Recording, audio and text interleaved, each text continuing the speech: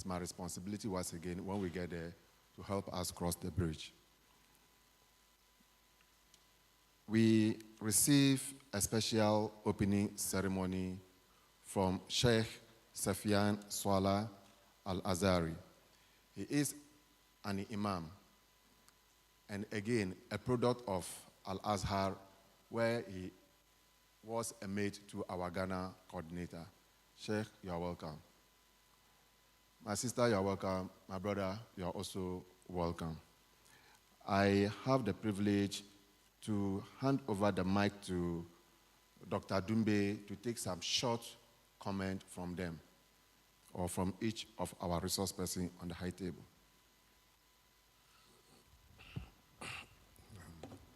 Assalamu alaikum wa rahmatullahi ta'ala wa barakatuh. Let me congratulate you for having been selected to participate in this program. But first and foremost, rather, let me also thank the organizers for this program, for having this wisdom to organize this program, which is unique of its kind, targeting the younger generation of Muslim youth to impart them with the relevant Islamic knowledge in their various disciplines and professional development.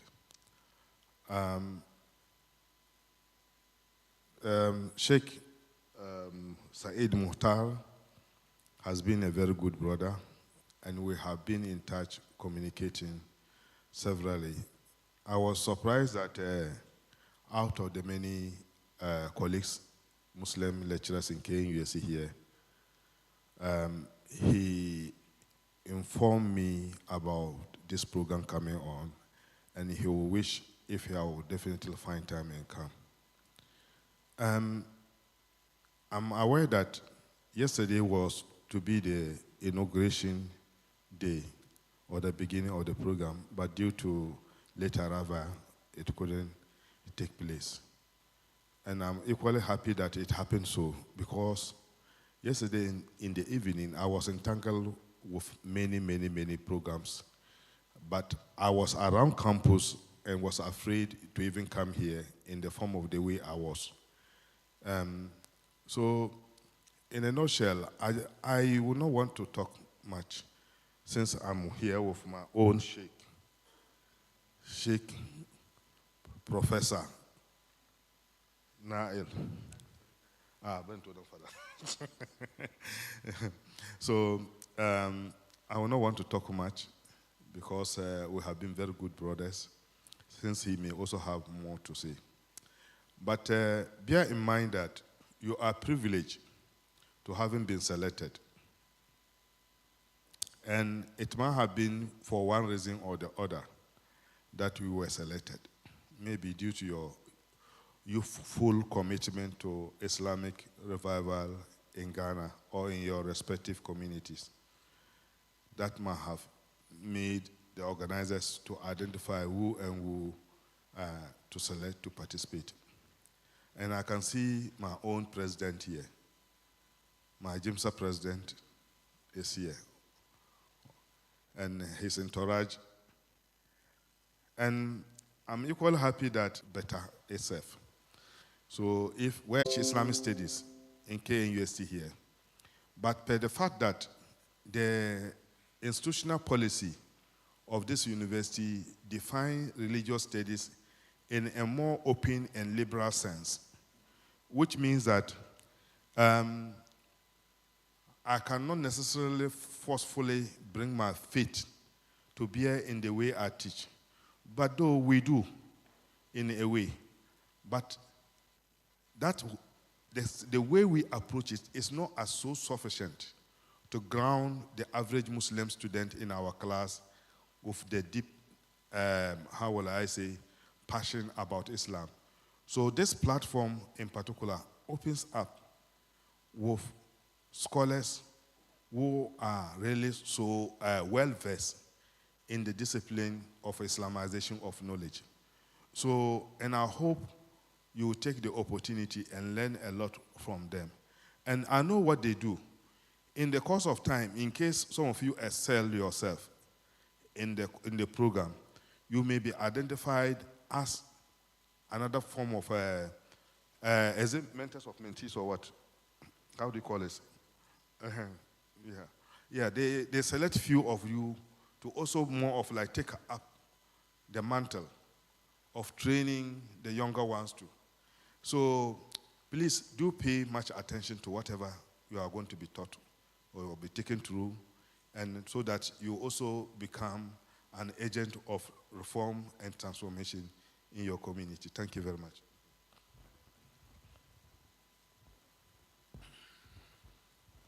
أعوذ بالله من الشيطان الرجيم بسم الله الرحمن الرحيم الحمد لله رب العالمين والصلاة والسلام على رسول الله رب اشرح لي صدري ويسر لي أمري واحلل عقدة من لساني يفقهوا قولي اللهم علمنا ما ينفعنا وانفعنا بما علمتنا وزدنا علما السلام عليكم ورحمة الله وبركاته. It's indeed a great pleasure to be here, and alhamdulillah, after a very long time of planning, I think it has finally come to be realized, and we are here. We pray that Allah subhanahu wa ta'ala give us the ability to start and end successfully. And whatever it is we are here, may Allah help us to achieve the knowledge. And just not achieving the knowledge. The scholars will say there is difference between knowledge and wisdom. When you are able to practice the knowledge you gain, therefore Allah in His own mercy can give you wisdom. And we seek knowledge, you can get knowledge. But for wisdom, only Allah gives. Out of your, even the knowledge, Allah gives knowledge as well. وَاتَّقُوا اللَّهَ وَيُعَلِّمُكُمُ اللَّهُ, right? Surah Al-Baqarah. And after that, then Allah reminded us that يُؤْتِ الْحِكْمَةَ مَنْ يَشَاءُ. But the scholars also will ask questions that who is a knowledgeable person? You can have every knowledge in your head. Once we don't put it into practice, it's nothing. So may Allah subhanahu wa ta'ala give us the ability to put the knowledge into practice. And like my own senior brother mentioned just now, right? We are here for a purpose. And by Allah's will and mercy, we have been among those who are very lucky to be selected to be part of this. There are other people outside here, and there some didn't even apply, and others applied, they may not have gotten the opportunity. And you did, and you got the opportunity, and we are here. So let us use the opportunity. I'm talking about you, and you are leaving. He's pretending he didn't hear me. Ramal Rabiu. For some weeks, he has been coming here from Accra at dawn, come back, and then we go round and go, come. Right? It's indeed a serious effort. May Allah subhanahu wa ta'ala bless him. And also my own Sheikh Saeed, popularly known as Imam Saeed. May Allah bless him for his efforts. May Allah subhanahu wa ta'ala raise their ranks in Iman and Taqwa and prosperity. And for all of us, may Allah subhanahu wa ta'ala guide and safeguard all of us towards the straight path. Inshallah, I will not prolong my discussion. We are lecturers, so when we start to hold the speaker, we can talk for hours. So sometimes we have to give ourselves some break. But then I'll be here with you, inshallah. And as and when there is any assistance you need, my house is just 2 minutes from here, or 3 minutes. I'm just on campus. All right, we are one of the security people around. You're not like him. He goes to sleep in his house. We are security people around here. So as and when there is any need for assistance, you can just call on us directly or through Sheikh Imam Saeed or even our brother Muhammed Rabiu. All right? And then I think my session is on Friday. Yes, inshallah. So I'll be here and we continue our discussion. So thank you very much and welcome to KNUST, the best university in Ghana. Yes. Yes. Yeah, you know, right? Yes. All of them know. Yes. The best in Ghana, the best in West Africa. And I think my brother also here knows. The best in West Africa and also in Africa. May Allah subhanahu wa ta'ala guide all of us. Subhanakallah bihamdik ashhadu an la ilaha illa anta astaghfiruka wa atubu ilayk. Wassalamu alaikum wa rahmatullah. Thank you very much, Sheikh.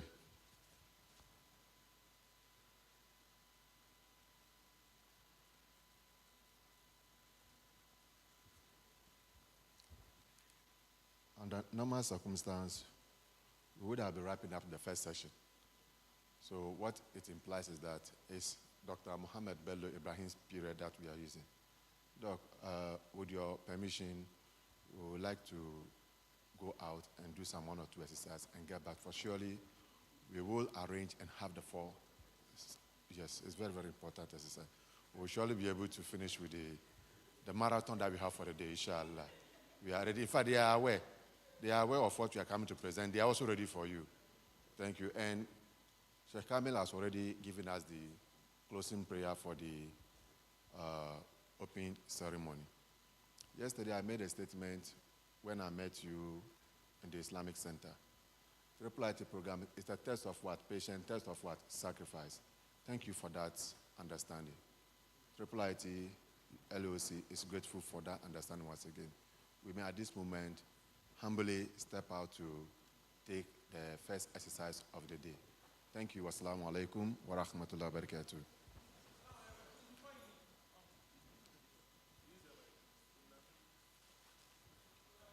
When you leave, please, the washroom is to your left. This way. Just walk all the way down there. You'll find the washroom there. And it's been labeled male and then female, so kindly take note of that. Thank you. No, they said we should not use this side, so we should use that. Yes, we use that side. Thank you.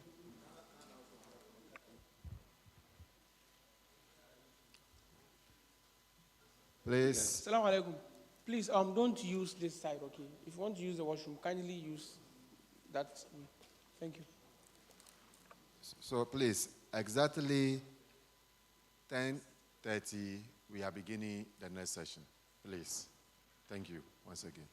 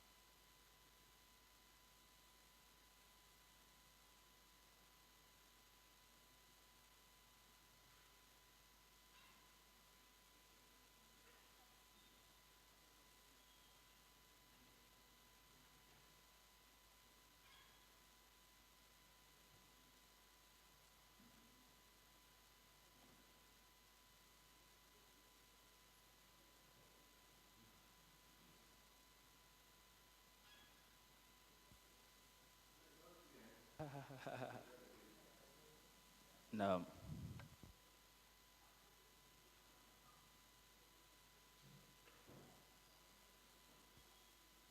نعم.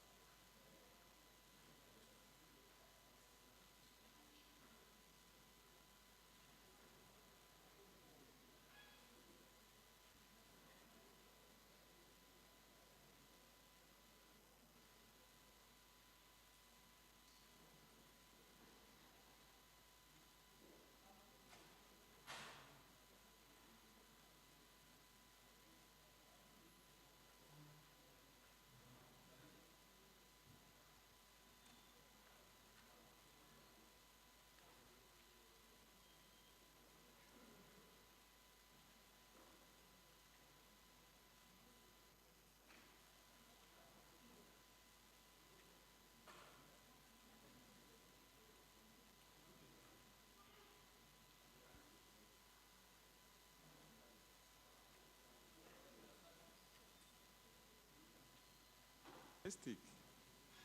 Keep taking. Plenty. Me, I know they take one.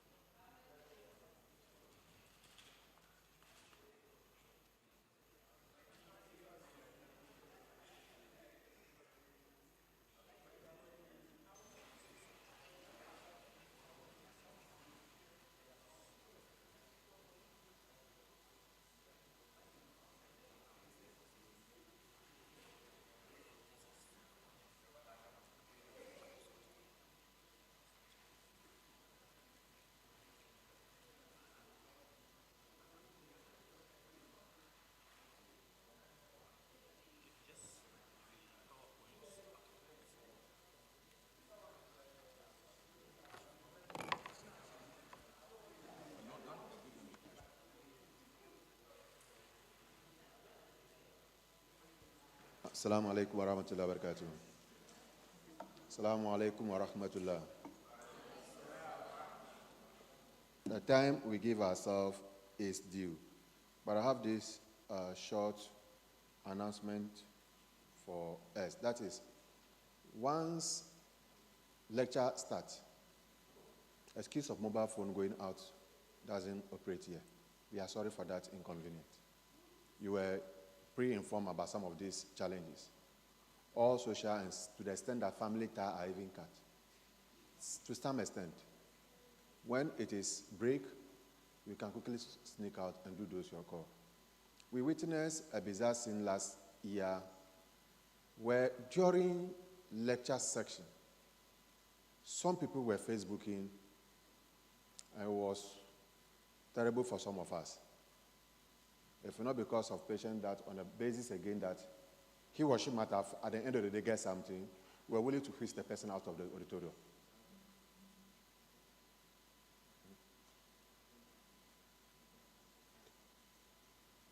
we were ready to quick the person out of the tutorial, so we don't entertain some of those things. For us, it's about you come, we'll accommodate you, we'll feed you, get the knowledge, and go and effect the needed change for the Muslim Ummah. That's what we are looking for. And there is evidence to show that over the years, people who have come to or have the opportunity of attending this school, they are changed. We witness it. The way they approach Islamic issues is not like the way it used to be. We knew those who came here. We were fighting with each other. I would not agree, I disagree. Now, when they are called on radio or video televisions, the way they talk, and they will just sit behind and smile. That, yes, indeed, would effect some positive change into the thinking of some people. Notwithstanding that, those of you who joined the school extremely late, we told you your certificate may delay and will not also be able to capture your profile in the photo album that will be brought to us from the headquarters. Okay, if you are one of those, just send or PM me your profile and let's see what we can do. If you are one of them, you are here, you join it within 2 or 3 days. Even somebody will be joining us any moment from now.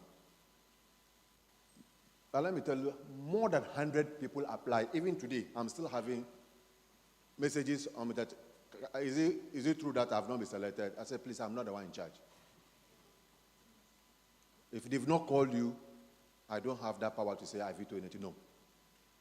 You respect the powers that we share. So please, if you are here and you joined the school late and you were given these two information, delay in your certificate, profile not captured, please PM me with the profile. You will see my baby face in the WhatsApp DP. You just PM and we'll see what we can do. Not 100%, but we'll see what we can do. Thank you. Now, for the first session, we have a resource person with a beautiful educational background.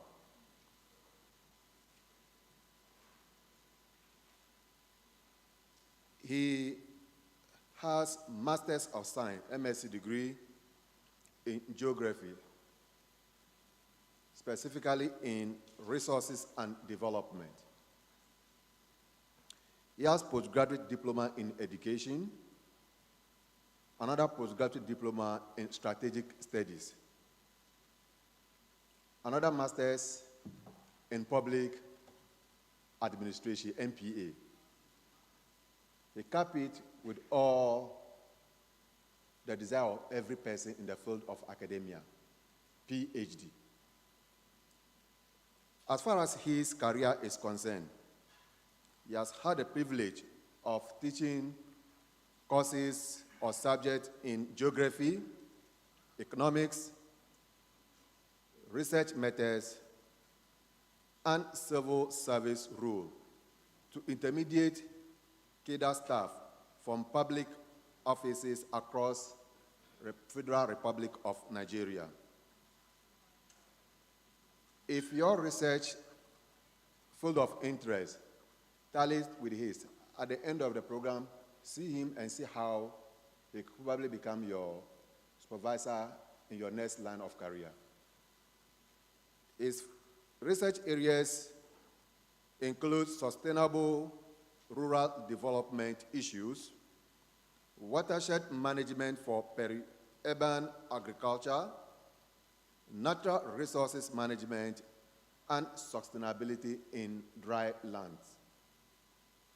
He has published several articles in both local and international journals and have contributed immensely when it comes to chapters of books and other related material.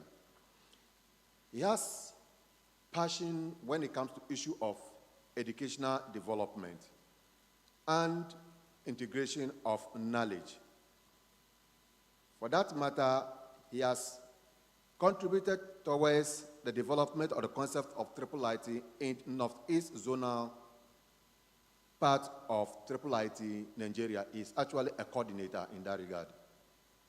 Again, he has also featured in several IIIT organized schools as a facilitator. Currently, a lecturer in the Republic of Nigeria, in University of Maiduguri and other universities that he's handling. When we hear the speech or watch the speech of Professor Kasule, the Secretary General of IIIT, he made mention about reform thought. He made mention about reform in knowledge. And then he ended up making a statement that all that we need is the change in our thinking so we can affect in how our community are developed. To add something to it, as far as Ghana context is concerned, deducing our strength from the Quran, where we are made to understand that we are the most blessed Ummah, for which reason we don't have to be going through the challenge that we are going through currently in Ghana. If I should use Accra as a case study, Muslims as blessed generation, we should be those to be occupying the East Lagos and the others. But where we occupied is opposite what our Sharia ruling has stated. Again, on the issue of thought that we want to reform, related to our educational system, all of us have gone through, that is to ask ourselves, should I go to Makaranta or I should go to school? Should I go to the 5-day school or I should go to Saturday? To the extent that some of us, once we are done with GSS, at the secular level, we think learning Makaranta is over, true of us. Within the same secular that we uphold, that has brought all of us where we are, we meant to understand that system of education is secularism. There is nothing like God. It is all about empiricism. But what our resource person is going to take us through is to find out where we are as future leaders. Is it true that we are in a problem that requires a change? If there's going to be a change, what will be the direction? At this moment, I have the privilege to introduce to you our first resource for the first day in Kumasi 22, 5th Winter School, being Dr. Muhammed Bello Ibrahim. Doc, you have your student ready for you. But Doc will be interested in knowing who and who are his students. So from that extreme end, we'll humbly looking at your camera, you just press the talk, you introduce yourself, your educational background, what are you doing currently in your community? And then you just resume over there. Thank you. Assalamu alaikum. My name is Osman Abubakar Sadek. I completed KNUSC just this year. Awaiting our graduation, I read BSc Human Resource Management. And just before coming for this program, I was at my hometown, Kintampo, and we organized a program for the youth, Zongo Development, because we realized that most of our students, immediately after senior high school, they don't proceed to the tertiary level. So we organized a seminar for them, educating and posting them on the reason why they have to continue their education to. Please, if it's not your turn, switch off your camera and you can lower it down, please, so they could view your face well. You can lower it down. Thank you. Okay, so that was what I just did before coming here. Now.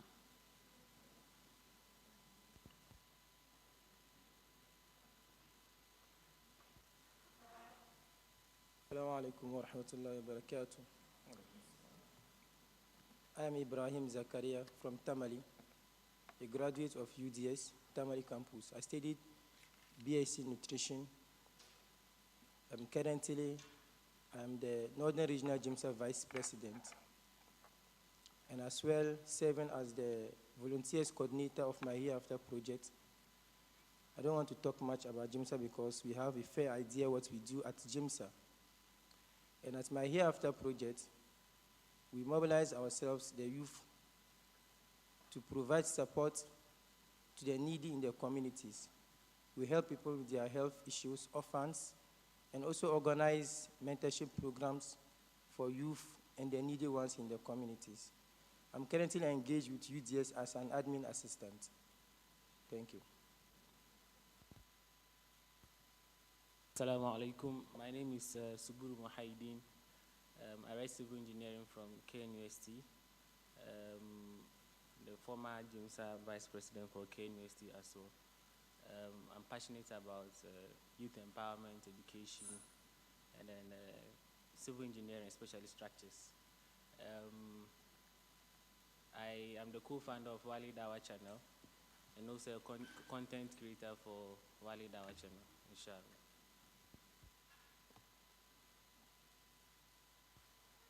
Assalamu alaikum wa rahmatullahi wa barakatuh. Swala Muhammad Tijani from Accra, Nungwa. I study in Islamic University. I study BA in religious studies. And in fact, I am somebody who is passionate in knowledge. Why? Because if you ask me a certificate of primary school, I don't have it. Not to talk of basic school, not to talk of SHS. But from primary class 5, I became dropped out of school. And from then, I'm somebody who God has gifted. Whatever I see, I can read and understand. Until I had a privilege to do imamship course in Islamic University. And through that, I applied, and then I had admission, and I was through, and I graduated from Islamic University. Thank you.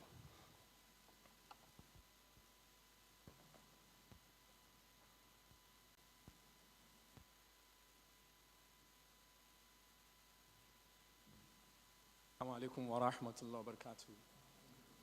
I respond to the name Ishaq Muhammad Morrison, a recent graduate from Al Farouk College of Education. I studied literature in English and social studies. Currently, I'm here to do my national service in January, inshallah. At the same time, currently, I'm a teacher in Dar es Salaam Islamic School in the Bono East region. I teach Islamic, that's Arabic, at the same time, English over there. Bono East, where currently I teach, is a village. By then, I was in Kumasi, and a scholar of mine told me that over there, most of them don't know how to read the Quran. Most of them don't know how to even read, and even they don't know how to write. So I was called to go and assist them, and alhamdulillah, alhamdulillah, alhamdulillah. For now, some of them can read Fatiha, Surah An-Nas, Falak, mentioned by the few. And alhamdulillah, I've seen a lot of changes over there. May Allah bless us all, and may Allah ease our face. Assalamu alaikum wa rahmatullahi wa barakatuh. Assalamu alaikum wa rahmatullahi wa barakatuh. I'm Sauban Hashir, a graduate from the University for Development Studies. I studied BA Development Education Studies. Currently, I'm teaching in one school in Tichman, Aswaj Islamic Academy, both English and Arabic. That's all. Assalamu alaikum wa rahmatullahi ta'ala wa barakatuh. My name is Lukman Umar from Takoradi. I'm a former student of Ghana Institute of Languages, Arabic Department. I just completed my national service last year, and I'm a teacher in a school, this is our local school called Makaranta. And when I completed my national service, I realized that the school that I did my national service, they don't have any Arabic teacher.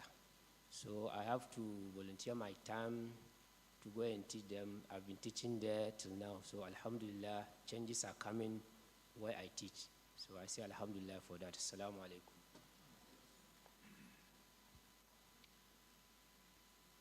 Assalamu alaikum. I'm Muhammed Hafizdin from Upper West Region. I am a past student of UCC. I studied Mathematics. Currently, I am a final year MPhil student at CKT UTAS. And I'm also a teacher at Holy Family Senior High, where I teach mathematics. Besides, I'm also a research assistant at CKT UTAS, where I give maybe support to those who have problems with their research work. Thank you. Assalamu alaikum wa rahmatullahi wa barakatuh. My name is Karim Salif Dakura. I hold a BSc in Greek economics from KUST and an MPhil in development management from University for Development Studies. I worked in a number of financial institutions. Currently, I'm working at Maslow.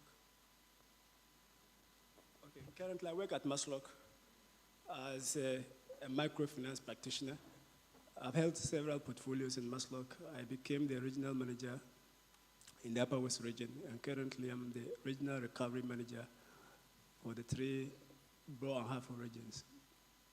I also do consultancy for GIZ agribusiness and helping them to implement the SME business loop, which is a flagship project that GIZ has implemented in a number of West African countries: Nigeria, Sierra Leone, Senegal, Benin, and they are currently in Ghana. Thank you. Assalamu alaikum wa rahmatullahi wa barakatuh. I'm Abubakar Samadu, a graduate of University of Education, Winneba, BEd in Early Childhood Education. In 2018, I was sent to Sechra Franklin District. That's one of the deprived districts in Ghana here, as a teacher. And now I am promoted to Early Childhood Development Coordinator in the Education Office. That's Sechra Franklin District. And I am also an administrative assistant. I'm from Ejoso in the Ashanti region. Assalamu alaikum.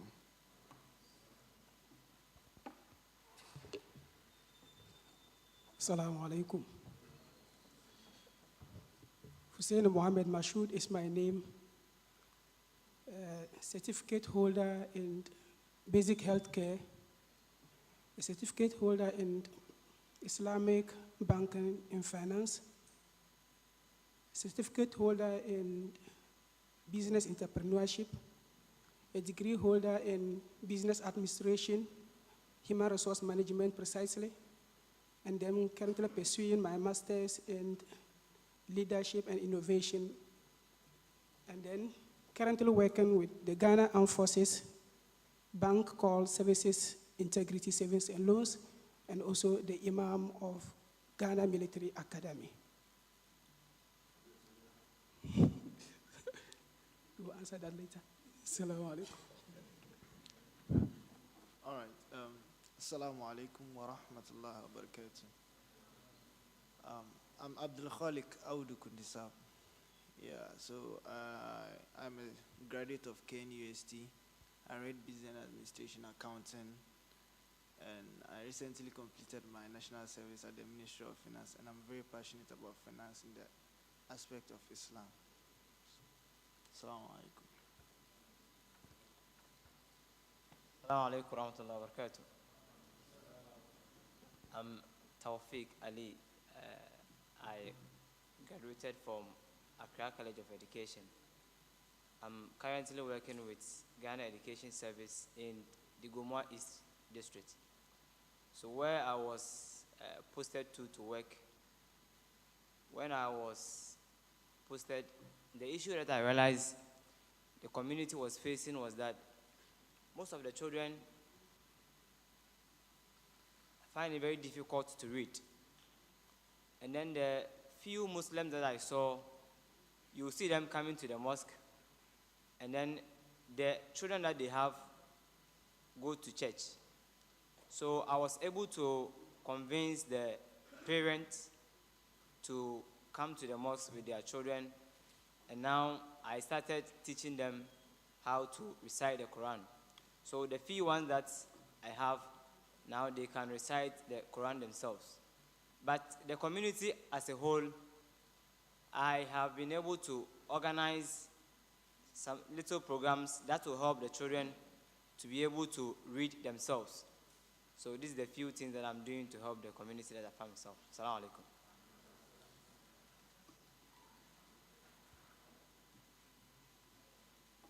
Assalamu alaikum wa rahmatullahi wa barakatuh. I'm called Abu Bakr Dawood. I completed KNUST just this year. And I read BSc Nursing. Currently, I'm a part-time teacher. I teach science and maths. And I'm also preparing for my upcoming licensing exams. And I'm yet to start my service after the licensing exams. Thank you.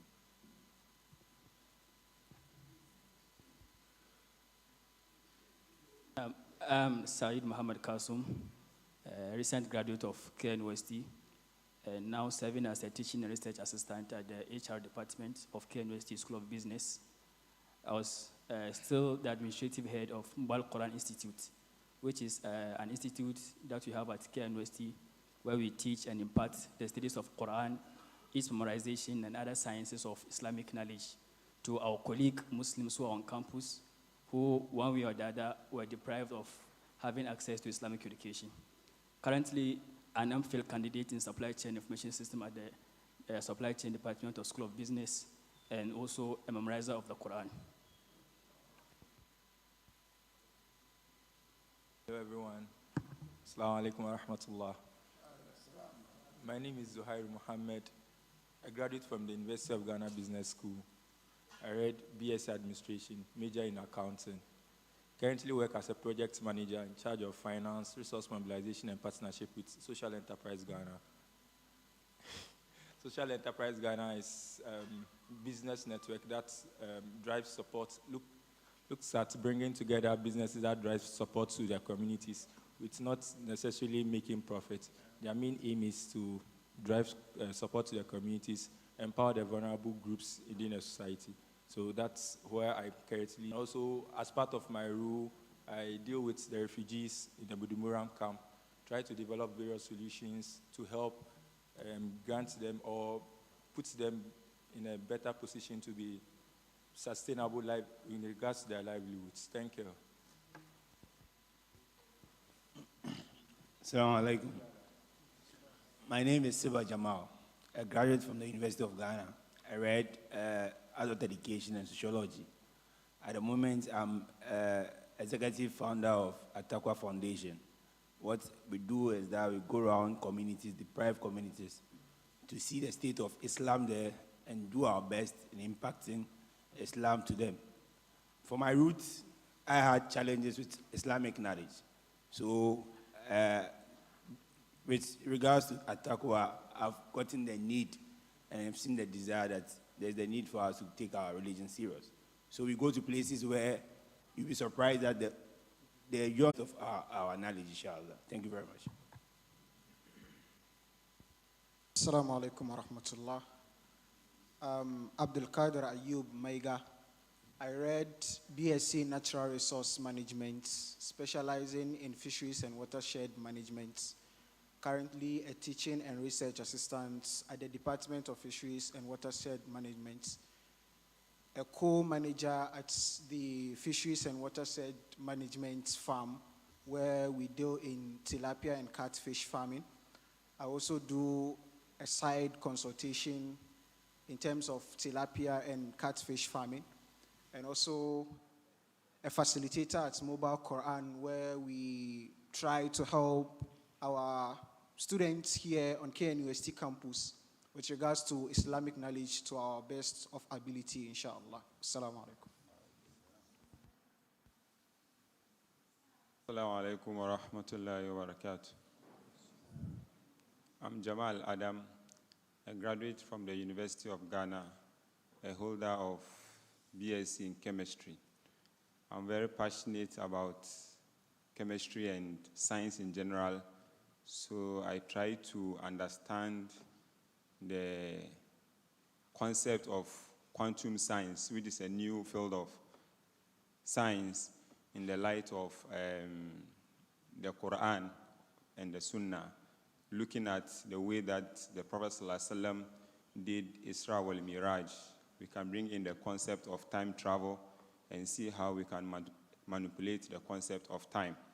And it has been a thought-provoking concept in the field of science, whether it's impossible or not. But the Prophet Muhammad ﷺ was able to do that. I am also passionate about Iiit. I've studied Python, I've studied HTML, CSS, I have fair knowledge in JavaScript. So I extend my hands to help my younger ones in the field of HTML and CSS so that they can have a feel of what tech is. I believe in the change of the world as in the light of technology. I'm currently teaching science at Citron Academy. I try my possible best to give examples of whatever science topic we are learning in the light of the Quran and Sunnah. That's what I do. Inshallah. Assalamu alaikum wa rahmatullahi wa barakatuh.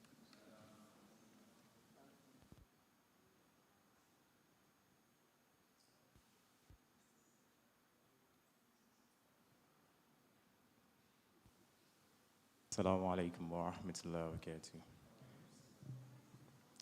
I'm Abdel Nasser Isa. I graduated from KNUST in the year 2019. I read BSc Agriculture, and then I did my service here in Kumasi, currently working with Council for Scientific and Industrial Research, Crop Research Institutes. We are into breeding of crops and then contributing to food security. That's what I do. So.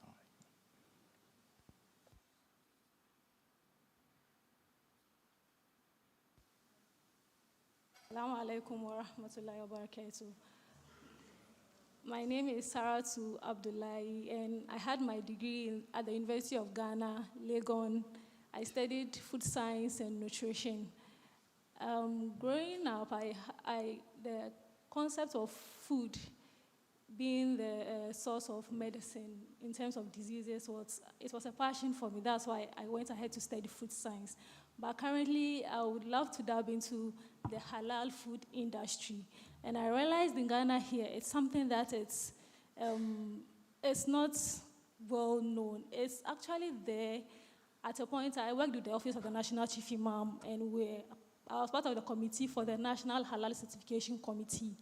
So through there, I was able to realize that the halal food industry in Ghana here is really lacking, and we have a long way to go. So that's currently my major interest, and I hope from here onwards, I could learn more on that, inshallah, and to also add my little quota to the spread of knowledge in terms of halal food, inshallah.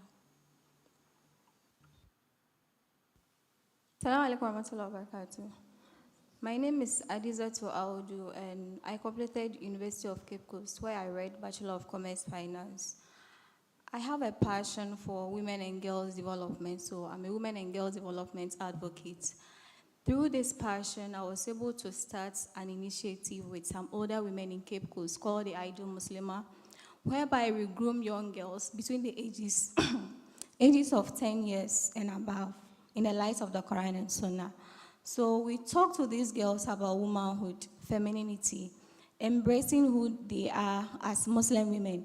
Because I realized that Cape Coast is a Christian-dominated community. So some of them tend to lose their deen as and when they mingle with them in school, in the various settings they find themselves. We talk to them about menstruation, personal hygiene, and anything that an upcoming Muslimah should know. And also we organize counseling sessions for the older women who are coming to get married, whereby they go through counseling for maybe a period of 3 to 4 months. And we champion the cause of women dressing modestly when they are getting married, because we realize that sisters wear hijab all their lives, and then on one particular day, they tend to apply hair extensions, lashes, extreme makeup and then go half naked. So we champion this cause. I'm also the Deputy Women's Commissioner of Ghana Muslim Students Association, where I'm in charge of the tertiary institution, Ladies Wing, in the southern zones in Ghana. I'm the Executive Director for DZA Organics. We are into the production of hair and skincare products for women. Thank you. Assalamu alaikum. My name is Abdallah Aisha, a graduate from University for Development Studies, where I read BA Development Education Studies, and I'm a volunteer for my Hereafter project, which my brother here, Ibrahim, has already explained, and then a volunteer for Young Mentees Foundation, which is based on empowering and encouraging young children to take up education and then to complete their education to become future leaders. And I'm passionate about education, especially education of young children, and then seeking knowledge, Islamic knowledge. Thank you. Assalamu alaikum wa rahmatullahi wa barakatuhu. I'm Fatima Zara Shado, a graduate from the Ghana Institute of Journalism, where I read BA in Communication Studies, majored in Public Relations. I'm currently a student at Institute of Islamic Studies, and also an online facilitator with SAID Academy. And I'm interested in learning and pursuing capacity building, integration of knowledge, and that led me to take in courses at the Islamic Education Trust in Nigeria, Niger State, Minna, where we learned on building resilience against violence, extremism through alternative narratives. So we took courses like personal development, community and human resources, mosque and mosque community management, and so on. And I'm also a postgraduate certificate student with the Institute of Knowledge Integration, where I've taken courses such as Islamic epistemology, Maqasid al-Sharia, and also fundamentals of Islam, concepts and application. I'm also interested in nurturing the younger generation in integrating the secular and Islamic thoughts, in that we have a divorce, as Sheikh Said used earlier, between the secular and the Islamic knowledge.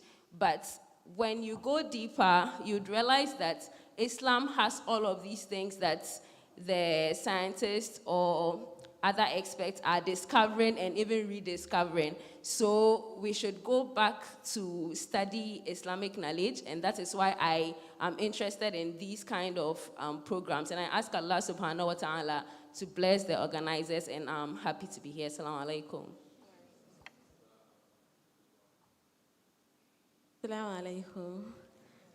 I'm Nuh Munira. I completed Kumasi Polytechnic in the year 2017, where I hold HND in Fashion and Textiles, and currently reading Communication at the African University College of Communication. I'm passionate and interested in acquiring knowledge and then impacting on the young generation as far as Islam is concerned. Thank you.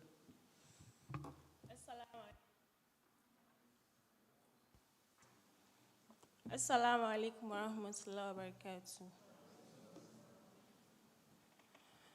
I'm Bilkis Abdulkan Khalifa, a graduate from Al Farouk College of Education, where I studied religious and moral education. Currently, I'm waiting to do my service in January, inshallah, but I'm a Quran facilitator in Mochizongo Educational Complex. Thank you. Assalamu alaikum. My name is Rahma Lari, and I graduated the Accra Technical University. I studied marketing. Currently, I work as a digital marketing strategist, and I am also passionate in software engineering. Generally, I like tech. Also, I would like to take the path into early childhood development, so I can advocate for because children are the most misunderstood humans on earth. Inshallah. Assalamu alaikum. I'm a mama.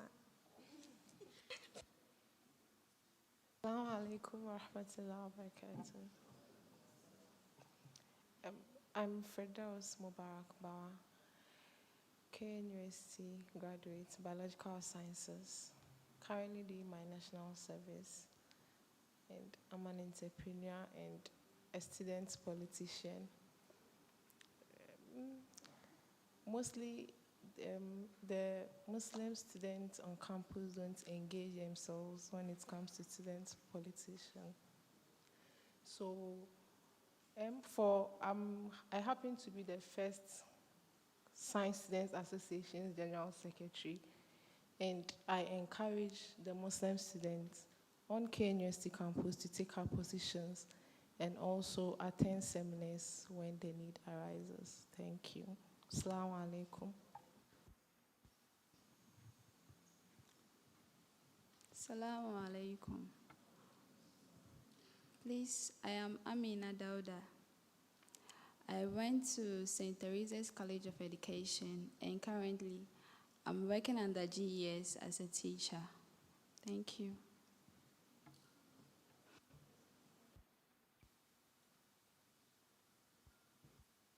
Assalamu alaikum wa rahmatullahi wa barakatuh. I'm Salma Tayo, a graduate of UDS Wa Campus. I read Integrated Business Studies, majored in accounting, currently with Melbourne Consulting and Logistics. Okay, what really made me apply for this program is I really want to have the Islamic knowledge, yeah. That's the main reason, to also learn from my friends and socialize. Thank you. Assalamu alaikum wa rahmatullah. I am Ramot Muhammed. I completed Fair Science Health College and currently working as a pharmacy assistant.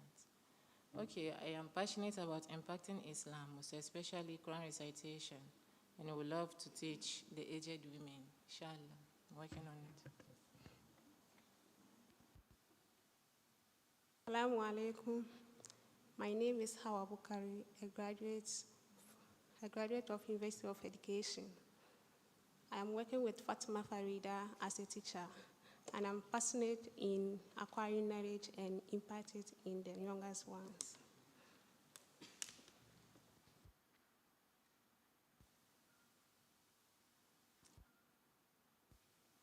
Assalamu alaikum. I'm Ishaq Amina, a graduate of Kibi Presbyterian College of Education, where I read Beard RME and Ghanaian language in basic education. I'm currently waiting for my national service.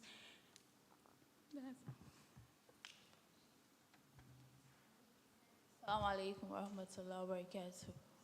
I'm the person of Abubakar Gufran, a recent graduate from Al Farouk College of Education.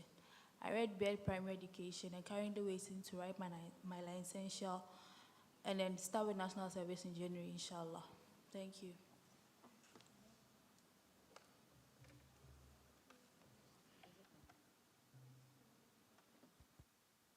Assalamu alaikum.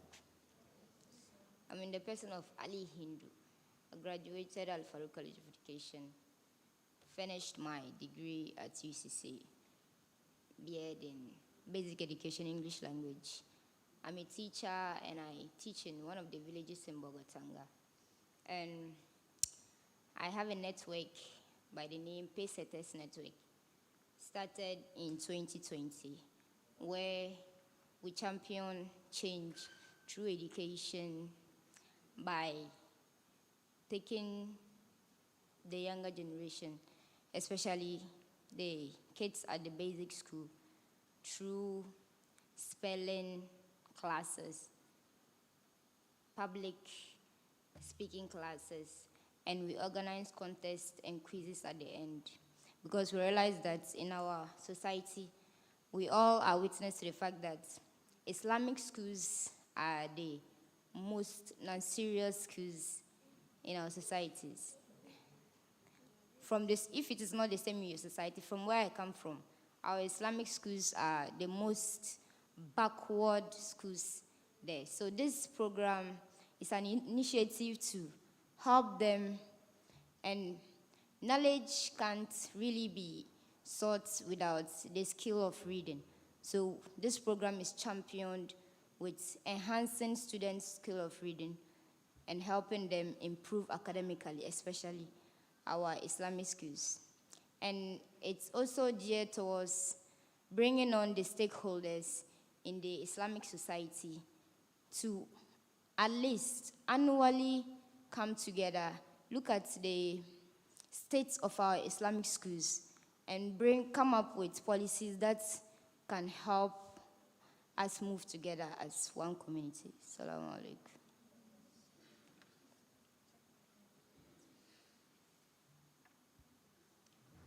Assalamu alaikum. I'm Sadia Ibrahim, a Quran memorizer, a Quran reciter in the Riwayah of Warsh and Ibn Kathir, and I'm currently working on reciting the Quran in its 7 narrations, and I'm a current BSc Arabic education student at the University of Amsterdam. Thank you.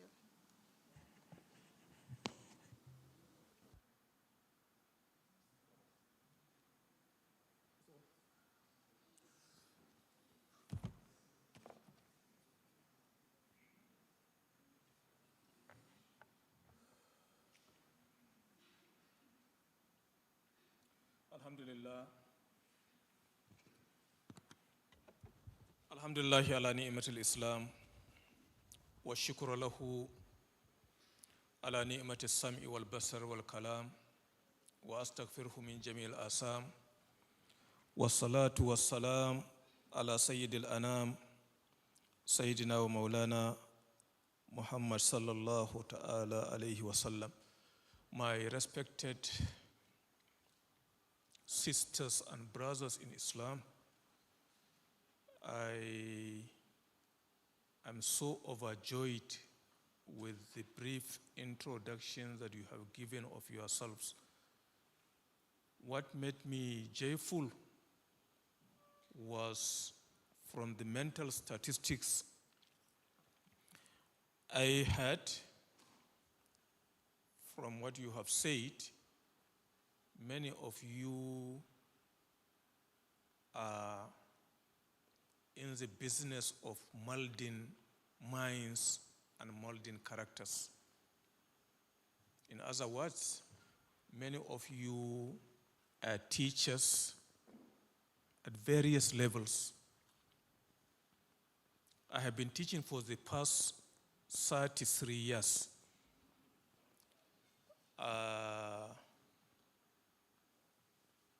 I know what it meant to be a teacher. First, you have to be very patient and have to be persevering, because you will be dealing with a lot of characters. Just this morning as I woke up, a student whom I'm supervising his first degree sent me a text that he is coming to the office so that I will sign his final year project. Today is the deadline, blah, blah, blah, blah, blah. I replied him, just take it to the departmental office, they will keep it. Because as you all know, by the time he finished his final year project, the supervisor has to grade it. But he just wants me to sign because he wants his copy. I tolerated him. I said, go and keep it. I'm even out of town. I will not have time to address this to you. That is just on the softer side of it. But on the bigger picture, what you are doing as a teacher will be twofold. One, you are giving out knowledge. And as Sayyidina Ali bin Abi Talib said, knowledge, whenever you give it out, you get more benefits of increasing yourself. Unlike money, no matter the millionaire you are, as you are giving it out, sometimes you will wake up and see that you don't have anything. But never at all with knowledge. Once you give knowledge, insha'Allah, Allah subhanahu wa ta'ala will increase you in knowledge. More especially if you are doing this seeking the pleasure of Allah. فَاتَّقُوا اللَّهَ وَيُعَلِّمُكُمُ اللَّهُ. That is what the Quran says in Surah Al-Baqarah. When you fear Allah, Allah subhanahu wa ta'ala will increase you in knowledge. The other one, because I told you two advantages of being a teacher, is once you do it yours sincerely, Allah subhanahu wa ta'ala will give you that reward. And whosoever works with that knowledge that you have given him, you have your portion of ajr. Sometimes people are saying from the English adage that teacher's reward is in heaven. True, you will get it in heaven, but sometimes right here on earth, you start getting the reward. All right? When I say reward here, I am not referring to like monetary. People will come and give you 1 million CD and things like that. No. Sometimes the reward might be a social capital.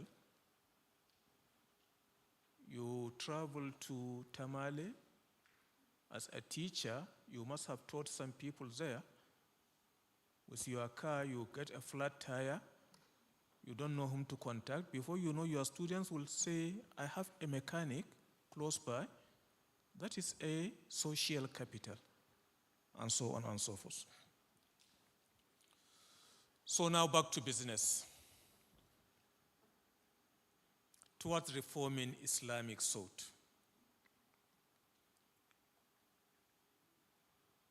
I am a bit disturbed in the sense that I have 4 different presentations, slide presentations. There are over 100 slides. In fact, heading to 165 also. And from now to 6 p.m., if we are to do proper justice to it, we might not go halfway. I want to believe that you are intellectuals in your own right. Most of you have your first degrees. Some have their masters. Some are doing their PhDs. So I will not necessarily have time to go and talk to each and every of the slides. Some I will just talk to the slides and we pass. Where it needs a lot of emphasis, we will explain. And I believe the supervisor or the organizers will avail you these slides later on. It's the tradition of winter schools, which we have cultivated over the past 5 years, that in all the centers, WhatsApp group will be created thanks to the IT technology, so that people will be added in that group once you are registered, and issues of common interest will be shared. And before you know, you will cultivate a small community of those that have participated in the Kumasi Winter School. And the knowledge sharing that this grouping will create, only Allah subhanahu wa ta'ala knows the extent to which it will go. Why do we need to think? As Muslims, Thinking is very important in whatever we do, because it is only through thinking that you will know why you are being created by Allah subhanahu wa ta'ala.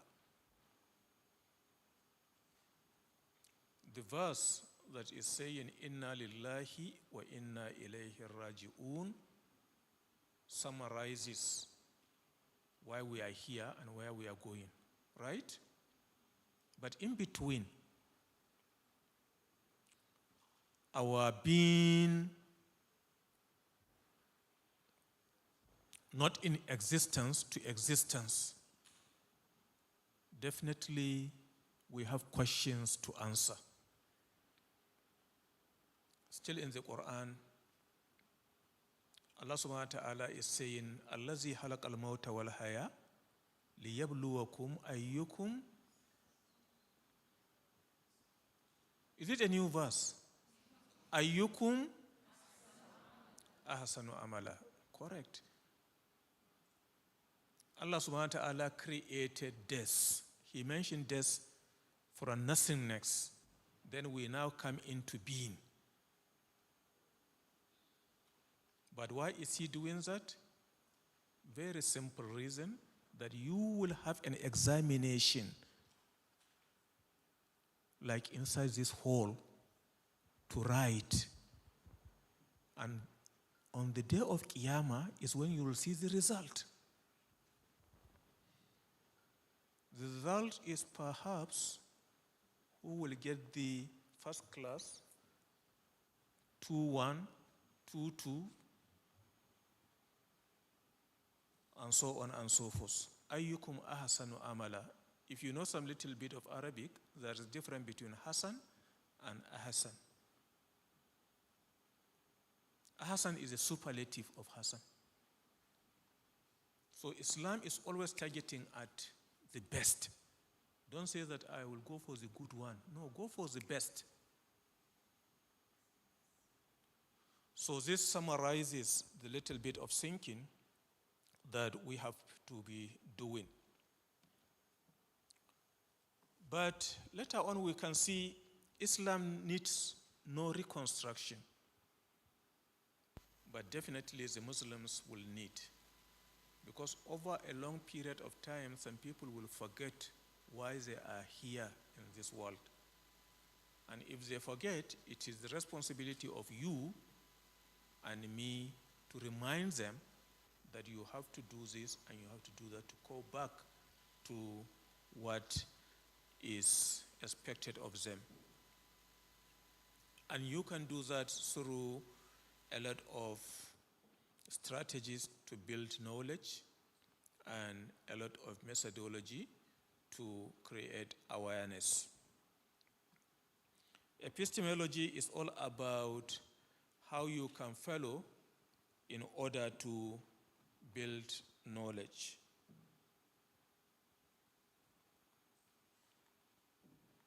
Sorry, it's not. Can you come and check?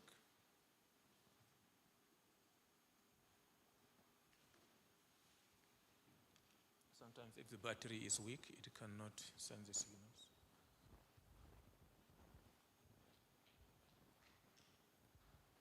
Is it okay now? It's still hooked.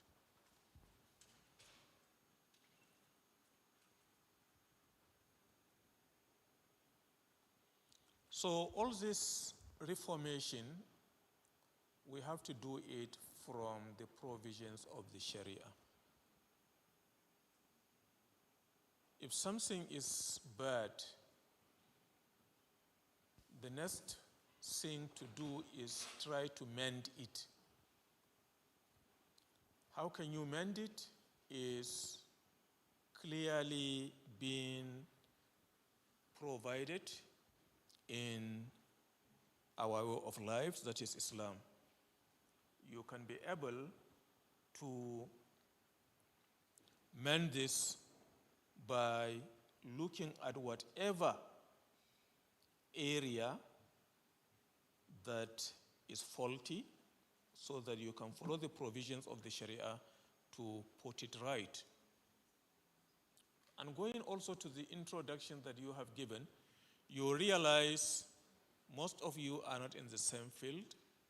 Some are co-scientists, some are engineers, some are social scientists, some are behavioral scientists, those in education, some are in languages, and so on and so forth. All this, Allah has a wisdom of putting you in the specific place you are. And only Allah that created us knows why He has put you in that particular area or discipline so that you can contribute your own little quota to see that you have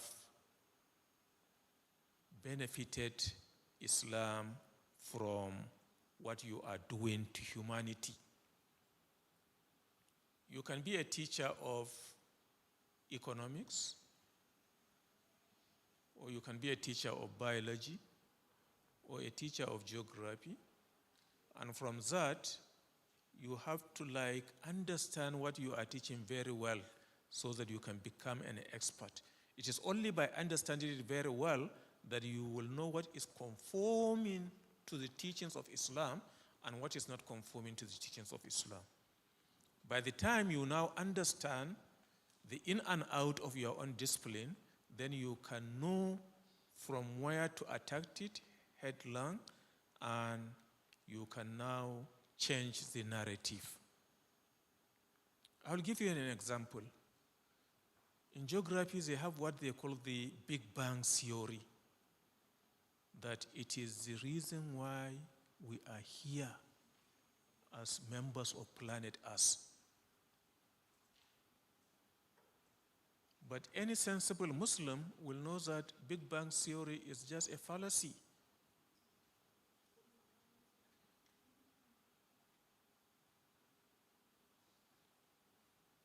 Allah subhanahu wa ta'ala in many areas in the Quran, He said, Fatir samawati wal ard. He is the creator, not even creator, the inventor. Because when you are Fatir, you are like having the monopoly of starting that thing for the first time. Nobody has ever done anything regarding this creation of planets apart from Allah subhanahu wa ta'ala. And here is now a Western philosopher saying it's a Big Bang theory. Particles have been coalescing, they form, and later on sound a big sound, and the earth is being born. Major features of reform. We have to have an integrated project focusing on IT. IT here is not for information technology. It stands for Islamic thought, and IK stands for integration of knowledge. So we have to have projects on Islamic thought and integration of knowledge. And it has to be undertaken by a dedicated team. What we mean by dedicated team, somebody that knows his own field very well. As I've explained before, it is only after knowing your field very well you can now point the loopholes or the deficiencies that will be affecting the Ummah.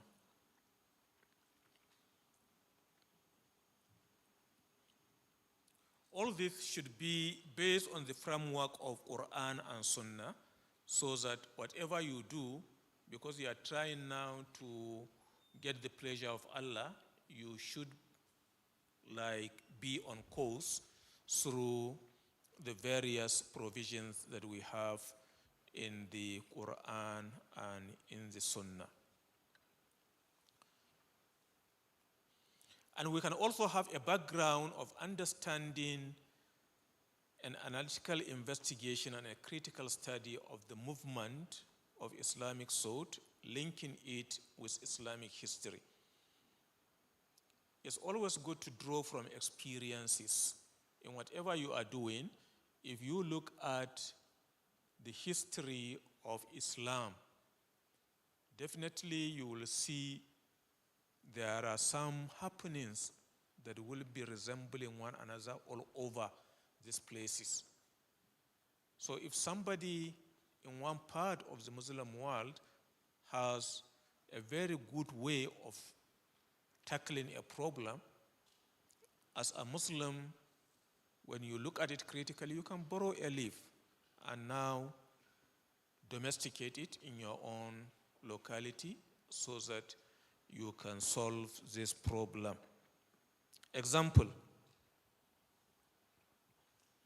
many Muslim majority countries have problem with educating their kids.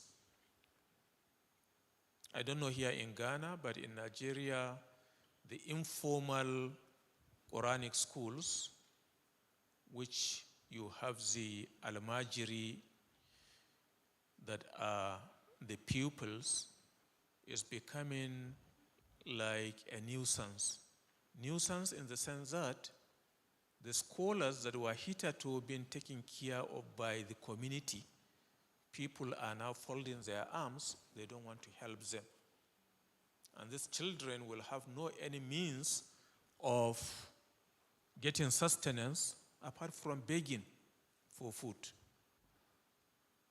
And education is something that you cannot get if you are hungry.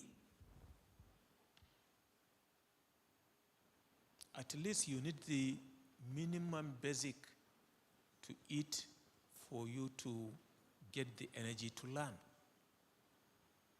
For those of you in nutrition, you know that the faculty of the brain will definitely develop, okay, if it has gotten some balanced diet, all right?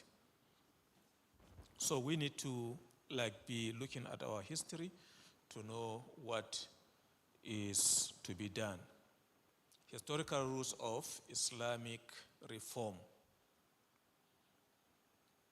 Here we try to look at what early Muslims have done in their effort to see that they provide laid down rules and interpretations of what is supposed to be done. And these various rules related to Islamic jurisprudence, theology, criticism of hadith literature, and so on and so forth, have been abundantly explained within the works of early Muslim scholars. And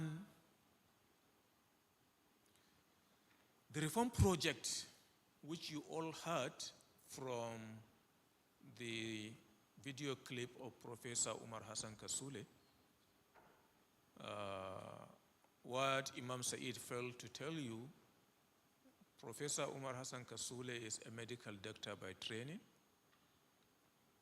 And you can imagine him graduating from Harvard University in the US. He is a consultant epidemiologist and currently working in King Fahd Medical City in Riyadh. The medical city is like a conglomeration of 4 teaching hospitals doing various types of things. So he was telling us the issue of reform, tajdid, all right? And the hadith of the Rasul sallallahu alaihi wasallam spoke of this tajdid in every 100 years, every generation. This could be viewed as a promise which was meant to ginger us to action for the sake of the renewal. Not a promise implying an inevitability, the anticipation of which will lead to passivity and dependency. So, as Muslims in our respective communities, when we see things going bad, going wrong, don't just say, because the Rasul sallallahu alaihi wasallam has said, A reformer will come after every 100 years. I will not do anything. I will wait till that reformer comes. This is a very defeatist attitude, and an attitude that is negating the teaching of this primary hadith that we have been reading in Arba'una Hadithan of Imam Nawawi. Man ra'a minkum munkaran falyughayyirhu biyadihi wa in lam yastati fa bilisani wa in lam yastati fa biqalbi fadhalika adhafu al-iman. Whenever you see any munkar, you have to work assiduously to correct it with your hand. If you cannot, you have to speak. If you cannot speak, then hate it in your mind that this thing, I detest people doing it. But that is the last stage to tell you that your iman is under a very big question mark because you are not doing the needful.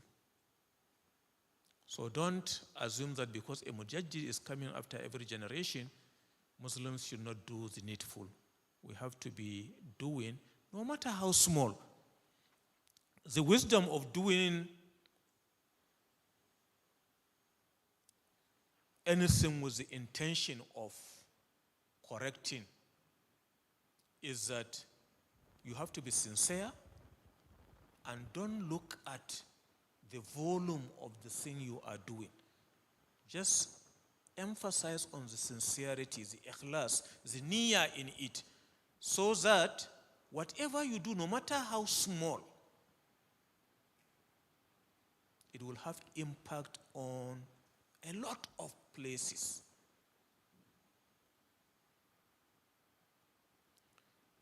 The author of this book, Kitab al-Akhdari, is a very small book, a primer test book, if you like, in the Maliki fiqh. But today, the whole of North Africa, the whole of West Africa, if you go, people have been benefiting from this small book. True or false? But it's a very small book. But because the author has purified his niyyah, his intention. In fact, while doing my PhD, I taught some Gambian students this very textbook in faraway Malaysia. If to say the author has not purified his intention in writing it, perhaps it had been long ago forgotten. Just as you all know the history of Muwatta of Imam Malik, when he wrote that Muwatta, a lot of other scholars were writing Muwatta, and his students confronted him. Why? He said, no, the one that is written fi sabilillah, it will stand. The others will falter away. And that was what happened. So please, let's do the needful in trying to see that whenever we see anything wrong, we work to correct it. This is an model, so to say, that we propose. You can read it much, much later when you get the slides. And we now move to features of the Islamic epistemological discourse and its audience. The features, whatever you want to reform, the central theme has to be reforming the intellect. What will be in our own soul? Because it is the intellect that will now give you a true picture whether he is a very serious and committed Muslim or sister or he is not. When you look at the hadith of the Rasul sallallahu alayhi wasallam that says, Al-kayyisu man dana nafsahu, what will you benefit or what will you understand from that? The intelligent, according to the hadith, man dana nafsahu wa amila lima ba'da al-maut. The intelligent is not somebody who is very crafty and know how to cut corners and get to what he wants. No. Islamically, the intelligent person is somebody who works lima ba'da al-maut, for what will come after death. And what is coming after death? Certainly is the hisab. Once the balance of our good deeds and bad deeds is being put in place, if the good deeds overweighs the other, falillahi alhamd. Nobody will ask you on Yawm al-Qiyamah how many million CDs you have in your national bank or in that microfinance bank. No. It's how many good deeds you have actually done. And the concluding part of the hadith is saying, wal ahmaq man ittaba hawahu wa tamanna ala Allahi al-amani. The indolent, the no future ambition Muslim is the one that he will follow the whims and caprices of his soul or of his nerves and expect very gigantic reward from Allah subhanahu wa ta'ala. This is mustahil. It cannot happen. In the Quran, Allah subhanahu wa ta'ala also is saying, وَأَنْ لَيْسَ لِلْإِنسَانِ إِلَّا مَا سَعَى وَأَنَّ سَعَيَهُ سَوْفَ يُرَى. You cannot eat your cake and have it. Whatever you see in this world that is good, somebody must have suffered for it. You are all here now seated, listening to the first day lectures of the winter school.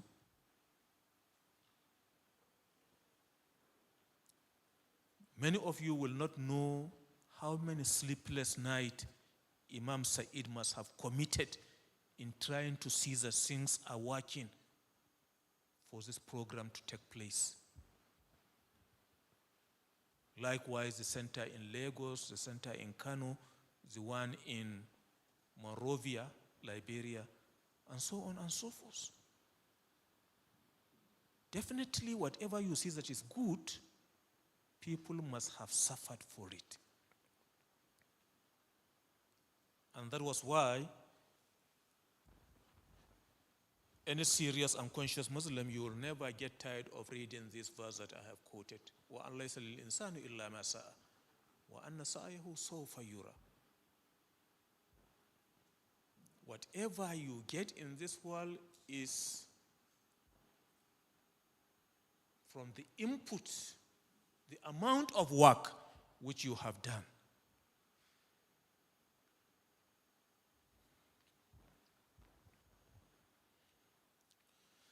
Then, after targeting at our thought, then we look at the audience, the target groups, and see what are the things that will be addressed to them. The Muslim Ummah is like having a lot of compartments.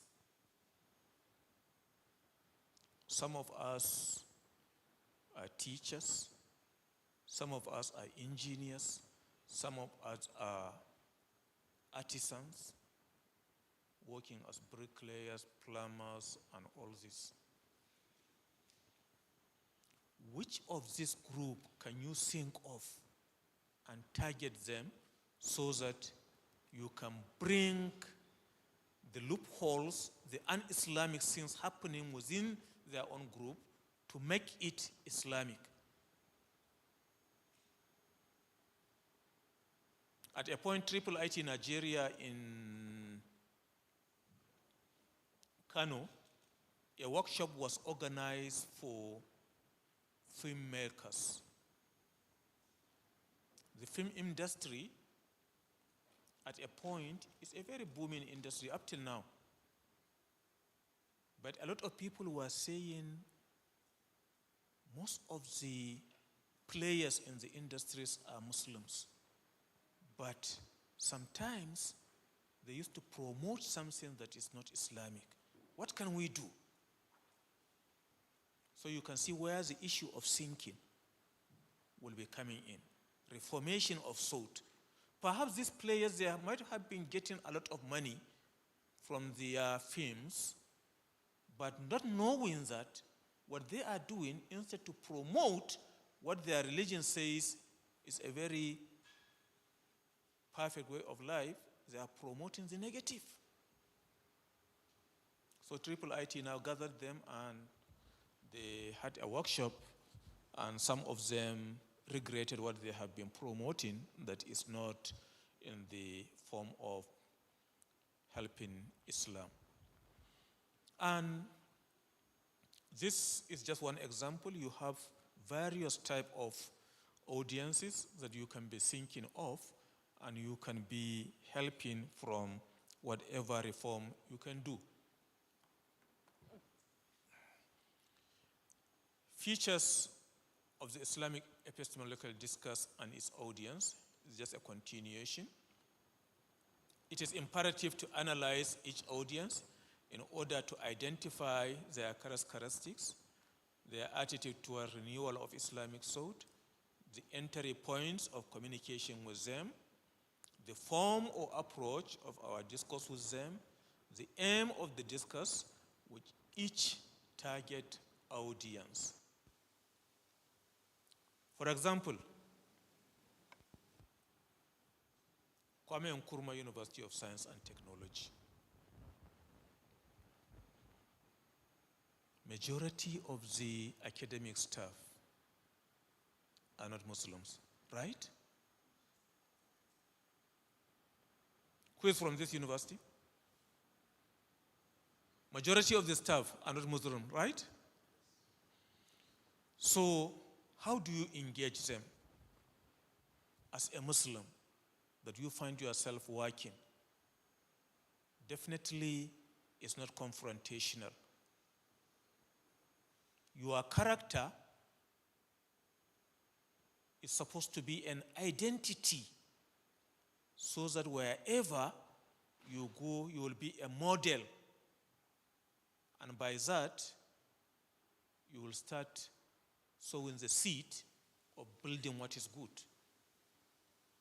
Alhamdulillah, Professor Nail is doing the little he can to start making things happening. And from the discussion we had with him during the formal opening, there are very encouraging lights at the end of the tunnel. And inshallah, perhaps in the next few years, you will see things changing. It is not something that you have to be over ambitious, and you can take your style and do a very deep thinking so that you know what type of discourse you can aim in discussing with your target audience. We can look at this as a very broad categorization. They are not in any way exhaustive. There are many other categories. You can look at officials, secularists, members of Islamic movement, graduates of religious universities and schools, those who approach matters from a superficial perspective, proponents of compromise, the general populace, university students, academics, researchers, and university professors. Even within the Muslim professors, there are still those that we need to talk to, because some are like purely advocates of Western education, and they will not in any way like you to look at this Western education from the Islamic perspective.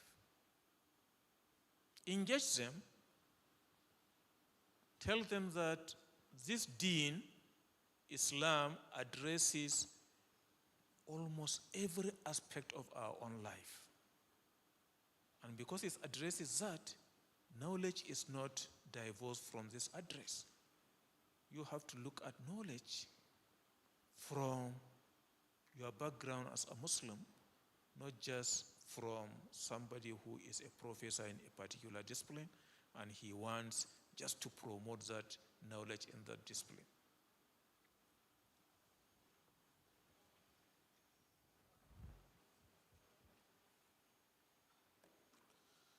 Government officials, this is also another category of people that we are sometimes forgetting as Muslim workers. We have to be considering them.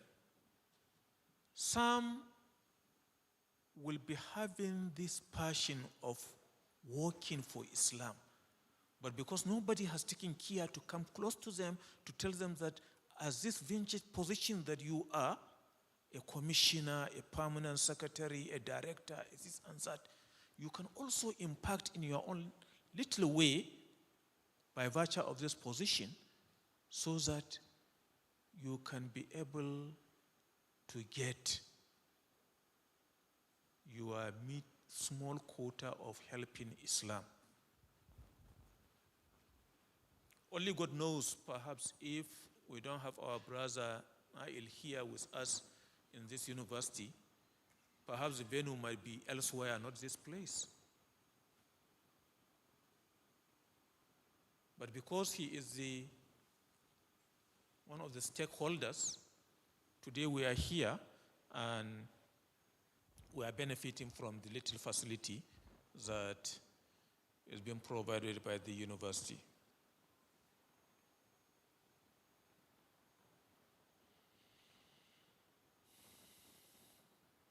We have to broaden the way we are thinking so that it will not be just a unidirectional thinking. The thinking has to be all-encompassing. We have different areas that we have to be targeting our thought to it so that we can help Islam regain the lost glory. This is just more explanation on the government officials. We also provided another model. You can read that one also so that you can know how to approach the government officials. Another group is the secularists.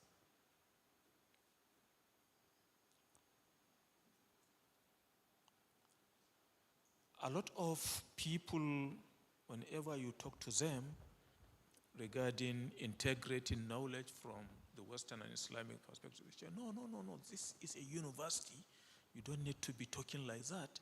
You have to know that there are Christians, there are enemies that don't even have religion, so we have to address their own concerns. This is a very erroneous understanding. Whenever you have people with this, and unfortunately some of them will be Muslims, having this secularist understanding of life, and you have to know how to engage them and introduce them to what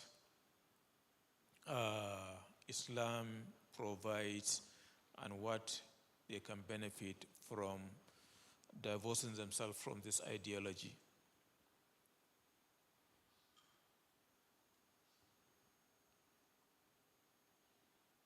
Equally also, we provided and field needs to be corrected. We all have this issue of the Salafi trend. People are being seen as their approach to correcting wrongs in the society has to be from the Salafi approach. Some will be saying from this inclination, from that inclination, from this sect, from that sect. All this will be as a result of not directing our thinking, our thought to be well structured so that we can consequently address these issues from the intellectual perspective.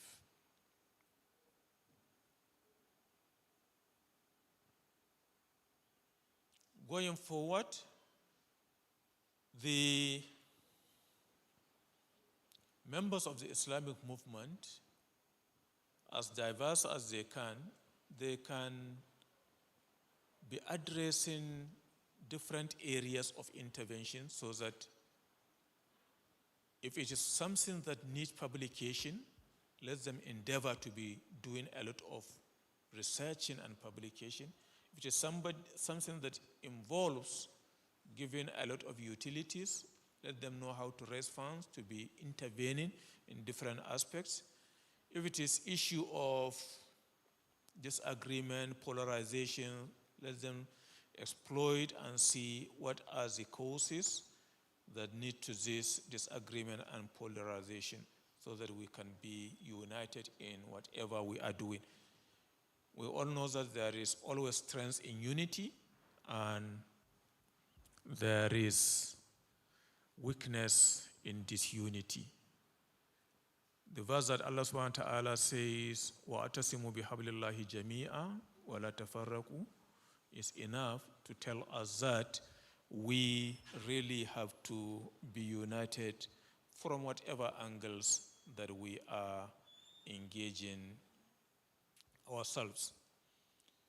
Going forward, also we have to establish friendly relations with thinkers and intellectuals, engage in dialogue with educated youth, and share their cultural concern. Then we can build common grounds and help to allay our fears or the fears of the society.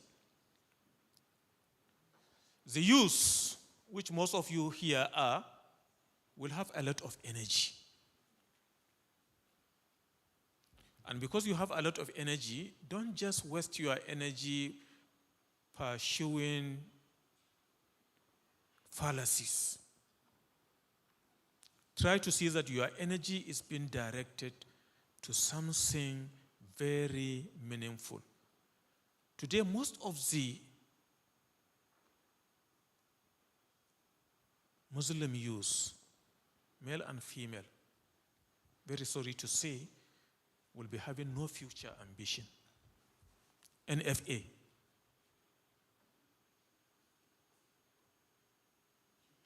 They will be sitting like in Nigeria, you will have joints where this youth will be sitting, they will be discussing, oh, he has passed with a Mercedes Benz of this brand. He has passed with a Honda with this brand. What will this benefit you from? Try and do something that will benefit you as an individual, and this benefit will also affect others in the society from whatever aspect of benefit you can think of, so that this will go a long way in making you to become successful. This is also another model of how we say members of the Islamic movements can be engaged, and from what will be coming out of it will help the Ummah. Then the graduates of Islamic universities. These, many of them are repositories of knowledge. But some of them, because they are so reserved, whenever they came out of their study, they relegate and incubate themselves into one corner. Nobody will hear about them again.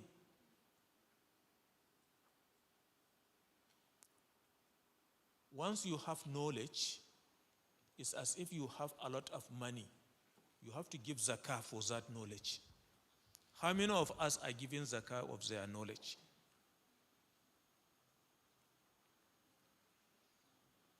I'm not looking for answers. I'm just trying to ignite some thinking into your heads.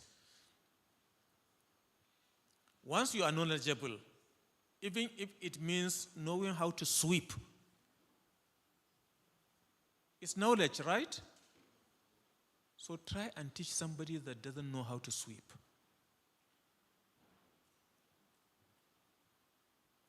You have the knowledge of doing a particular skill, try and influence people around you. I was so happy in my mind when somebody was saying he has passion in IT, he knows JavaScript, he knows this, he knows that. As you all know that today the world is moving towards skills, not degrees. All right? You might have a skill, mastery in it, not necessarily having a certificate of that. And today in the Western world, that is what they are like emphasizing. If you can do something, no matter anybody with any certification, they don't bloody care. They just take somebody that will do it through his own skills. Approach of triple IT school is one of which insists on taking into account human, temporal, and spatial dimensions, as well as universals, intents, ultimate aims, and governing values. In doing so, it puts each of these in its place and within its proper framework. Most functions belonging to this group see historical Islamic jurisprudence in its existence form as sufficient for the Ummah's need. At the same time, they view the requirements of the reform mission as entailing. Whenever you find yourself as an Islamic worker, you try to have that Islamic thought in whatever you are doing so that you will contribute your little quota in the society which you find yourself. And we have to be very careful in stigmatizing some of these graduates of Islamic universities. Stigmatization sometimes will like reduce your own potentials of doing anything good, because people will be calling you names, people will be discrediting you and doing a lot of negative things to you. So don't do that, and you have to know that you are working just for the pleasure of Allah. And those that are working for the pleasure of Allah, وَلَا يَخَافُونَ لَوْمَةَ لَائِمٍ, they will not be concerned or distracted from the accusations of whoever accuses them of anything. Equally, also this one, we provided a model, and you can read that one later on. Those who approach issue from superficial perspective are those that I've been talking upon as people having no future ambition. Some of us will just go to school just to get the paper certificate. True or false? A friend of mine in the university I'm working,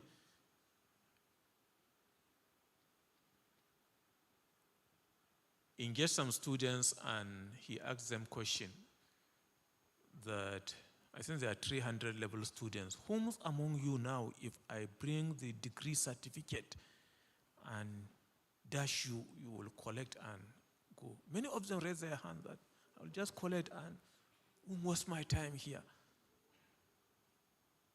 So impliedly telling the teachers that they are just looking for the paper certificate, they are not after getting the knowledge.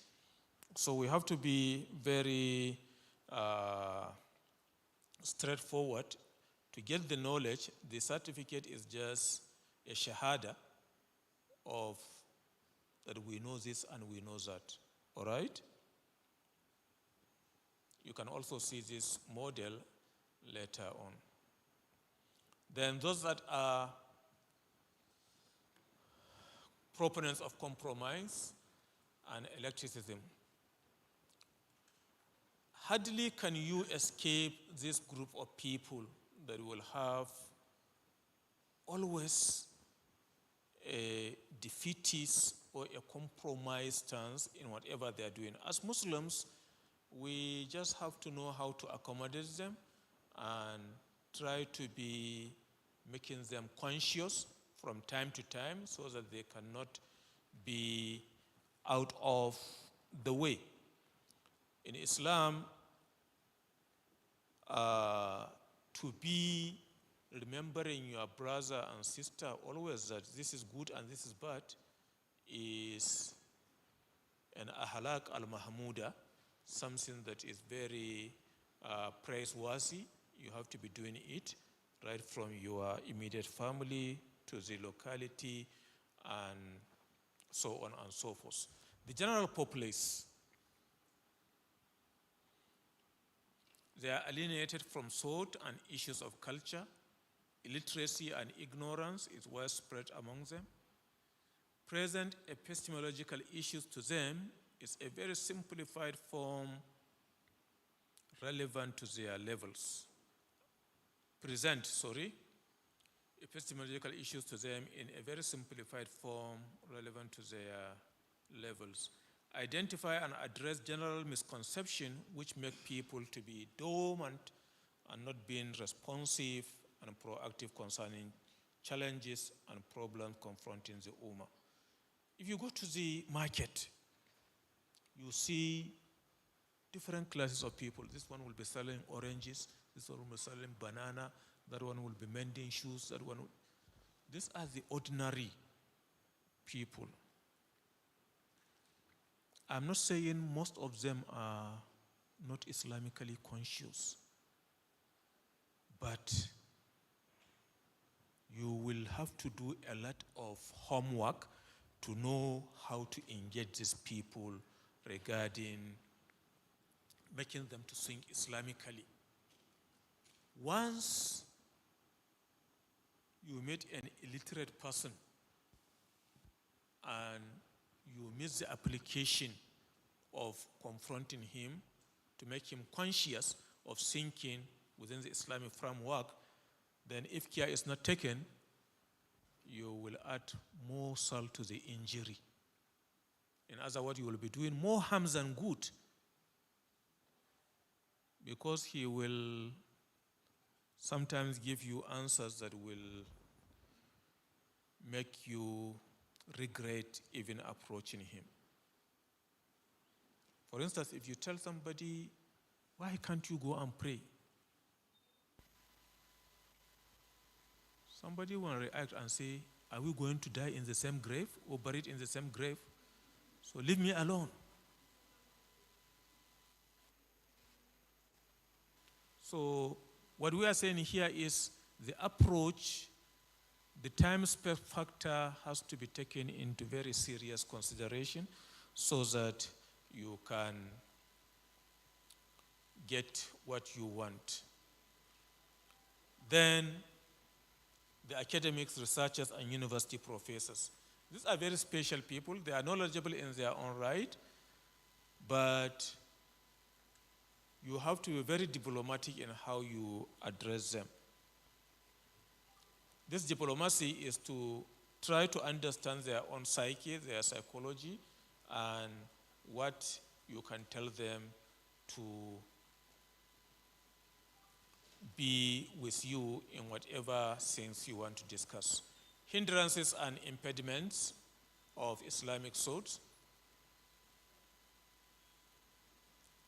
There is this issue of criticisms, issue of suspicion from opponents. Some Muslims are very apologetic that if I now rise up and start talking on issues of reforming Islam, the others that are not Muslims will be pointing accusing finger to me. Don't be discouraged by this type of narratives. I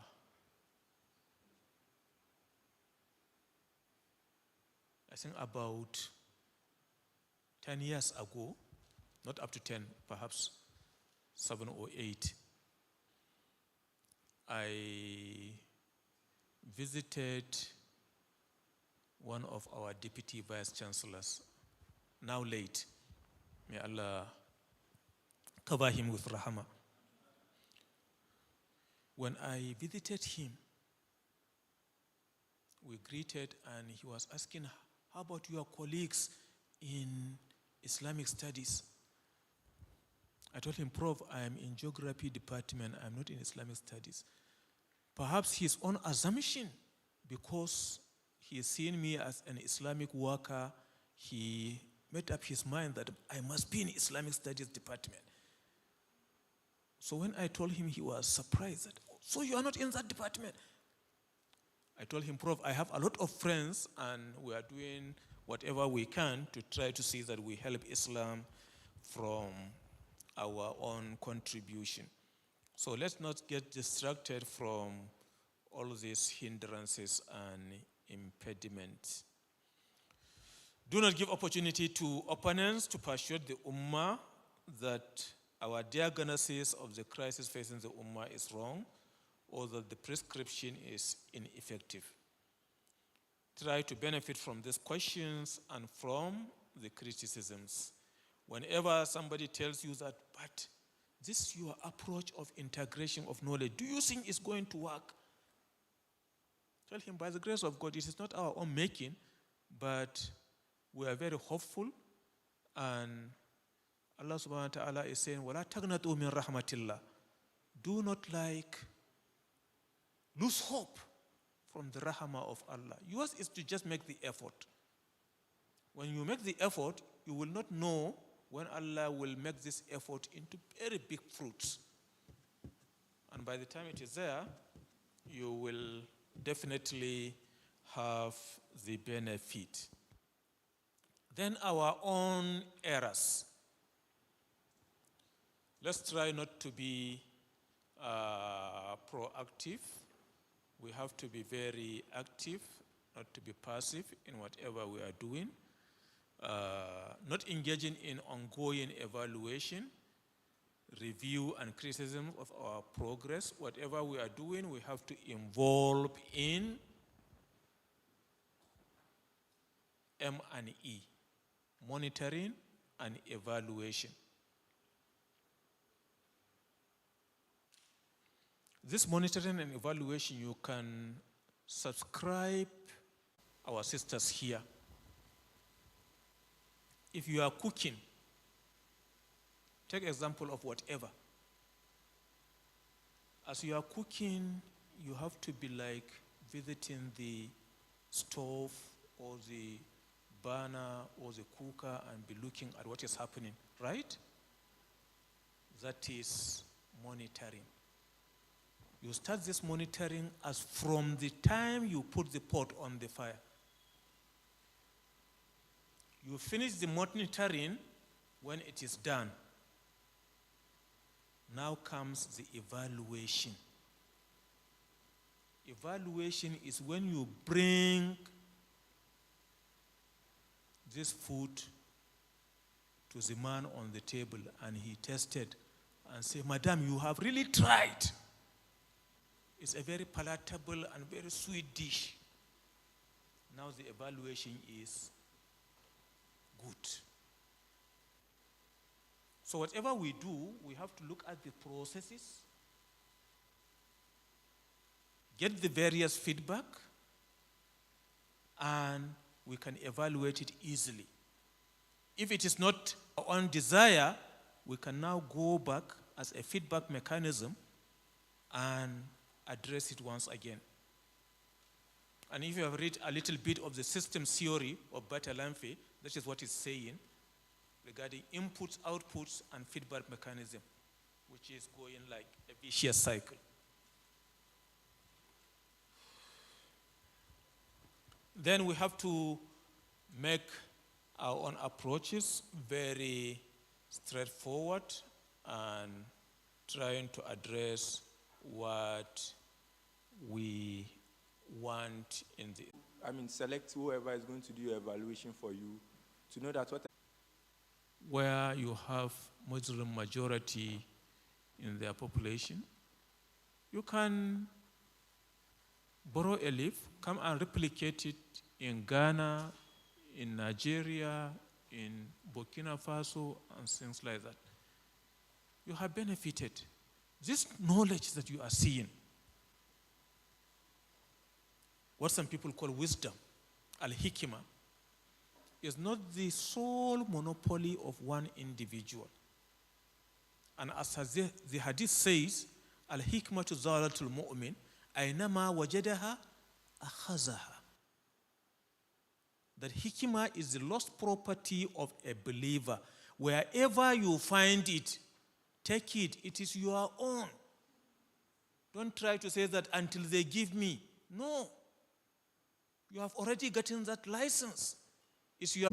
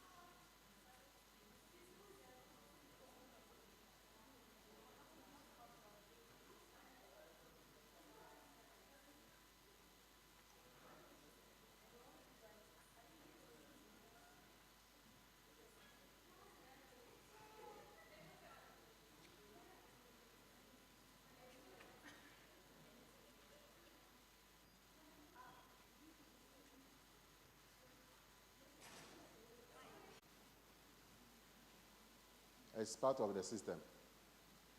There's something that the resource person said that struck you, and you want to throw some more light, or you want to have some more thoughts with it. I will not talk, your colleagues will help with that information. So it's more or less like another informal session while waiting for the resource person. Yes. So let me come this way and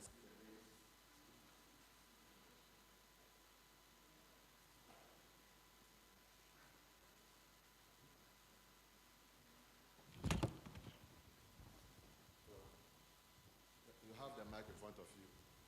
It's just a matter of you owning it and share your comment along.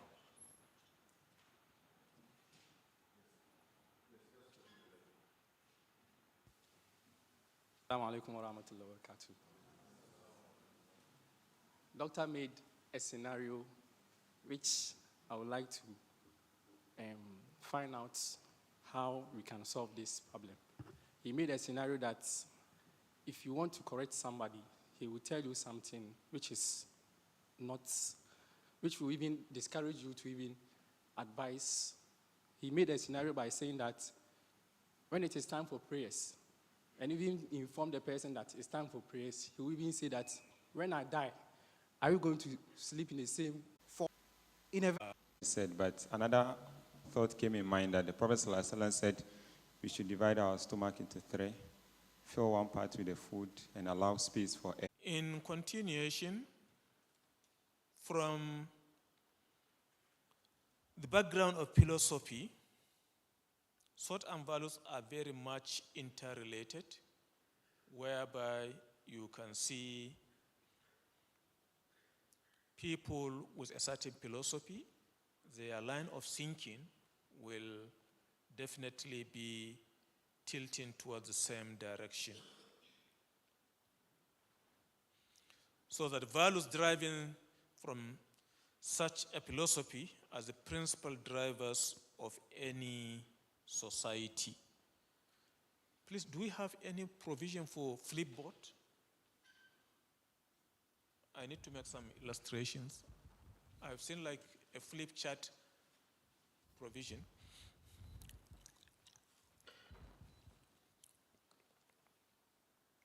If there is none, no problem, we can continue. Then intellectual thinkers and philosophers. Who is an intellectual? That's the person who engages in critical thinking, reading, research, and human self-reflection about the society. Whenever you are futuristic in your thinking, you are not just thinking for today. You have thought of what can I do yesterday, what can I do today, and what can I do tomorrow. Tomorrow by implication, the future. So you are a small intellectual in your right. Because what you are thinking about is not just the immediate scenario. You are thinking ahead. And that was the explanation we gave in the morning regarding Suratul Mulk. لِيَبْلُوَكُمْ أَيُّكُمْ أَحْسَنُ amala. The examination that Allah will put us through is not immediate. It's futuristic.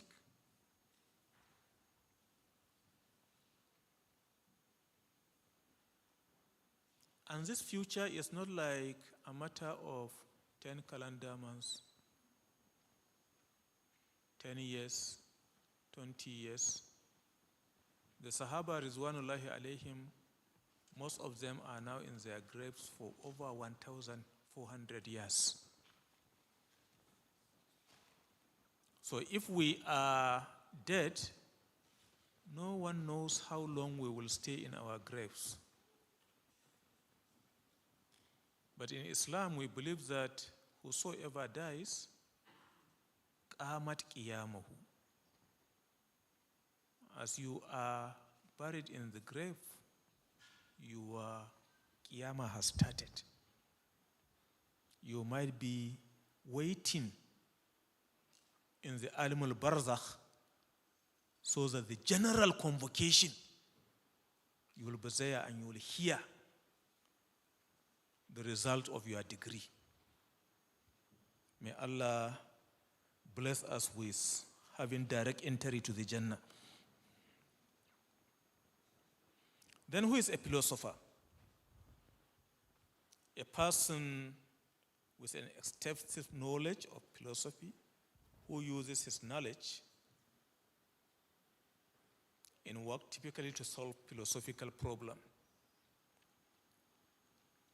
This FAG that you are seeing on the right-hand side, who is that?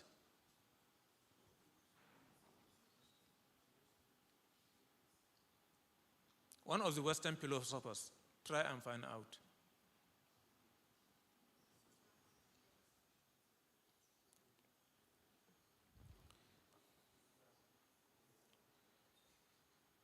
Who are the thinkers?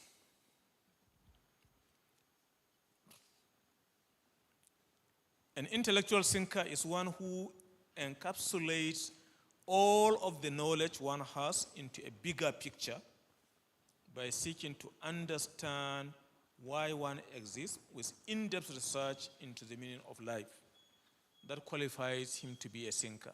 So a thinker can be from whatever age, in whatever place you can think of. That's why you have a lot of Western thinkers in Western educational institutions. And most of us will be compelled that if you are doing education 101, economics 101, you will be exposed to be thinking of all this.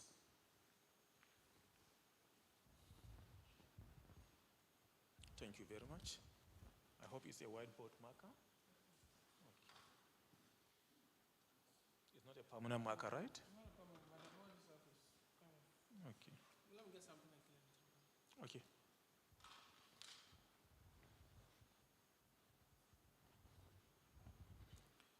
An intellectual thinker does not simply believe anything without first doing research on the subject. This research will enable him to make an informed decision.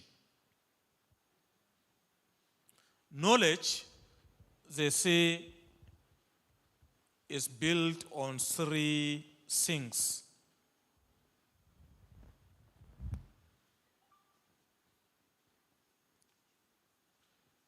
Knowledge.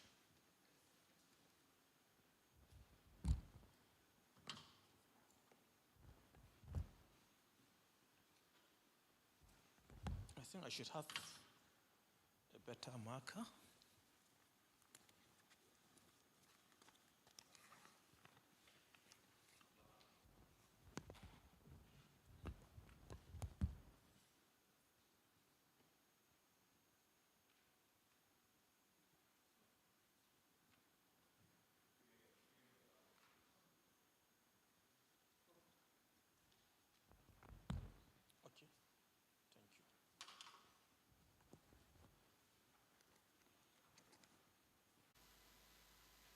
Because whenever people hear you create, they will think you have to invent something like this microphone or something like this monitor.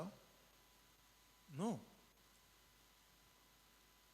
By the time you create ideas, you are also creating. All right?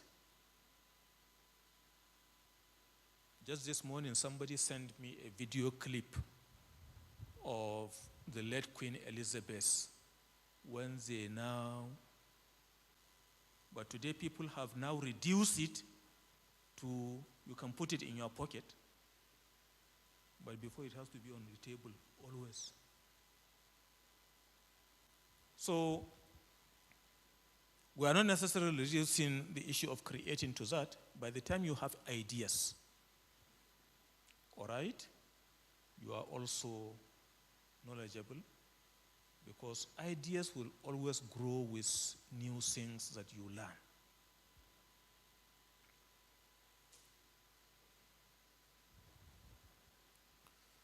But the Western world have reduced this issue of knowledge from being broad to a narrow perspective. Narrow in the sense that physics, impliedly telling you that he is not now very conversant with other areas of knowledge in physics, unlike in Islam. By the time they tell you Abu Hamid al-Ghazali is Hujjatul Islam, and by the time you read his encyclopedic work of Ihya Ulumuddin, you will know that this one is a process from presentation. They are just simple pyramids. One is normal, the other one up and upside down. The first one depicts the Western knowledge.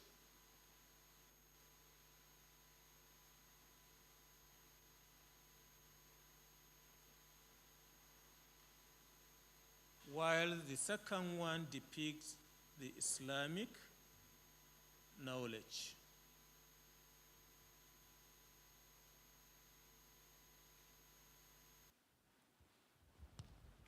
The explanation is very simple. Here, from most of the schools that we pass through, as you are at the lower level, you will be expected to do a lot of subjects, right? During my time in secondary school, I did about 13 different subjects. I don't know what is the rule now, but I believe it's similar since we are all colonized by the English with you people here. As you go up, it keeps on narrowing, so that by the time you graduate, they will say he is a graduate of nursing, a graduate of civil engineering, not even general engineering, because electrical is there, chemical is there, electrical is there, mechanical is there, but they will say only one engineering.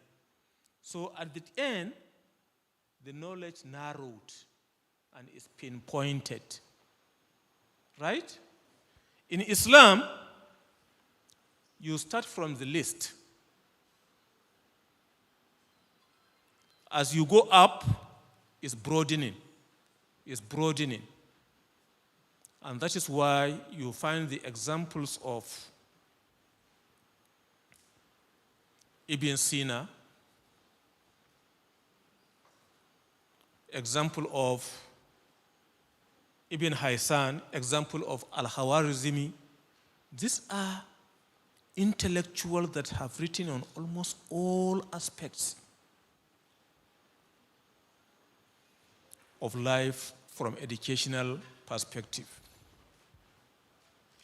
And very close, if you read the works of Sheikh Usman Dan Fodio and the works of his brother Abdullah ibn Fodio, the works of his son Muhammed Bello, his daughter Nana Asma'u, you will see that they have written almost on all aspects. Particularly Abdullah ibn Fodio, he has texts on Islamic medicine, he has texts on economy, he has texts on administration, he has a tafsir of the Quran,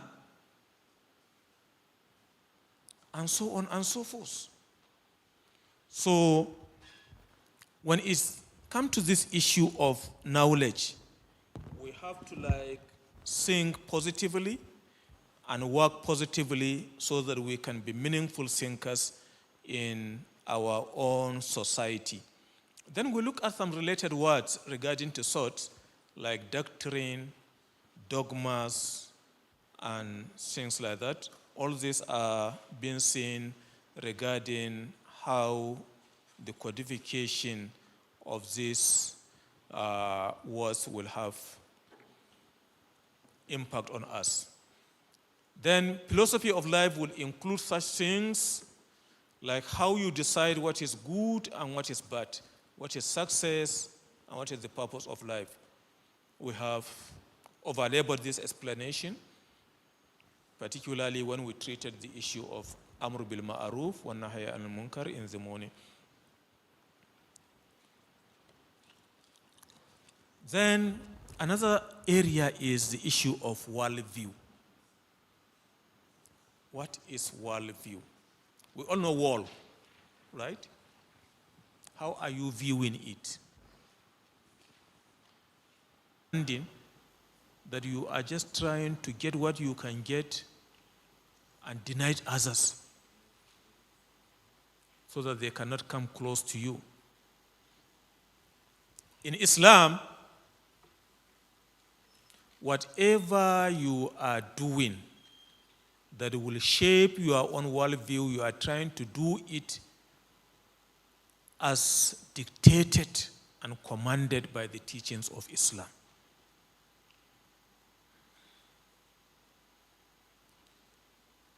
In whatever circumstance you find yourself, you are first and foremost a Muslim before you can be seen as a Ghanaian, a Nigerian, or even in Ghana as somebody from Ashanti region, or somebody from Tamale region, and so on and so forth.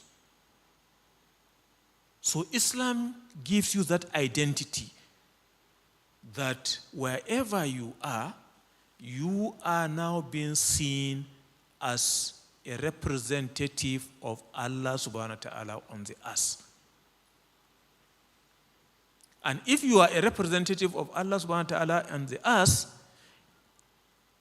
wherever you find yourself, be it in Nigeria, be it in Ghana, be it in America, be it in Saudi Arabia, what the same Allah that created you and me and him and her commanded will be your guiding principle of life. And that will shape your own worldview. And that is why Islam is in total conflict with what the Marxists have been preaching,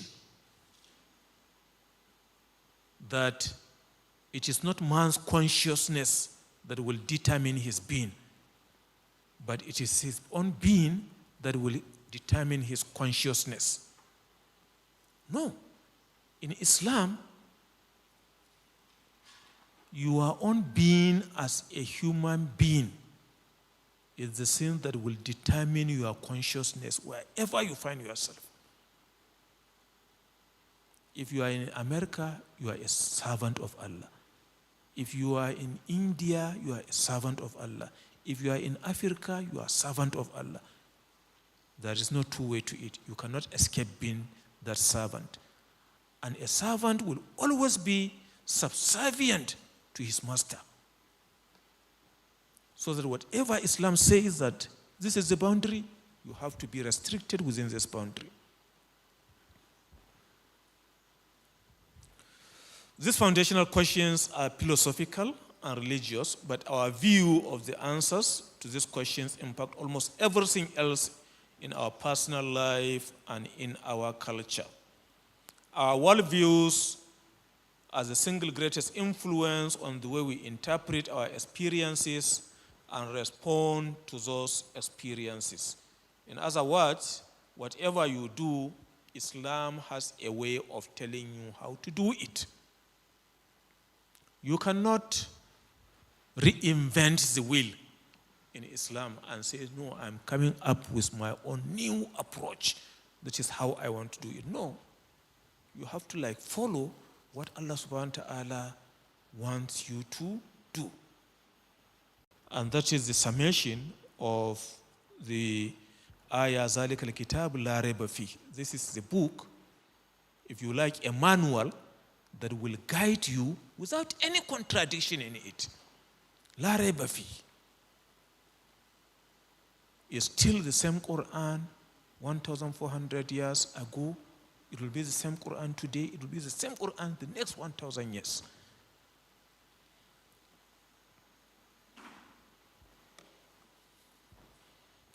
We brought this quotation on imagination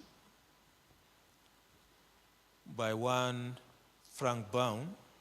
We got it from the net. You can read it more later on. Then areas of thought. On the right-hand corner of the slide, you can see, if you like, a colored brain.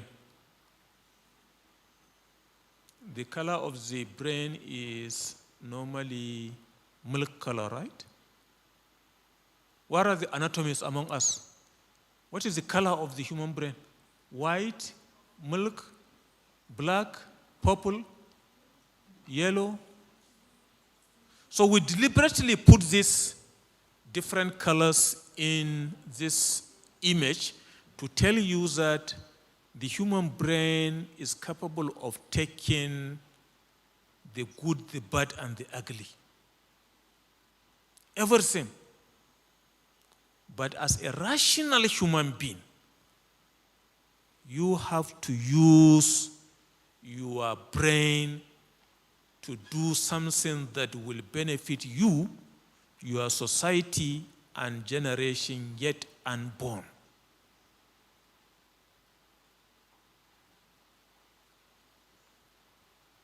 If you have your brain intact, please, I repeat again, please, be conscious that it is a rare gift of Allah.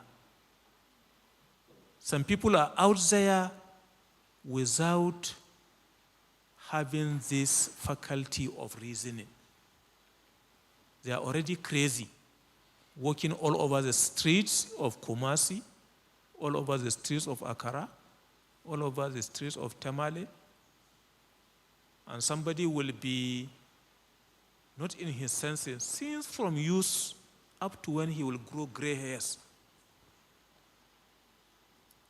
So let's be conscious that having a sound brain is a rahama of Allah subhanahu wa ta'ala that we have to use positively to better our lives. And it can cover these areas: theology, metaphysics, ontology, blah, blah, blah, up to the end.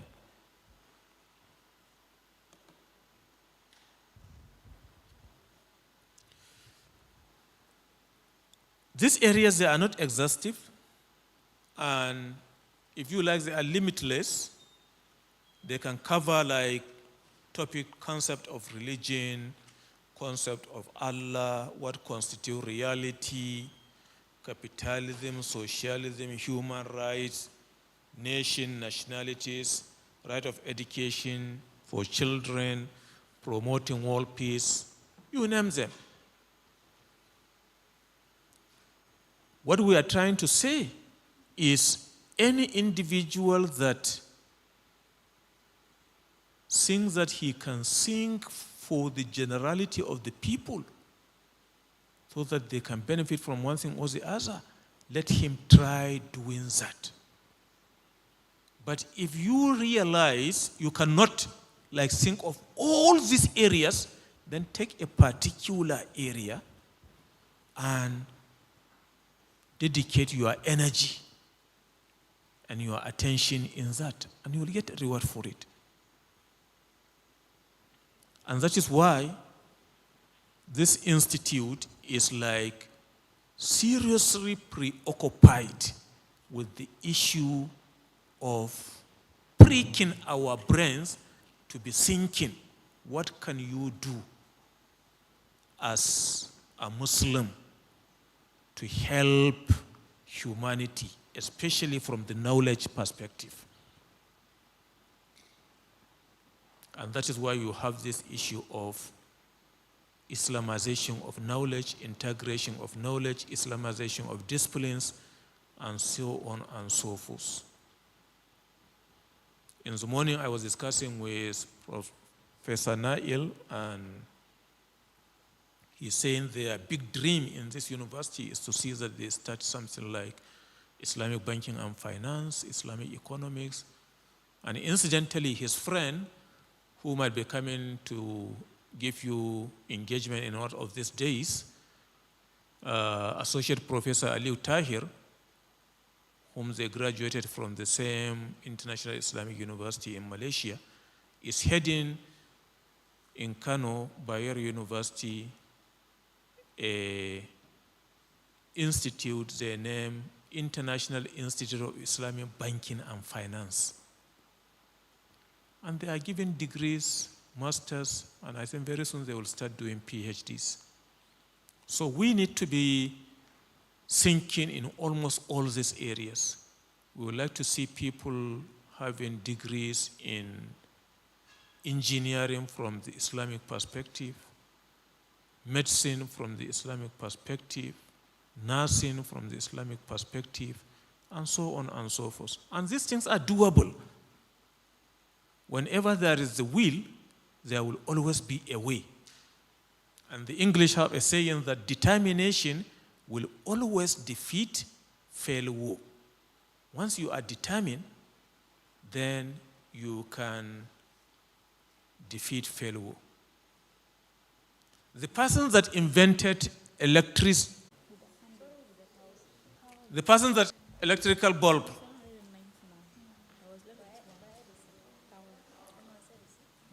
he has to experiment about 1,000 times before he got it.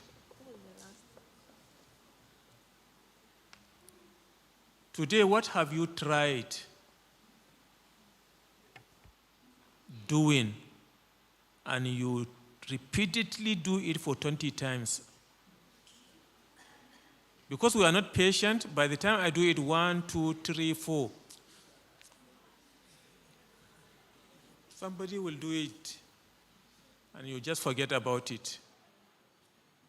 A Muslim has to be persevering in whatever he do. We have to cultivate this nature of sabr. And sabr will take a lot of approaches in our own life. What do we understand by Islamic thought? The Muslim mentality itself, the Islamic mindset, the history-bound Islamic culture,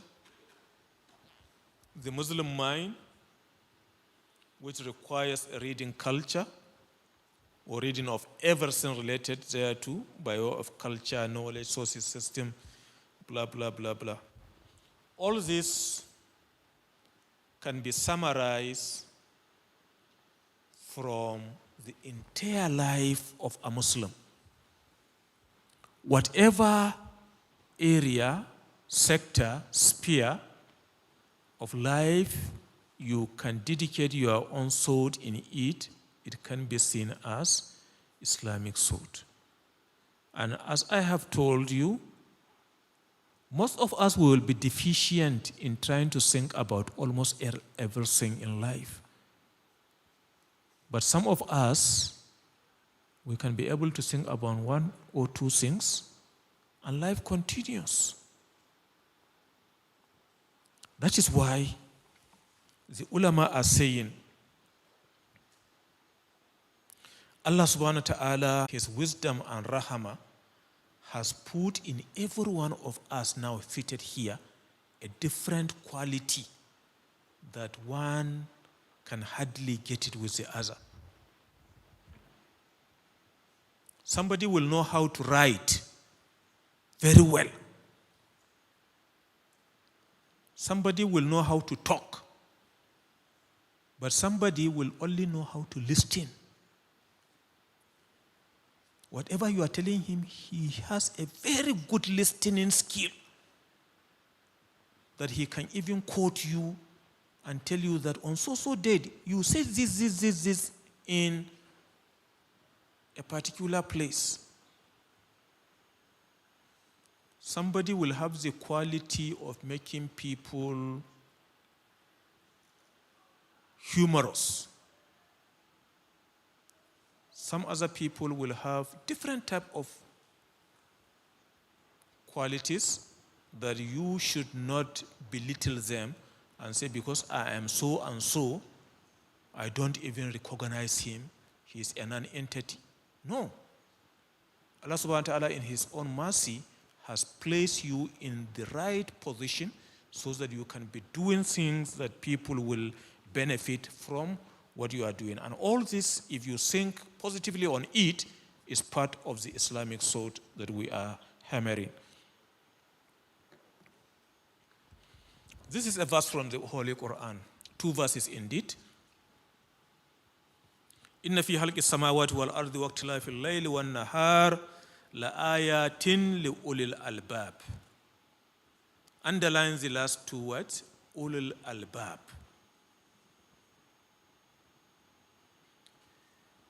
الذين يذكرون الله قياما وقعودا وعلى جنوبهم ويتفكرون في خلق السماوات والأرض ربنا ما خلقت هذا باطلا. Also underline this word. ما خلقت هذا باطلا. سبحانك فقنا عذاب النار.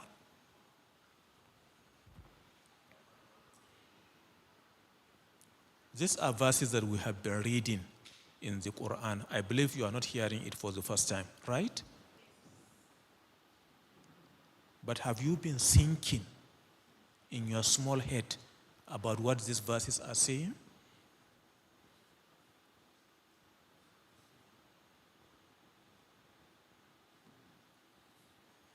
In the first one, Allah is telling us, well, I think we have the translation. In the creation of the heavens and the earth, and the alternation of the night and the day, are signs li'ulil albab, people of understanding. Have you ever give it a thought?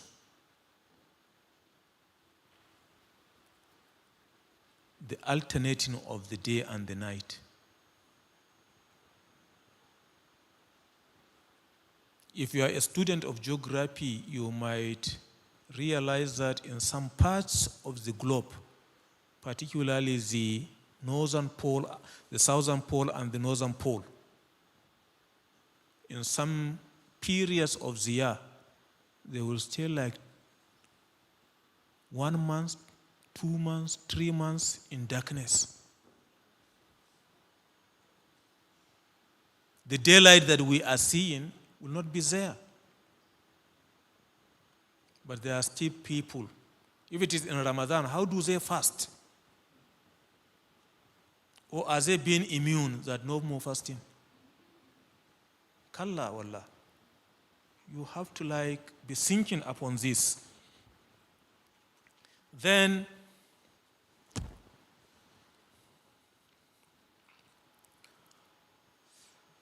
people who remember Allah while standing or sitting, qiyaman wa qu'udan wa ala junubihim, they are saying, Rabbana ma halakta haza batila. You did not create this aimlessly. So all the things that you have seen being created, they are with a purpose. And what the Mufassirun are saying regarding creation is anything you see as a creation of Allah in this world is being done to you, to me, to her, to him, regarding getting a very favorable condition that you can worship Allah.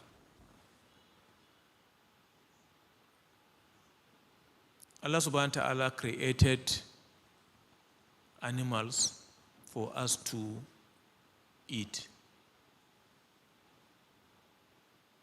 In the water, you have a lot of aquatic life that You can go there,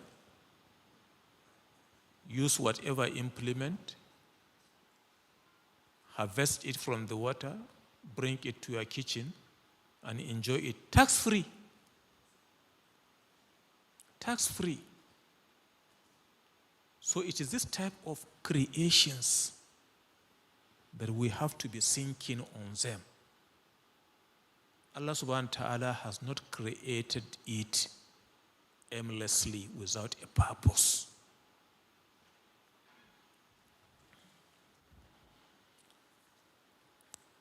Sheikh Abdullah bin Fodio, in one of his writings, he said, anything that you hear as batil is whatever you identify, laysa bil haqqi wala min al haqqi wala yahdi ilayh. Laysa bil haqqi wala min al haqqi wala yahdi ilayh. He called it batil. So know what you pursue in life. That whenever you are being asked, why are you doing this? You have a valid answer to say that I'm doing it because of this, it will benefit this and that.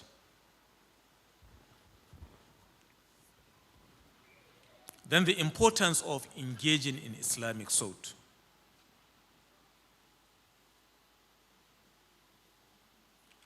Kitabun anzalnahu ilayka mubarakun liyadabbaru ayatihi wa liyatazakkaru ulul albab. Allah subhanahu wa ta'ala has revealed this book to you, O Muhammad, mubarakun, something that has a lot of barakah.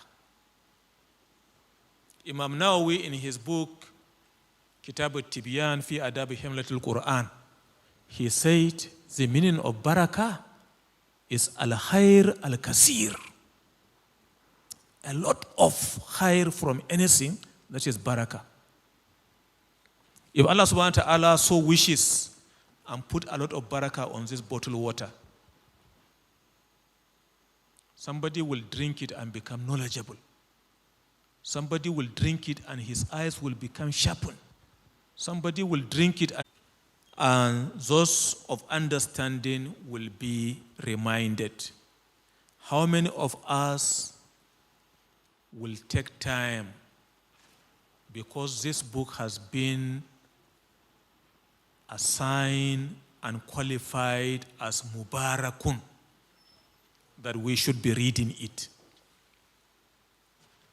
Let me take a small survey. Are reading. Don't just give up and say, a lot of people are reading the Quran, a lot of people are doing, and I will just fold my arms. Let them do it on my behalf. No. In no any circumstance will Islam promote laziness. You have to work. All right? By the time you work, if Allah so wishes, you will see wonders coming out from the result of your own work.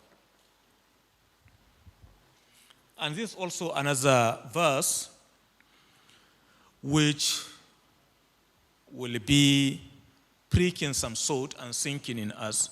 وَهُوَ الَّذِي مَدَّ الْأَرْضِ وَجَعَلَ فِيهَا رَوَاسِيَ وَأَنْهَارًا وَمِنْ كُلِّ ثَمَرَاتٍ جَعَلَهَا فِيهَا الزَّوْجَيْنِ اثْنَيْنِ يُغْشِي اللَّيْلَ النَّهَارَ إِنَّ فِي ذَلِكَ لَآيَاتٍ لِقَوْمٍ يَتَفَكَّرُونَ. وَمِنْ كُلِّ ثَمَرَاتٍ جَعَلَ فِيهَا الزَّوْجَيْنِ الاثنين. From every plant, there is the issue of zawjain in it, male and female. All right? In some tafsir of the Quran, they will tell you negative, positive and negative. All right? Not only in these fruits that you will have negative, positive and negative, but even in some scenarios.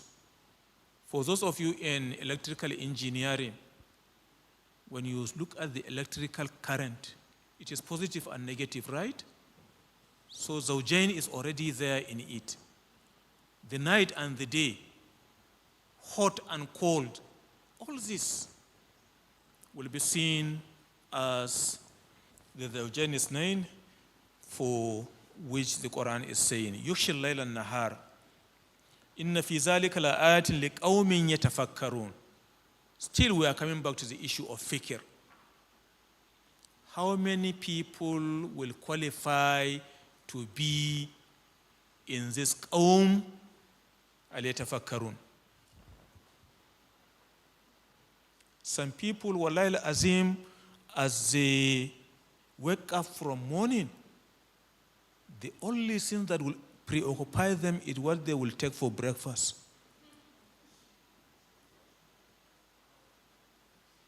After being okay, they start thinking of lunch, start thinking of dinner. Haba. As human beings, as Muslims, our thinking has to be beyond that. Beyond that. Once Allah subhanahu wa ta'ala has brought you on this earth, it's almost that you have a guaranteed sustenance.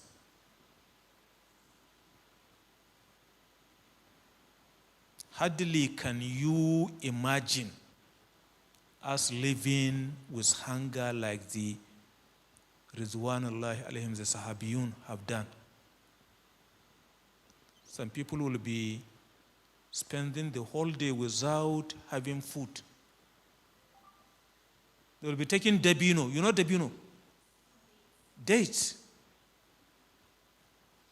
The Rasul sallallahu alayhi wasallam, as the hadith have reported, will sometimes spend 1 month without fire being lit in his house to cook. The aswadain that they are saying are the things that they are eating is nothing apart from the aswadain, water and dates. Hardly today can you find anybody, no matter how poor, that he can stay the whole day without eating food. He will only drink water and dabino. But despite that, the little thinking that we can do to make the world at least better than the way we met it, we are not doing it. So something is definitely wrong, and we have to correct our thinking faculties. We review the basis of this discourse by identifying the areas of strengths and weaknesses that might propel this issue of thought. We have to examine ourselves, draw inspiration from our values, problems, and not with our values, but with our approach to them. And also we need a balanced and comprehensive vision to reform people's way of thinking, reshape culture, and rectify the cause of knowledge. Then, another area of problems of the Ummah is the problems that has plagued us as a community. We gave a general summation that when you look at Muslim majority societies, economically we are poor. Militarily we are weak. Scientifically we are backward. Politically we are disunited. Once you see politicians conversing for votes, if there are 3 Muslims conversing for 1 vote or for 1 position, you try to dissuade the mind of the other. They say, no, it's democracy, we have to go. And by the time another Christian candidate emerges, because these Muslims, they have divided their votes into up to 3 or 4 places, the Christian will already take it easily. All these areas we are supposed to be thinking in that respect.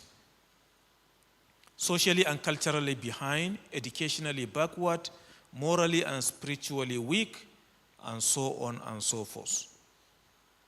All this make us to be like seeing the West as the last bus stop. Because they are not lazy.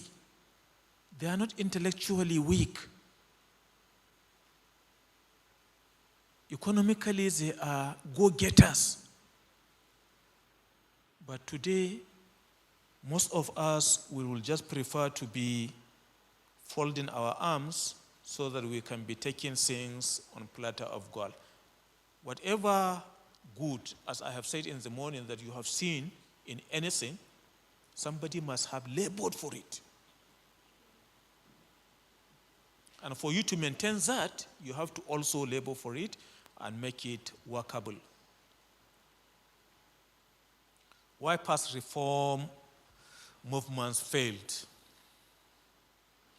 While people have been doing a lot regarding this issue of thinking, a lot of reform movements have emerged in Muslim societies, but some of them have succeeded in making some impact, while some of them will definitely fail because of one reason or the other. So let's try and look at what are the things that bring up this Islamic movement, and what can they do in order to bring about changes in our society. Misconceptions on how to bring about reform. Some of us will have these misconceptions on how can we now address this issue.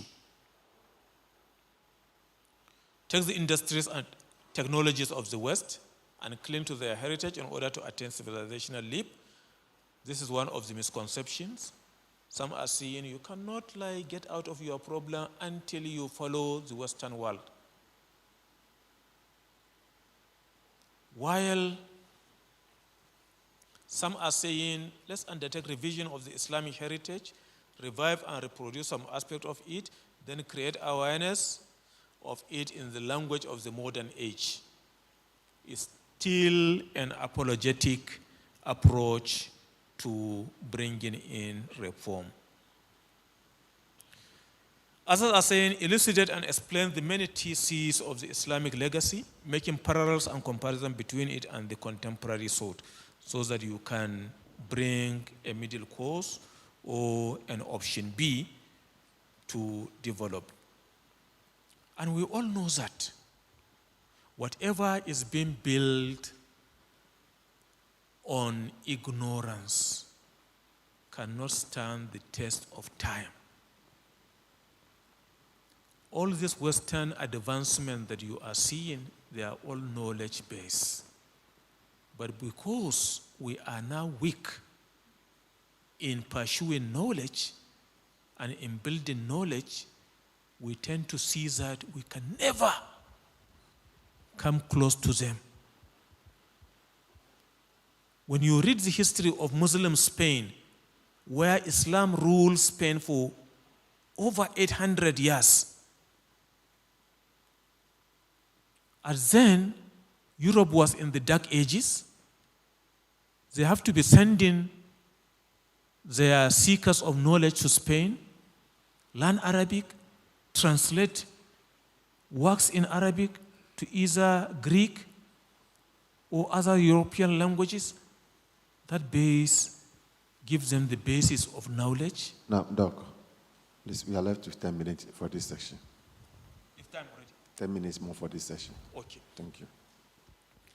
So that type of scenario was being built by the Muslims that are hardworking. And Imam Malik radiallahu anhu is saying, if you want to emulate the past leaders, try to drink from the water springs that they have drunk, not from other ones. What he is saying is, what has made the past Muslim leaders or societies or communities to prosper will be the same recipe that we will have to take to make us prosper.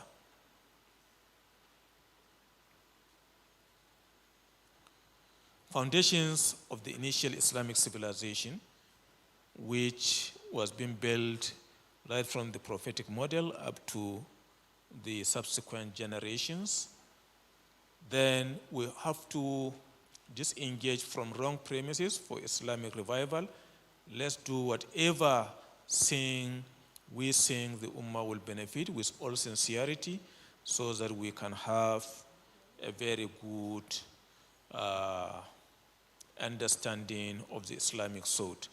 And we should also try to see that we disengage from what other people have fallen into so that we cannot fall into the same trap with these people. We can engage ourselves in Islamic revival if we follow very good and successful models so that we can be replicating what they must have achieved in terms of building formidable and viable societies using the teachings of the Quran and the Sunnah.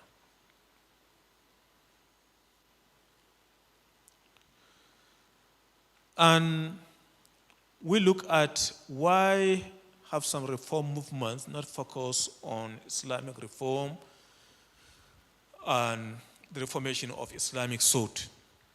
We identify that some of these areas people are delving into where they don't have like well-grounded authority. They are not very much conversant with what they are trying to address, and as such, you have issues regarding the result that they will be harvesting as a result of it. We also gave a model of how you can follow to focus on this reform movement, and when you get the slides, you can read it on your own. And we also highlighted hindrances for reforms, particularly in Muslim society. And we try to show the false claim on the universal applicability of Western culture and sciences. Because some of us today, as Muslims, we still have this erroneous belief that it is only when we follow the footsteps of the Western civilization that we will solve our own problem. Forgetting that, Allah subhanahu wa ta'ala has given us a very perfect and uncompromising model by the Quranic saying, لَقَدْ كَانَ لَكُمْ فِي رَسُولِ اللَّهِ أُسْوَةٌ حَسَنَةٌ. But he hasn't stopped there. He said, لِمَنْ كَانَ يَرْجُ اللَّهَ وَالْيَوْمِ الْآخِرِ. So if you are doubting that the Rasul sallallahu alayhi wasallam has not brought an urwatu hasan, then impliedly you are negating that you don't want to get the rahmah of Allah in the last day. Because the verse says, لِمَنْ كَانَ يَرْجُ اللَّهَ وَالْيَوْمِ الْآخِرِ. The tannery of the Westernization enterprise, because the way that people are so much subscribing to this Westernization of a thing is very tyrannical when you look at how some of our Muslim brothers has fallen into this. So there is a lot of reasons that we have identified that we have to divorce ourselves from this sin. The failure of the Western cultural structure is just a continuation of the earlier negatives, so that once we understand them very well, we can be able to contribute our little mega quota to get things right. We also identified the root causes of the crisis, a defect in the Ummah's intellectual structure, epistemological inflexibility within the structure, and the inability to achieve revitalizations are some of the maladies that we identify. Other crises are outgrowths of the principal crisis, meaning that they are offshoots. The main ones will be giving birth to smaller ones depending upon the area of existence. These are the main issues in this segment of the presentation.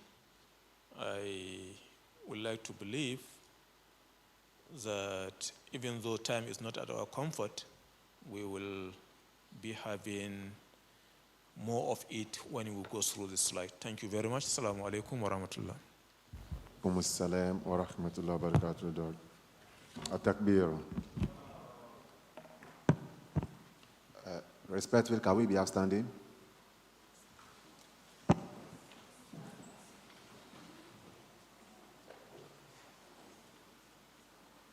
Respectfully, once again, hands up.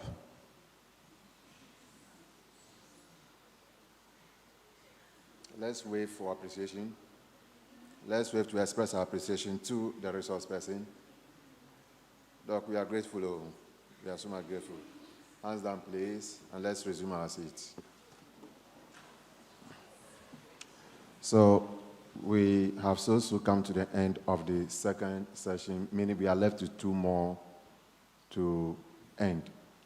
We take some few questions and then we quickly step out for the Asr, and then after Asr, we'll have two separate sessions. You are already aware of why you are here. Thank you. Any questions relating to what we have now? Yeah, Sheikh Jamal. Assalamu alaikum. Please, my concern has to do with the problems you shared with us.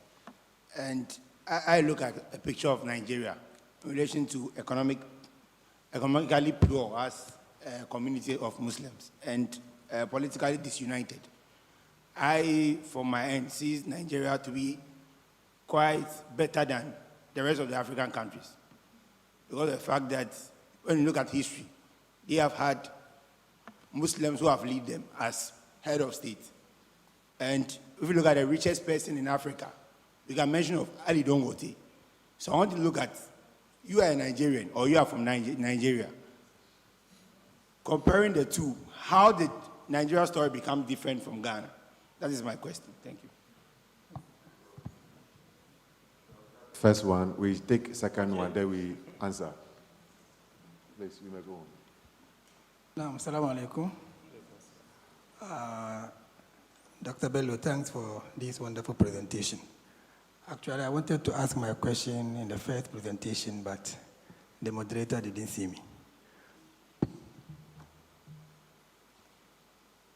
You made mention of Big Bang Theory. Yeah. I would like to urge my colleagues, they should try to learn Arabic also. The only English is not enough. It's not enough at all, because if you see at the, if you look at the verses he projected here, it ends with ليدبروا آياته أولي الألباب أفلا يتذكرون أفلا يتفكرون and other verses. You see, before you understand Islam or you understand Quran, you need to understand the language itself. The Big Bang Theory, as he said earlier on, is a fallacy. Because they want to say that if the Big Bang Theory exists, meaning Allah does not exist.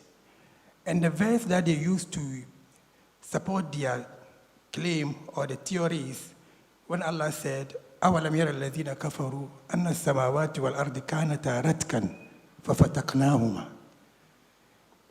Didn't you see that the heaven and the earth were joined together and we, Allah, we separate it? No.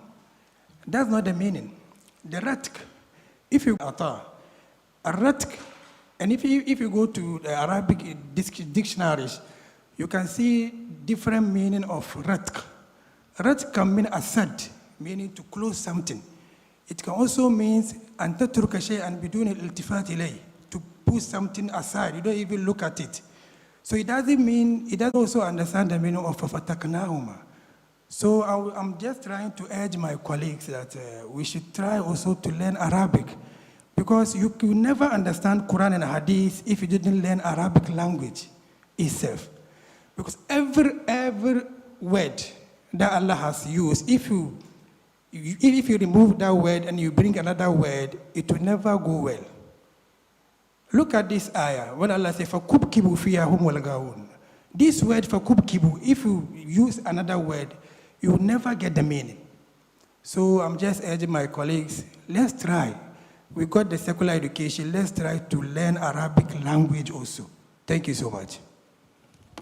Thank you. Okay. My brother asked a very good and difficult question to answer.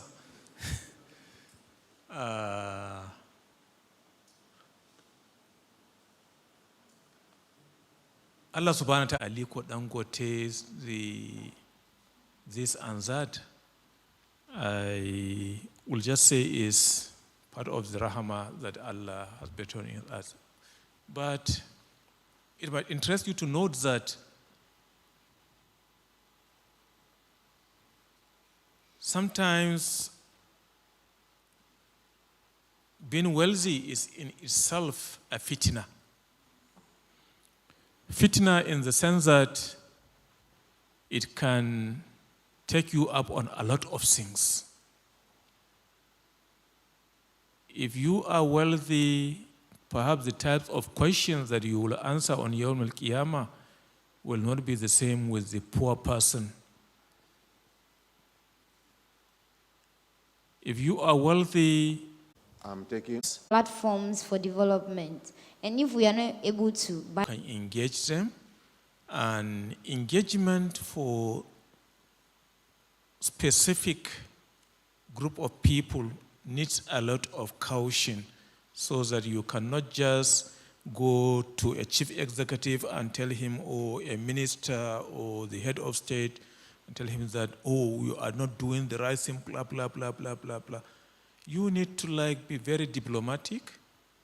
And being diplomatic is not something that is straight-jacketed. You have to be thinking on how to approach, okay? When I was in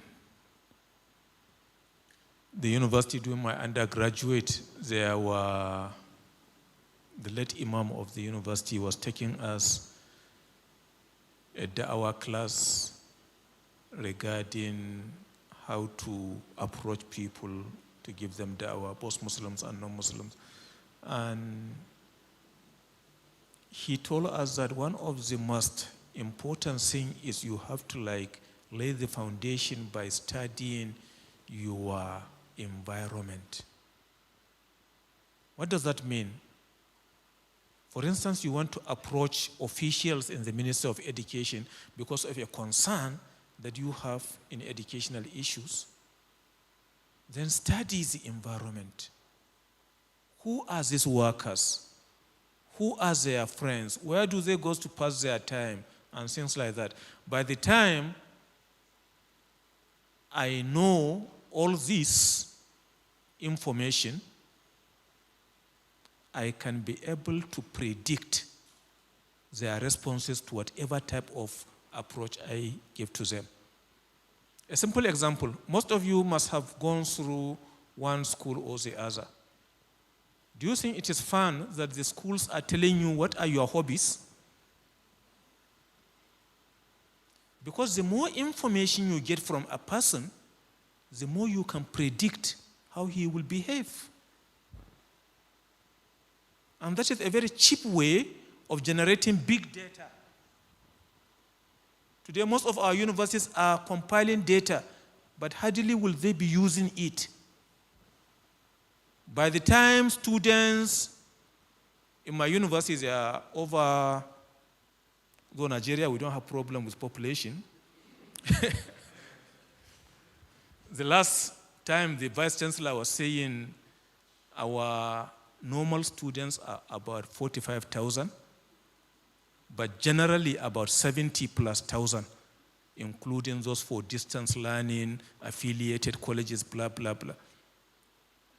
So for instance, by the time you generate data from about, say, 50,000 people, and you look at this data and see their hobbies, nobody is saying he wants to go to the mosque, then something is wrong.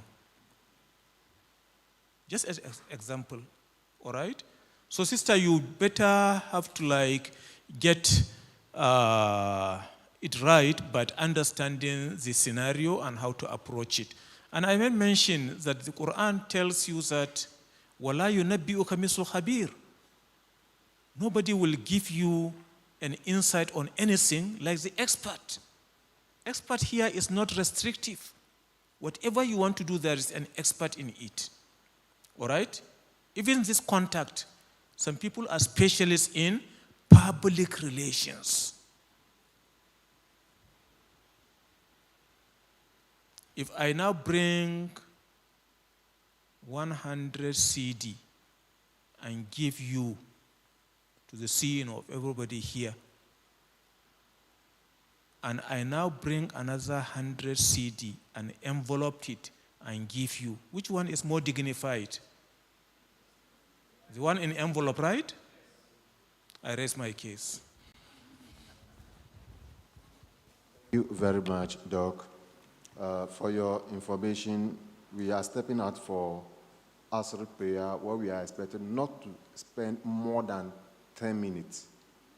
Not to spend more than 10 minutes for the Asr prayer.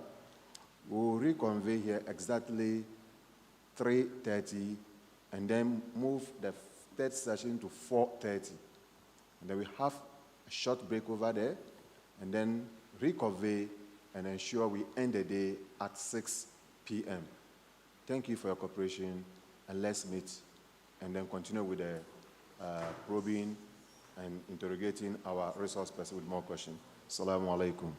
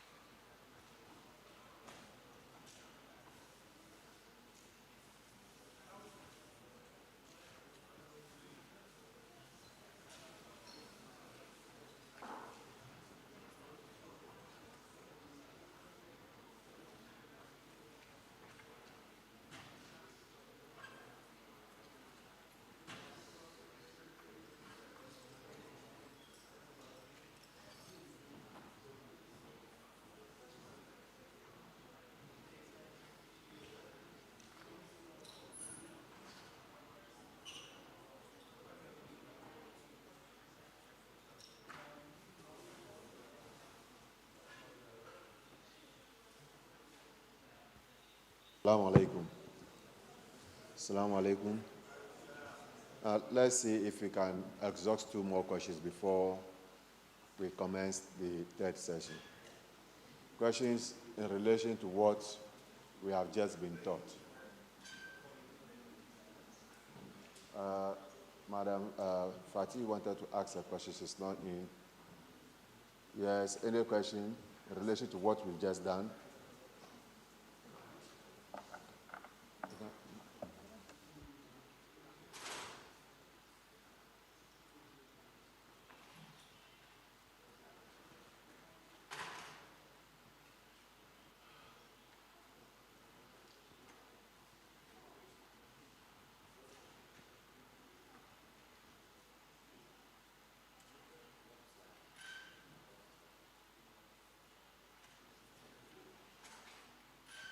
Thank you. Come on board, please.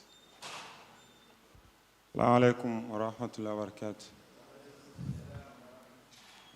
Mine actually wasn't a question. I just wanted to contribute to what our doctor said, Dr. Adam, about the Big Bang. And since we are studying Islamic thought and how best we could understand... Excuse me. No. The point of concentration is the resource person. Don't let us be taken away. But if you want to make a comment in relation to what the resource person, has taught regarding Big Bang theory, then proceed. But if it's in relation with the contribution by a third party, you are overruled. So what I would like to say is in relation to what the resource person said, another justification of what Dr. Adam also said. So what I would like to say is that from the perspective of the theoretical physicists, they also don't have a firm confirmation about the Big Bang theory. So as it stands now, the Big Bang theory is just something that they are not even certain about. I remember in one of our classes, one of our professors, when we were studying thermodynamics, he made mention that the energy of the universe is constant, meaning energy can neither be created nor destroyed.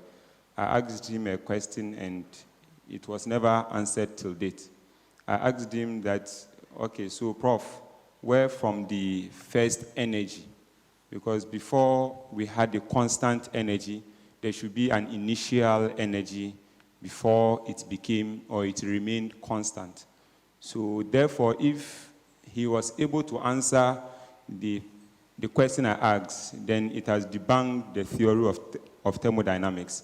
And the theory of thermodynamics is one of the fundamental theories in science. So therefore, he wasn't able to answer that question. So the Big Bang theory, as per the physicists, is a fallacy, and they are still arguing amongst themselves. Thank you very much. Most welcome. Any other? Continue your question, please. Alaikum warahmatullah. Okay, again, as a comment with regards to approaching the reform of our thoughts. And I think sometimes as a community, as a Muslim community, in as much as we've been taken advantage of, or we are the minority here in Ghana and so on, sometimes we should also use the window and mirror approach. We should use the mirror approach rather. When we stand before a mirror, what we see is our own self. So you look in a mirror, a reflection of yourself. When something happened, give the blame to yourself and not to other people. And that is the window approach. Because when you stand at your window, you look outside and you see people, and you give the blame to other people that this person is not doing their job, that person is not doing their job. So when you use the window approach, we would end up retrogressing, always going back to the same problem. But when we use the mirror approach, that we should change our thinking, like my brother said, the enemy of Islam or the enemy of the Muslim Ummah is the poverty, conflict, and all of that. So we'll see that, okay, then we have to empower ourselves. We'll have to do more of discourse, and we have to pursue more knowledge. That way, we are going to go forward as an Ummah, inshallah. Jazakumullah. Assalamu alaikum. A question. Doc, please, with regard to the diagram still on the board here, that is knowledge. I want to know, how do we blend the Western knowledge and Islamic knowledge in this our contemporary times without our core value of Islam getting out of hands or losing our core value of Islam? Thank you. That's the last question. Doc, you may proceed, please. Thank you very much.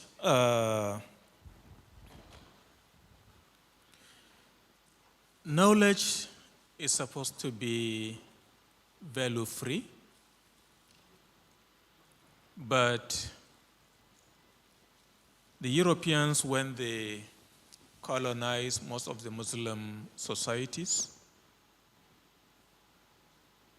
they were not fair to themselves in the sense that whatever knowledge they try to give the colonized people, they make it to be, in one way or the other, propagating, protecting, promoting their religious ideals.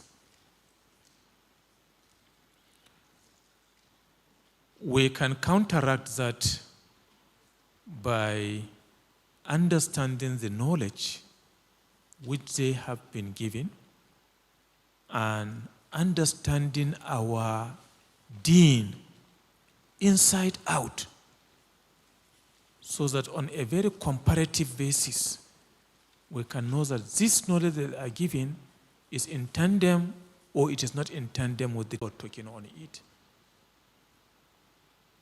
Evolution, for instance, which is cutting across many disciplines, biology, ecology, blah, blah, blah, blah. If you believe in evolution, then where do you place Allah subhanahu wa ta'ala's first creation, Adam, and second creation, Hawa? And when I make this explanation, I cannot recall, I think it's in Lagos, a participant shed more light and say they challenge one of their lecturers that if actually evolution is something to go by, then we might have evolved from our present status quo to another thing, because it's been expected that you evolve from an ape to now a human being, from a human being perhaps to another thing. But it's not happening. We are static. So this type of things, you cannot understand them very well until you have the two backgrounds, the Western knowledge well-grounded and also the Islamic knowledge grounded. Then you can now sieve and remove the shaft from the grains. Thank you. So moving forward, we are taking this one again. Introduction to Islamic thought. You might realize that the topic is the same, but the approaches keep on differing because the style and pattern of winter schools is for each and every day a different facilitator will be engaging you. And I'm not saying I am very capable of exhausting everything under this topic, but I tried my best, and we have this as our presentation. We raise this as issues of concern in Islamic thought. First, to understand what are thoughts, then Islam and thought, the Quran, mankind, and the divine challenge of thought, Why do we need to think on issues of deen and hereafter? Then critical thinking in Islam. We have seen a lot of Quranic verses regarding tasawwuf, tadabbur, tafakkur, yatazakkarun, ulul albab. All these are leading you towards making you a purposeful being that will think at the appropriate time. And the hadith, teachings relating to thought, blessings and cheerful face to those who hear my words and have good attention and understanding, then pass them on to others.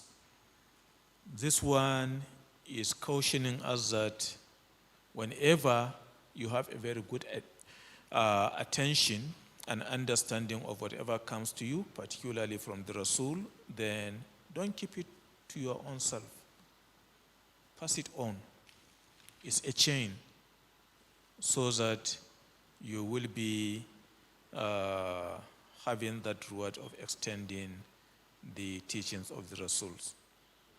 Then Islamic thought and civilization.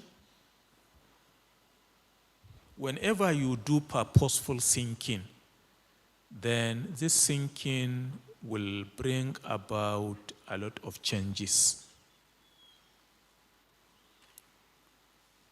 While I was presenting in Lagos, I challenged the class that perhaps our forefathers will not pardon us if they come back to see that the way we are cooking our food is the same process that they left us hundreds of years. What this is saying is that we are not in any way thinking to add value to our own civilization. You all know Kose. Some call it akara in Nigeria, particularly the Yoruba-speaking area. They call it akara. But any Hausa-speaking person will know Kose.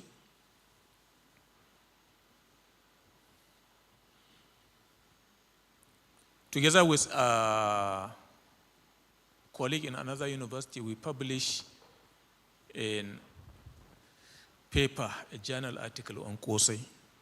You can Google Kose snack in geographical notes of Nigeria, something like that. I posted it on my academia.edu account. People are supposed to be thinking to add value to whatever they are doing. But because we are very lazy in this intellectual thinking, we feel that people have already done the thinking for us, and we are now just to be benefiting from their own thinking. It never goes this way. All right? Today there are a lot of things that were invented long ago, but it has been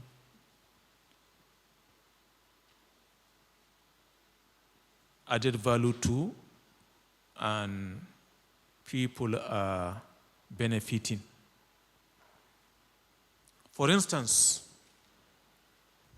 the technology of PowerPoint projection is now becoming obsolete because this type of gadgets are now replacing it.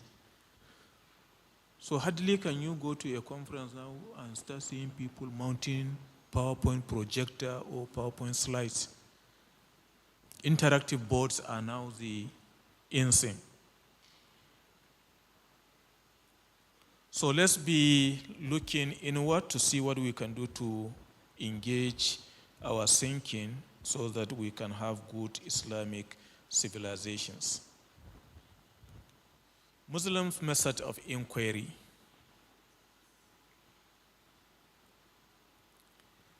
We have to know that Any Muslim is a scientist. Science now in the broader understanding. Whenever you do anything systematic, okay, you are a scientist. And that is why you have the science of hadith, science of tafsir, science of this. Even the scholars of fiqh, they have their own rules in the science of fiqh. So we have to develop a critical mind and a rigorous method of sourcing, classifying, and sorting out information, observing, documenting, and making inference deductive reasoning, which in Arabic they call ijtihad. Some scholars are of the view that the doors of ijtihad are closed, meaning that they don't want to promote deductive reasoning. Some other scholars are saying the doors are still open because nobody has given you the permission to close it.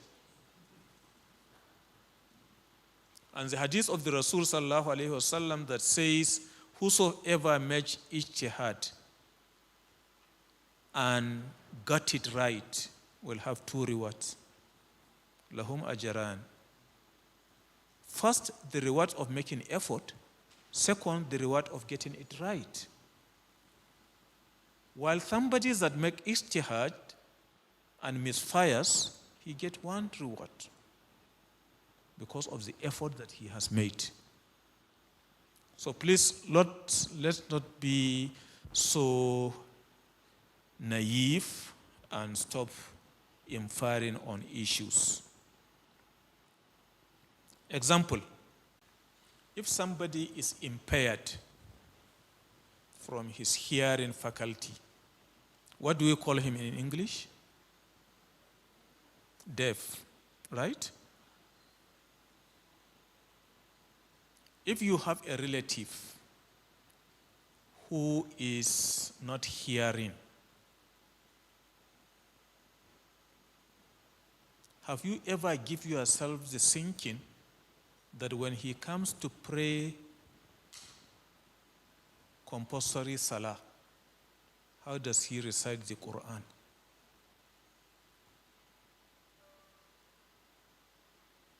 Have you ever thought of that? He is deaf, he don't hear. But he's a Muslim. And he wants to pray Zuhur, for example, or Subuhi, 2 rakats.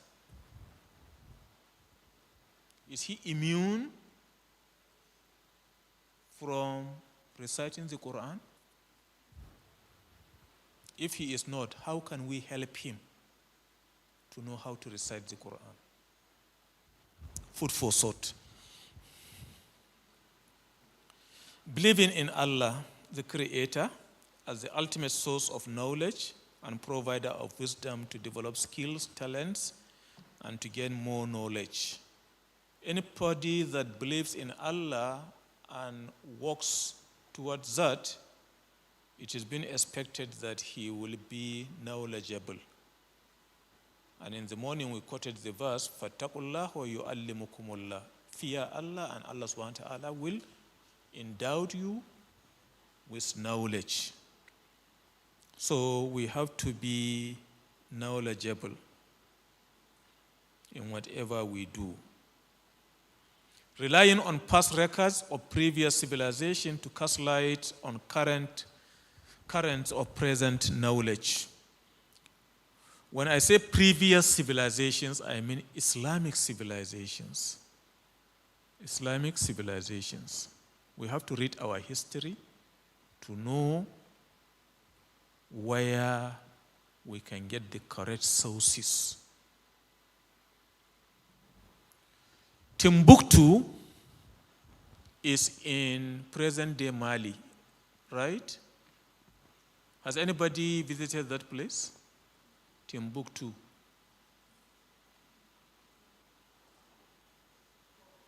They say you have visited.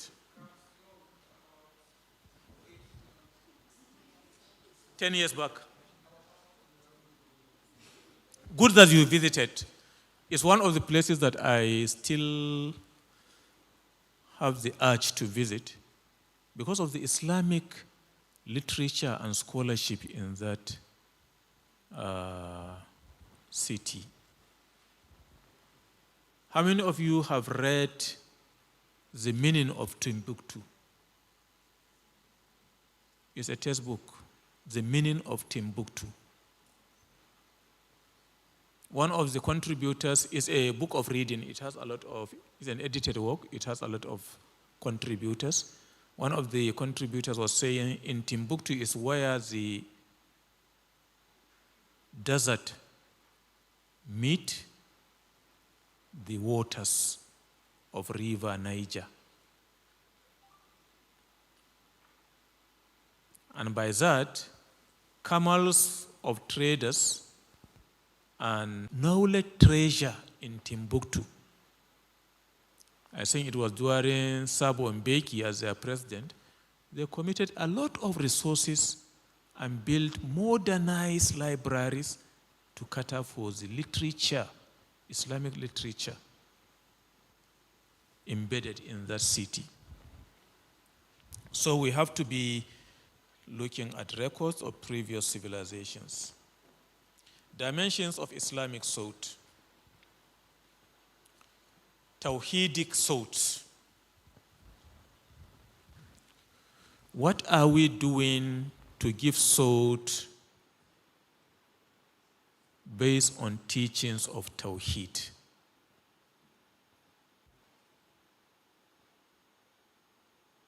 A brother from a university in the teaching of Tawhid in some selected secondary schools in northeastern Nigeria. What the brother did was to look at how you can use Tawhid and propel critical thinking in the minds of young ones, particularly those in secondary schools, so that once they have their thinking very correct in the area of Tawhid, even if you tell them that there is Big Bang theory, they will just be laughing at you.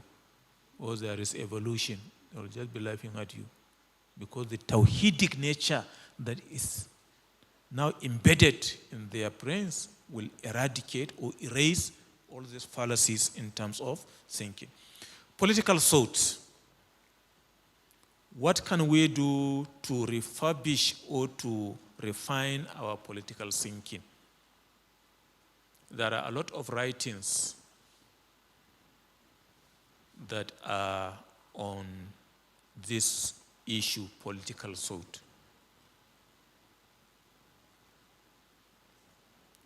Adabuddin wa Dunya, I think by Al-Mawardi, is one of such books.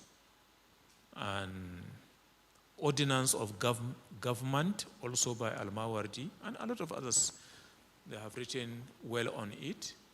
Of recent or contemporary scholars like Muhammad Assad has written The Principles of State and Government in Islam, and a lot of other writings. Economic thought. We have talked so extensively on Islamic economics. People now are researching a lot of issues of Islamic economics, Islamic banking, Islamic finance, and so on and so forth. So try to look at areas of your specialty and see what can you do in terms of extending the dimension of thought in your own discipline. For instance, you are a nurse. What are the Islamism or Islamicness that you can bring about in the nursing profession so that you can contribute in refining the understanding of the profession from Islamic perspective? Sociological thoughts. We all know that Ibn Khaldun, by the work he authored, the Muqaddimah, is being acknowledged even by Western scholars to be the father of sociology. Father of sociology. So he has treated how Islam is seeing the sociology in marriage, sociology in trading, sociology in this, in that, in this and that. About 3 weeks ago, I made a presentation in our university, University of Maiduguri, on giving without hurting, the sociology of sadaqah in Islam.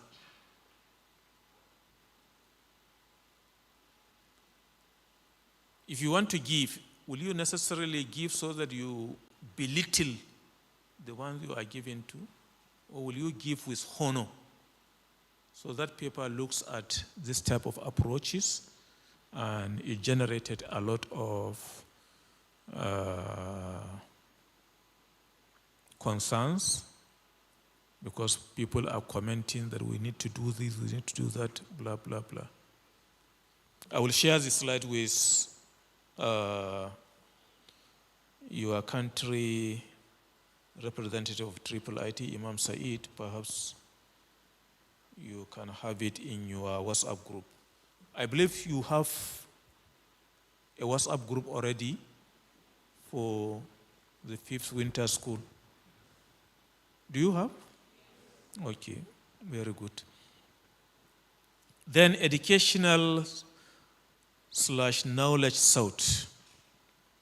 What can we do to better our own educational and knowledge sought?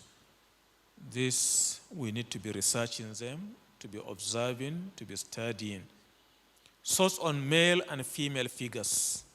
Who are our role models as females? Muslim role models. Who are our role models as males? Muslim role models. And all this will help us to refine our thoughts in terms of what we can understand as dimension of Islamic thought. Then understanding the Quran and the Sunnah.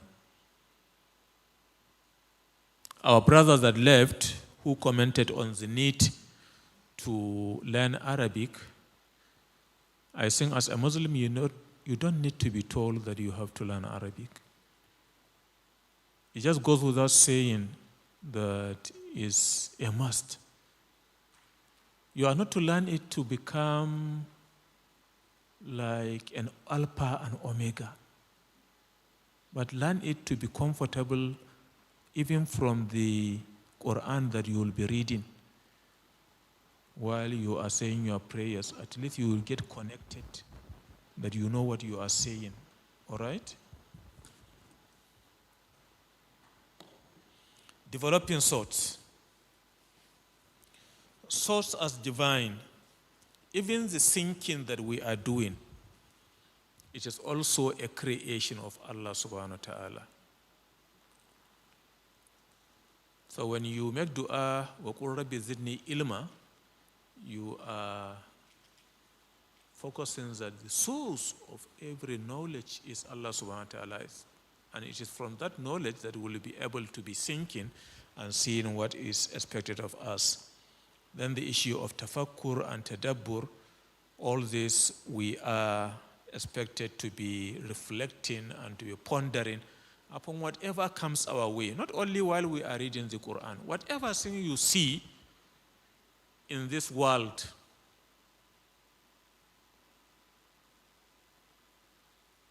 is being dictated by the wills of Allah subhanahu wa ta'ala.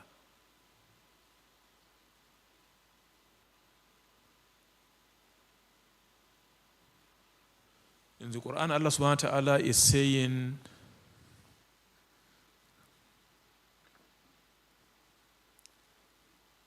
just very low,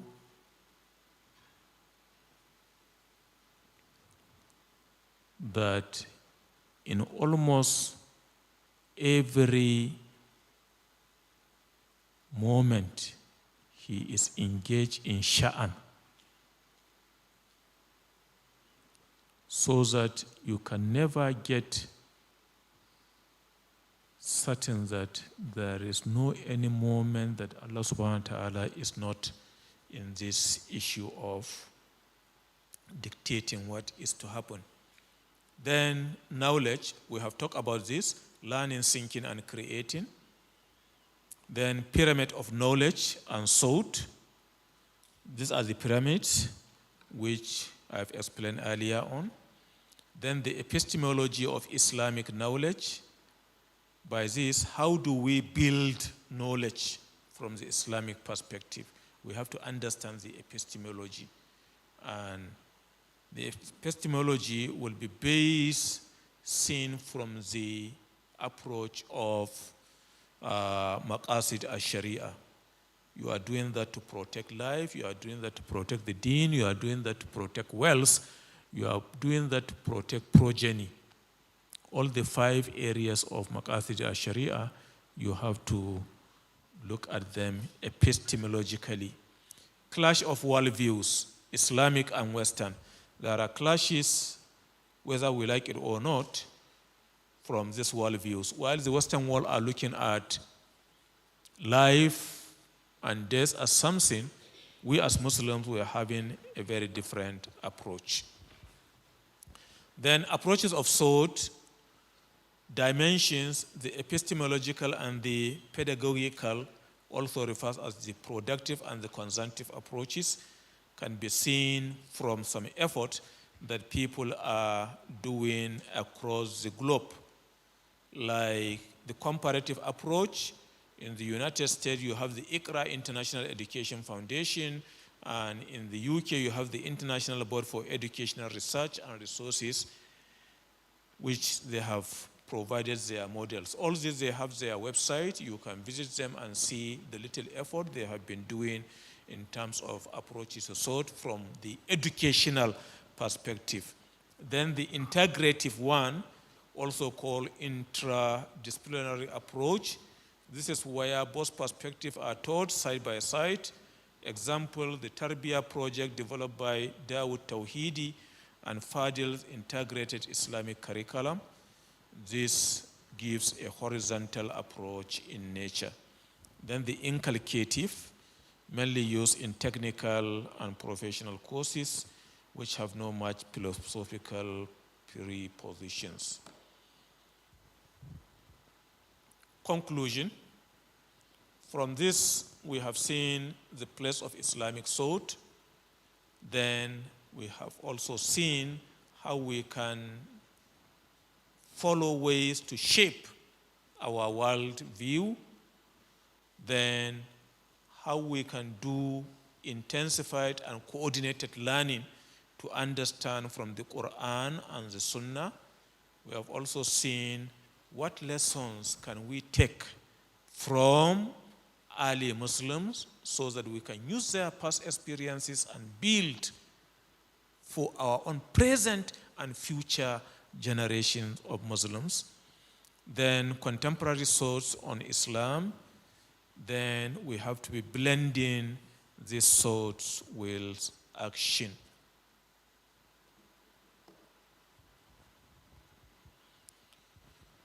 We will see more on these major Muslim thinkers of early times. For instance, you have Al-Ghazali, Ibn Khaldun, Al-Razi, Ibn Rushd, Ibn Qayyim, and Ibn Taymiyyah. Al-Ghazali tried to promote different branches or areas of concern in knowledge. And he developed structural unity of knowledge, and he uses Quranic verses to explain a lot of concepts, like on stars, astronomy. He uses Quranic verses also to explain issue of medicine. Then Ibn Khaldun, I have talked briefly before on him, that he is the father and of Sociology in his monumental Muqaddimah, simply translated as the introduction. He made very good classifications of type of society, how society will evolve, how it will develop, how it will crumble when it has reached its maturity, and so on and so forth. Some people might have read over the net the cyclical theory of societies as propounded by Ibn Khaldun.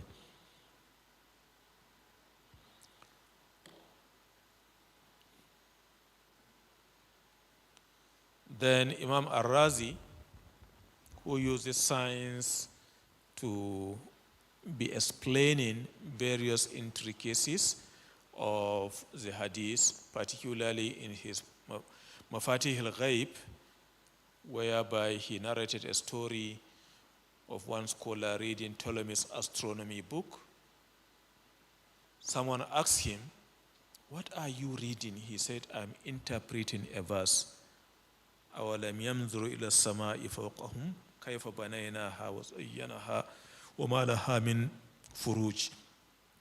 In Surah Al-Qaf, do they not look at the sky above them, how we built it and made it beautiful and free of faults?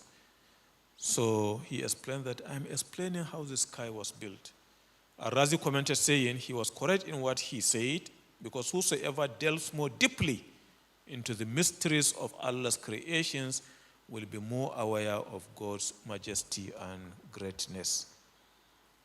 So let's be reading the Quran with a lot of understanding, a lot of tadabbur, tafakkur, so that we can have more understanding.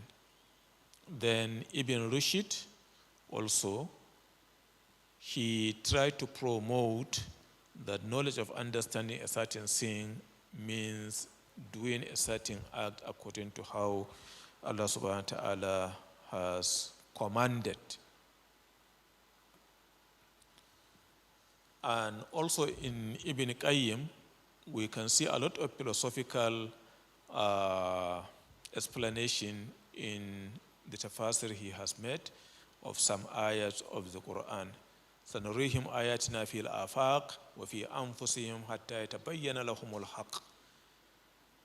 He has written a lot on this, that we shall show them our signs in the horizons and in themselves until it shows them the right.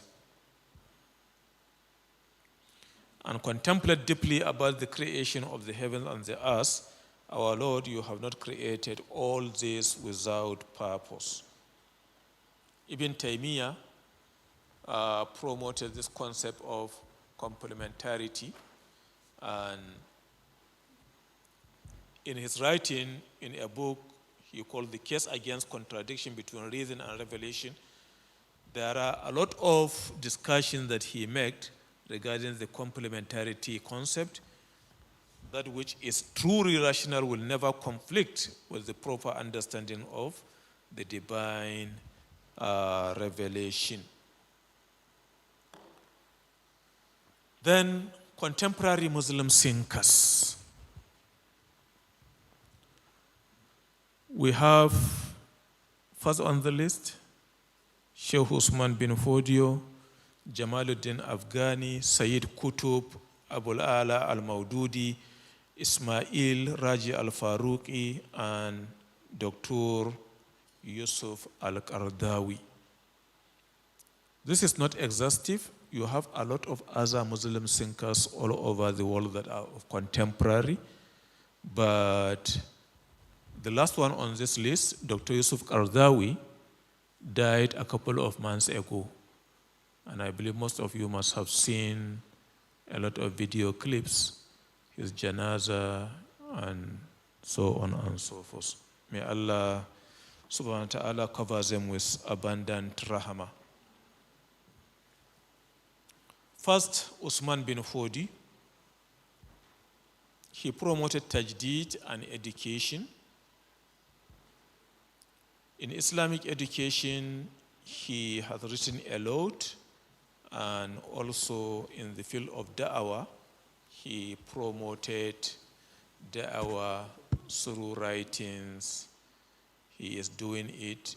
His son is doing it. His brother is doing it. His daughter, they are all doing it, and all other people engaged in this dawah. Some will be writing in Hausa, some will be writing in Fulfulde, but most of them will be writing in Arabic. In Arabic. In my private collection, I have over 40 different books written by Sheikh Abdullahi and Muhammad Bello, and a little by his daughter Nana Asma'u. We need to read our history to know what our earlier scholars have done, particularly in the area of Islam. In terms of political thought and institutions, they have given the world very workable and formidable examples. Sheikh Abdullah bin Fodio, the brother to Sheikh Usman, has a book which he called Diya'ul Hukam. This Diya'ul Hukam, he wrote it after parting ways on real issues, not just on superficial issues. They were discussing issue of certain thing in Islam, and he said his stand is this, based on this and that. But the others will not agree, and he now left Sokoto in protest. He came to Kano. Where was he heading to? He was heading to Makkah al-Mukarramah. When he reached Kano, the then emir of Kano persuaded him that here we are in Kano, a new Islamic state, but we don't have books that will be as a guide to us. So please help us to get a document that we will be falling back on. And true, at then he agreed and consented and started writing. By the time he finished, it was encyclopedic. And he titled the book Diya'ul Hukam, the light of the rulers. Then scholarship development. He promoted a lot of scholarship development in most of the emirates. What he did was, you will not become an emir until you have that prerequisite knowledge. And that was how all these emirates in northern Nigeria came into being, from Ilorin up to most part of northern Nigeria. Then publications, there have been a lot of books that were as a result of their effort. Jamaluddin Afghani, in history, they say the name he is bearing, Afghani, suggests that he is from Afghanistan, right? And of course, it's because we have left most of our Islamic traditions. Our early Muslim scholars, one, you are so famous, you will be having a qualifying adjective after the name of your city or the place you come from. You might have been hearing of Al-Barnawi, meaning he is from Borno, or Al-Makki, meaning he is from Mecca, or Al-Jazairi, meaning he is from Algeria, Al-Mauritani, meaning he is from Mauritania, and so on and so forth. So Jamaluddin Afghani, history says that he stayed so long in Afghanistan, and people now gave him that qualifying adjective. But historically, he has been traced to be from Persian origin, present-day Iran. Which part of it, I don't know. You can research it. So he promoting Tawhidic principles for building human civilization. Afghani called Muslims to be Islamic in world view. You can see the issue of worldview also resurfacing here. He tried to engage the Muslims of the Indo-Pakistani area. That's where he lived long, to be having Islamic worldview. And he has written a lot on refutations of the materialist worldview, so that people should be basing their lives on Islam. Islamic political thought has been amplified through his own work. Then, Sayyid al-Shahid, Sayyid Qutb. This is one of the thinkers that has contributed their bit in contemporary Islamic world. He has written a lot on social justice in Islam. Simply because somebody is not a Muslim, there is no any Islamic teaching that says you have to cheat him because he is a Christian. No. You have to treat him as Islam has promoted us, or encouraged us, or educated us to treat him. Then he has written also a tafsir of the Quran, fi zilal al-Quran. And one interesting thing is, he wrote this tafsir while he was in prison. The then authorities in Misr, for reason of whatever, they jailed him.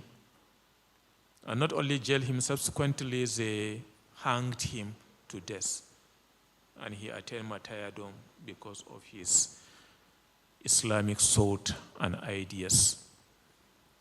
He has also written so much on Tawhidic thought, old and new. And after this Quran, his second most famous book is Al-Mu'alima fi Tariq, translated as Milestones. All these are books that you can get them in any good Islamic library, or now with the internet, you can search over the net and get some freely downloadable topics. He has also written on understanding of society, and he has publications that cover a lot of areas and martyrdom. Then, Professor Ismail Raji Al-Faruqi. If you like, this is the founding father of IIIT. He is of Palestinian origin. But at a point, he had to do hijrah from Palestine to the United States of America. Palestine was in history a land populated by Muslims, and they are independent. But in the mid-1940s, the Western world, through United Kingdom, orchestrated a plan and made the Jews to establish their country and call it Israel. Initially, it was a small piece of land that they carved out from Palestine, but now they are using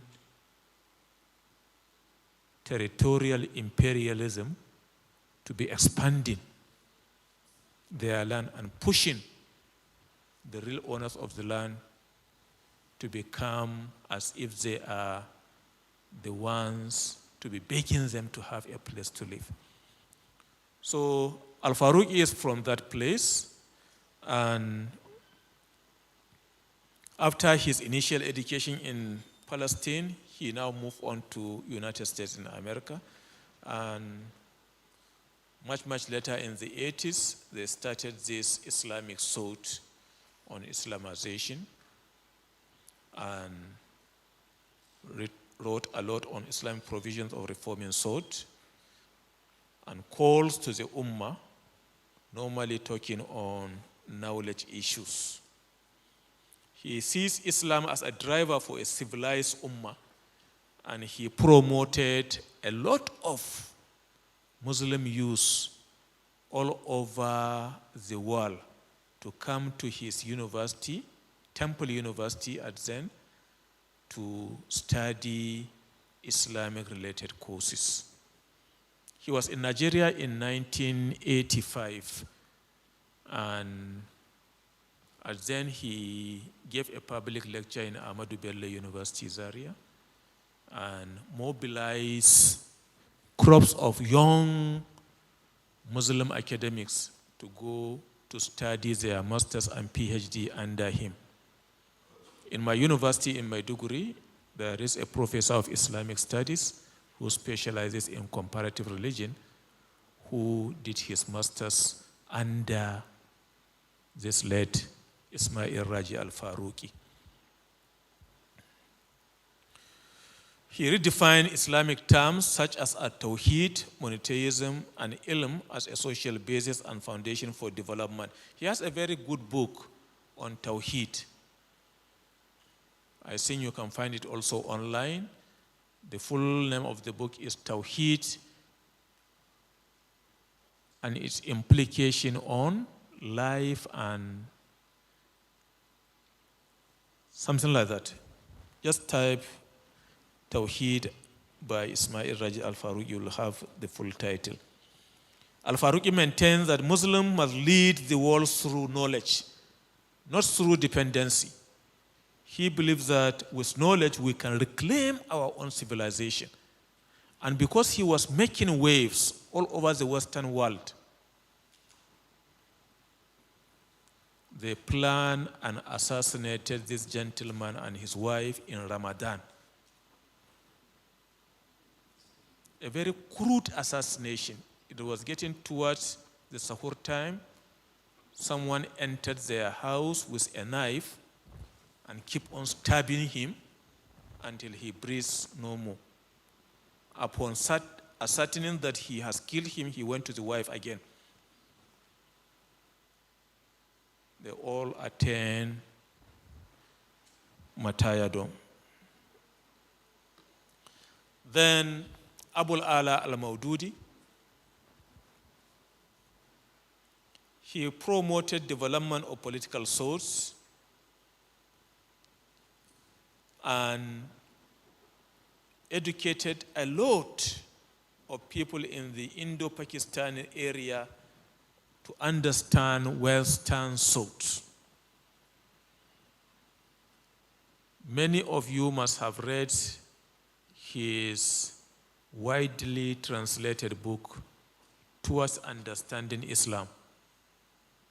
Who knows this book? Towards Understanding Islam.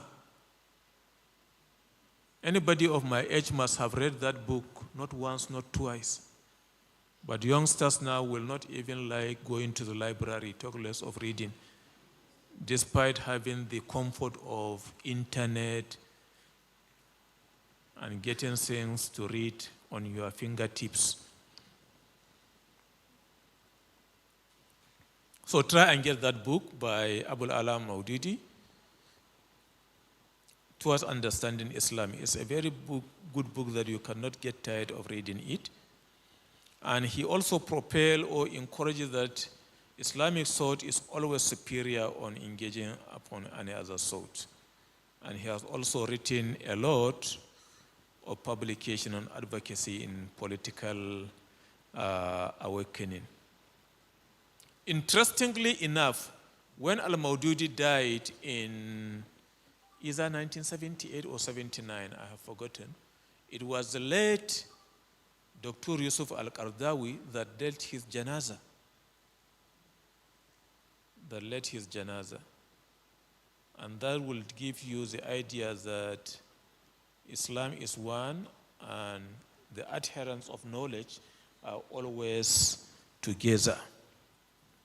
And he has also written a lot on addressing the youth, particularly what will be hampering them to understand Islam the more. And lastly, he has written on Islam and modernity. Then, Dr. Yusuf al-Qardawi. This is one of the prolific writers that we have lost in the Muslim world. Prolific in the sense that he has written more than 200 books. Talk less of other lectures, pamphlets, smaller leaflets, and things like that. And most of his writings will be addressing contemporary issues. Example, the halal and haram in Islam. Many of you must have known this. He has also written a lot on Islamic zakah, waqf, Islamic economics, Sharia, and other related issues. He has also written on the fiqh of priority. As a Muslim, what are our priorities? Fiqhul awliya. You have to know what are your priority in life. So he has written a lot on this. He has also written on fiqh of zakah and waqf, Islamic financial inclusion, Islamic social cohesion and brotherhood, and most of them are translated in other languages. Oh, please, we are left with 5 minutes for this session. For this session, okay. Contemporary issues of Islamic thought. Once we want to understand contemporary issues, after understanding what is Islamic thought, then we have to look at the nature of this thought. What does it mean to say that we want to be thinking under Islamic thought? History. Who is to do? When are we starting? Definitely, it goes back to the history of the earlier Muslims, and we can see a lot of areas that have developed into thinking. Then sources. What will be our landmark or benchmark to start this thinking? Definitely from the sources that we are given in the Quran and the Sunnah. Then means, how do we do this thinking? Definitely we have to engage ourselves into thinking in whatever we think it can bring some positive development to our own society. And that will give us the purpose for helping our Muslim brothers and sisters. Looking at these issues of Islamic thought, Kasula defined it as the process of reading the two books, Al-Jam'u Bayn al-Qira'atayn. What he means, the first is the book of Revelation, Kitab al-Wahy, which is the Quran and the Sunnah containing the signs of Allah, Ayatullah. Then the second book is that of empirical science, Kitab al-Kawn. So you are blending the Islamic knowledge and what natural sciences has given, which is studying and understanding the universe around us and around us, what some scholars call the real existential knowledge. The broad classification of knowledge acknowledges the role of ijtihad in undertaking the integration. Ijtihad, as we said, is deductive reasoning, whereby whatever comes our way as Muslim society or Muslim Ummah, we have to be looking at how can we address it from the Islamic perspective. Islamic intellectual reform, we have talked on Islamic worldview from the Tawhidic episteme, that is the approach, the original sources, our divine revelation, the Quran, the explanation which we have in the Hadith, then the human legacy.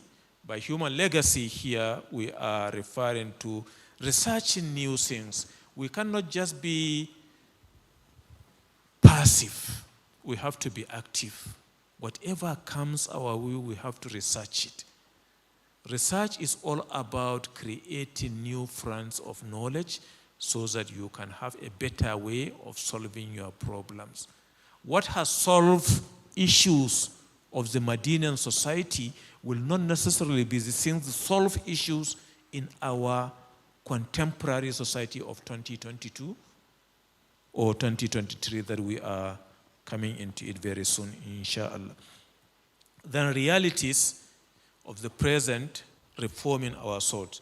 For us to see reality of the present, we have to know how to reform this our thought. Then thoughts as challenges, the Islamic worldview, understanding your niche, R is meeting in you. So the second bullet point, you have to understand your niche. By niche here, where you are, your micro society. Understand it very well. It will help you in whatever type of reformation of thought and the challenges you might face. Knowing your priorities, we have talked on that. Then Islamic critical thinking, try to think out of the box, Islamically, whatever comes your way. Don't just be apologetic and say, no, if we do that, the non-Muslims, they will say this and that.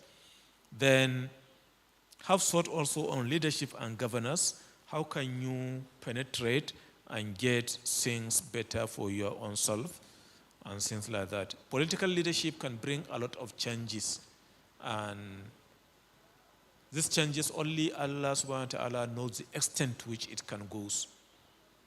It might interest you to note that now we have very brighter future for triple IT in a country like Malaysia, because the present Prime Minister was one of the founding fathers of triple IT, Anwar Ibrahim. You can read more of him if you go back to the archives. Then we have to also promote scholarship. From scholarship, we will get a lot of output. We get trained personnel. We get trained materials that we can read to add value to our educational issues. Then we have to go get a lot of publications. Publications. As Muslims, we have to be publishing what our young ones will read in institutions of learning. If we don't do that, then they will be reading what others have written. And once they are doing that, they will be getting a lot of confusion in their brains, and their thought will not be going as we want it to go. That is why we have to rise up and do a lot of publications. And that's not enough, we have to do a lot of outreaches. When you make outreach, you reach out to people and contact them. Tell them what you want to see as the big picture of a very viable and encouraging Islamic society. Okay, we have treated this one in the earlier. I think it's time for It's time already? Yes, please. Okay, so we stop here and take a few minutes off. Thank you. Thank you. Please, we have 5 minutes to walk around and then we reconvene for the last session for the day. Thank you very much.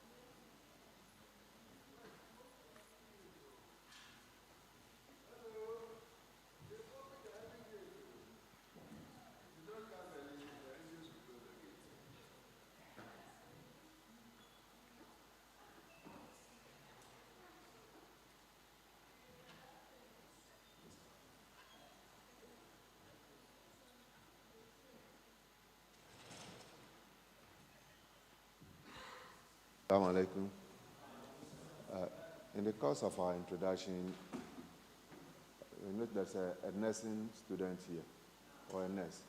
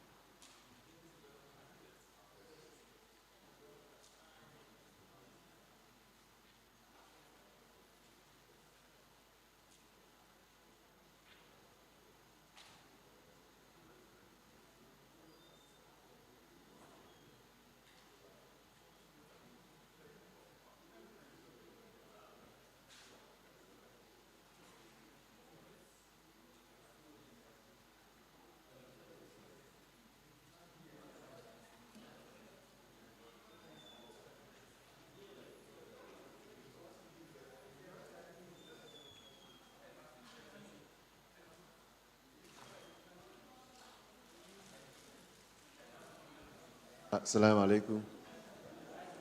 Assalamu alaikum. Thank you for your cooperation so far. We are left with a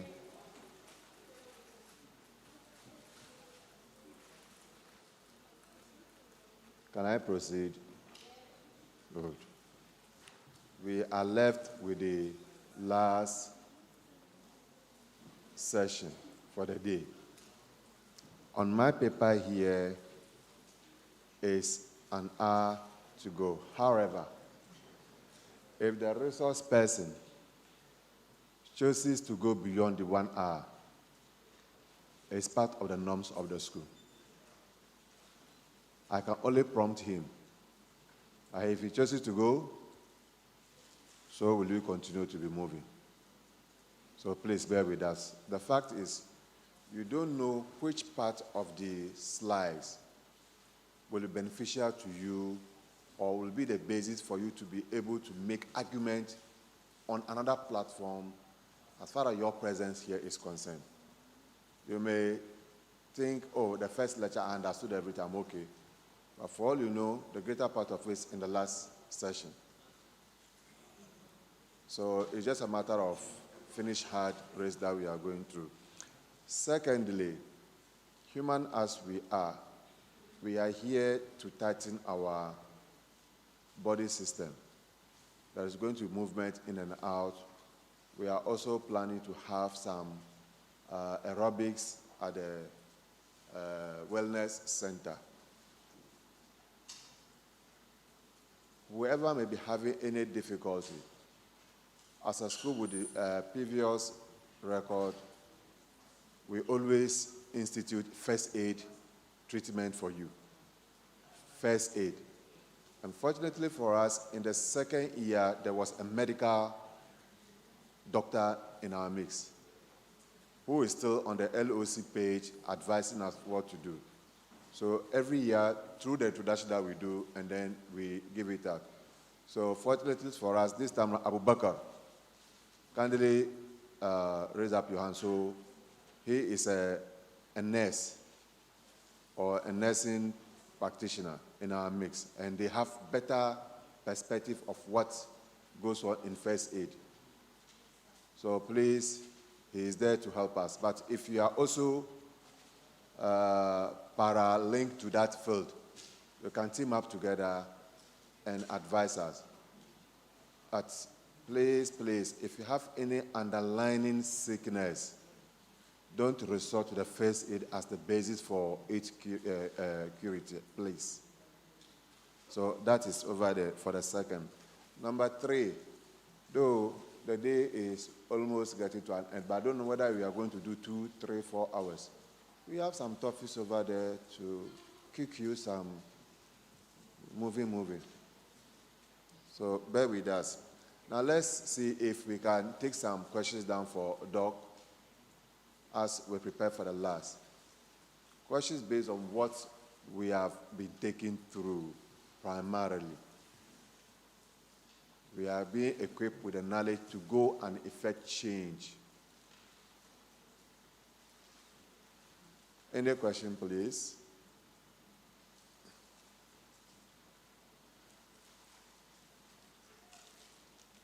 Azai Pacho, Kasa Ai. Assalamu alaikum. Please, concerning what our Sheikh said about Sheikh, I think, Abul Ala al-Mawdudi, he said that at the time that he died, it is Professor Yusuf al-Qardawi who led the prayer. But it seems like Sheikh wanted to say something about what he said, but immediately I think he forgot to mention that. And so can he kindly say what happened? That's why he said that. And then secondly, please, Mr. Moderator, this suggestion goes to you. I think when Sheikh is giving us the lecture, you always prompt him about time. But at this last segment, I heard you saying maybe we will go beyond that 1 hour. And I don't know why did you say that. Can you kindly explain it to us? Well, thank you very much. Yes. It is part, like I said, norm of the school. I remember a year when we were having it on Lakeside University, that's 2017. We started with Islamic jurisprudence and Maqasid Sharia with Lamido. You'll be coming. We were in the course of, he actually started giving us the perspective of the whole thing. Second lecture, we're in the lunch. The lecture circle of us from the lecture hall, from the canteen, to just let us know that the sense of urgency requires sacrifice. Again, his session ended into 6 o'clock class. He gave us group case study there and there. Group study that take 10 minutes for each of the syndicate group that you are aware, whether you're an Abu Bakr, Umar, 10 minutes. But can you imagine the presentation you have 3 minutes to do? 3 minutes. And I'm so proud and happy to have been the first student of the school to present for my group within that 3 minutes and receive the applause required. Same year, approaching Quran and Sunnah was combined course by Professor Shehu Salisu. We ate into 7 p.m. Your year 2018, you also went, which course did you people go last year deeper into the night? Dukawa, that is Usul Fiqh. Thank you. So, he is a product just last year. Actually, with the team that I scored in the up to now, I be depending like cannot work again. So, it is part of it. Like I said, the resource person have a content to deliver. We can only do the moderation saying 1 hour, 30 minutes. So they sometimes bear with us for the first 3. But he will tell them, I am not done. My powers are no more up to anywhere. That's what I said.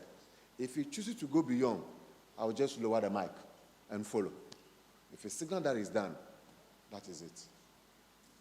That is, it's one of the basis why nobody is asked to subscribe by paying.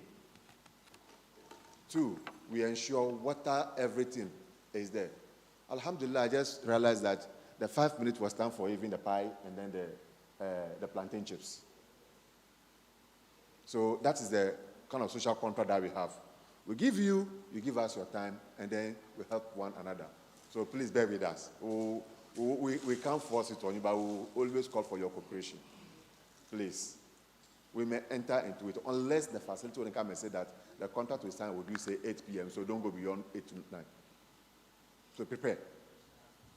Just prepare. When we are done, there's an activity that we'll do after even is closed. The activity that we'll perform. We will tell you all those things. I won't preempt it unless we get there.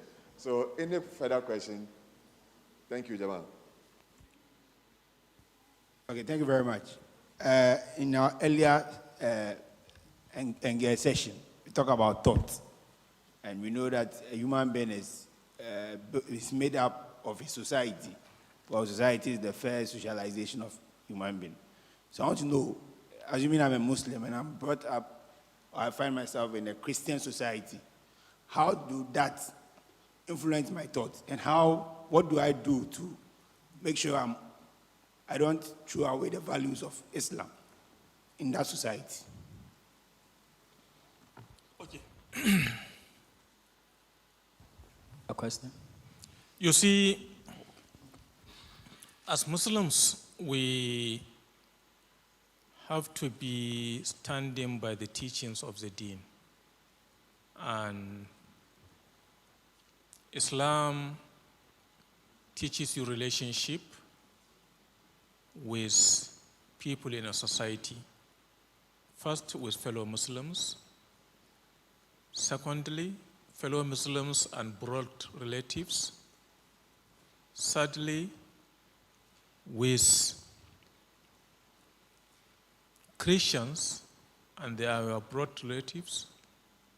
Then the generality of those that are not Muslims and you are in the same environment or locality. Each of these groups that we have said, the scholars have written a lot regarding the rights of one another upon each of them.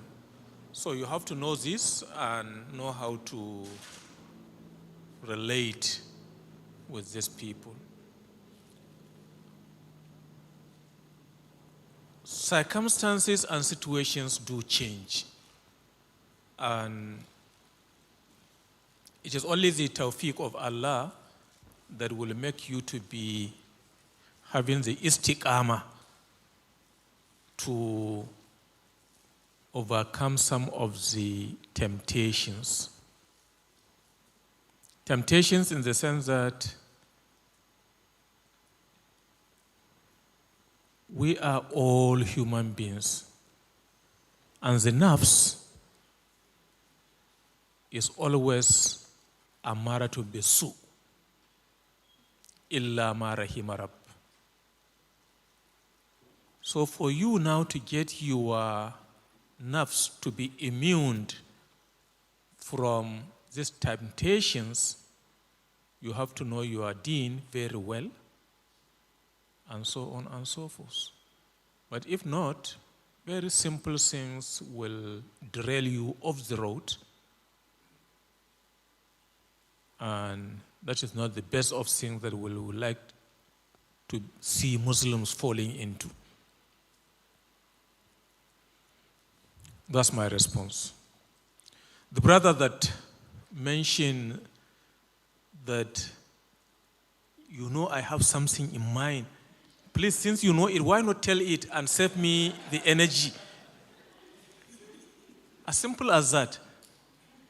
I knew I made that statement, but honestly, I'm not trying to be economical with what I want to say. I just give this as inferences to show you that ulama the world over are connected. But if you have any previous or privileged knowledge, please share with us so that we can equally benefit. All right. Go ahead.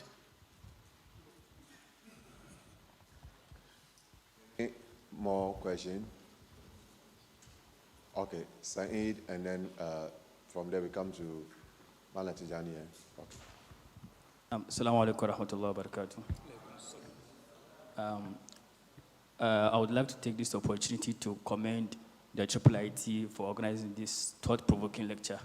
I must say, the minutes I spent in today's lectures taking my mind away from the class to something else.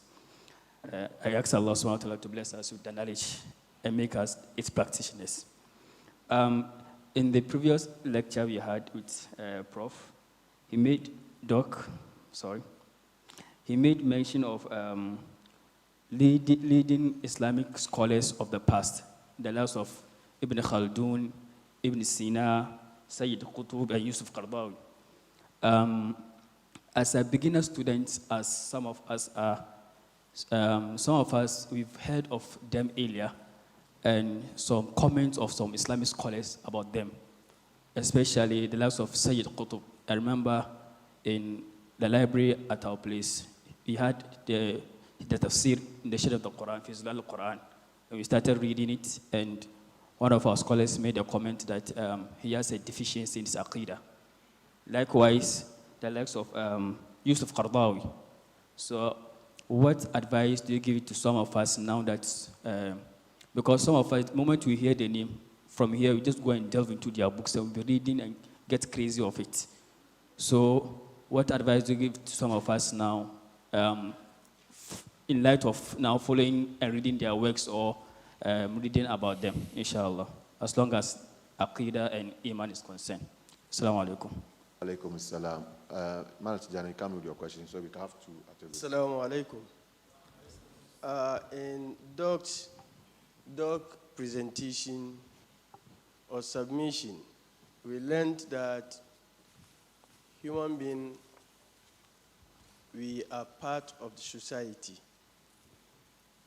And here we are, a person who found himself in an environment that there is no single Islamic thought. On such person, how will God approach such person?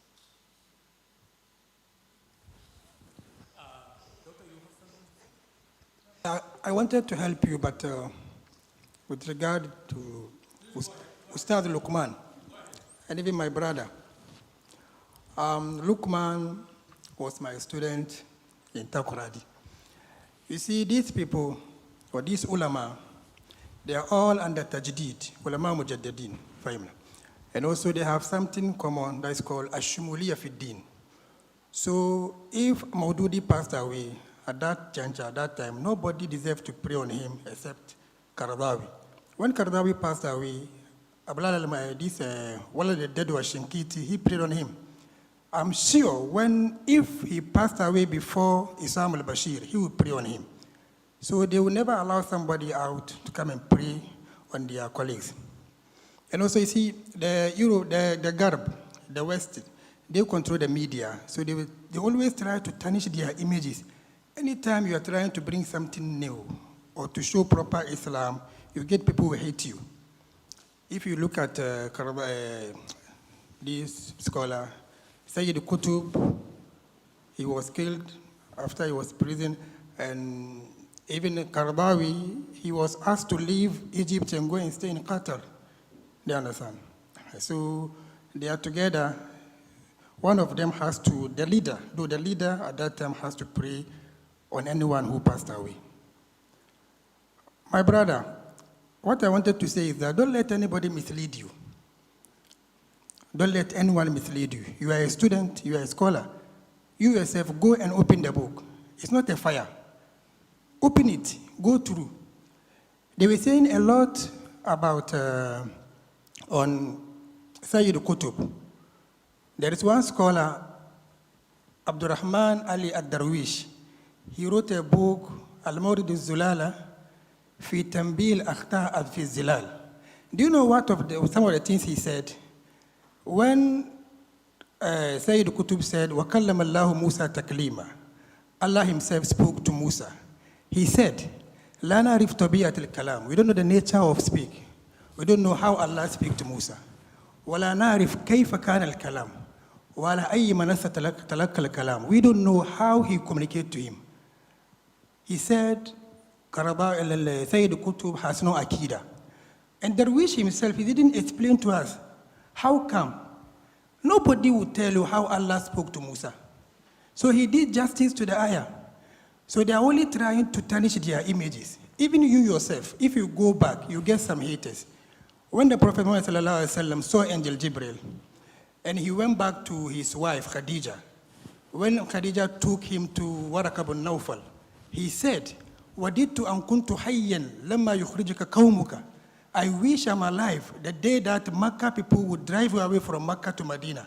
He said, أَوَ مُخْرِجِيَّهُمْ. So are they going to drive me out? He said, yes.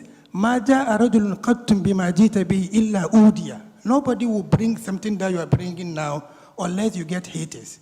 So they are only hating them. No any concrete evidence. Go to Zilal al-Quran, read it. Go to other books, read everything. Read it. Don't let anybody misguide you. Thank you. Thank you very much. Just a rider to what our brother has said. This issue of knowledge, we have to be very firm on it. Firm in the sense that we all know football, right? Each team will have 11 players.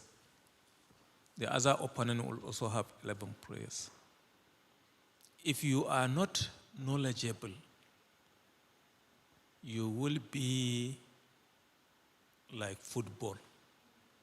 They will be kicking you to different directions in the football field.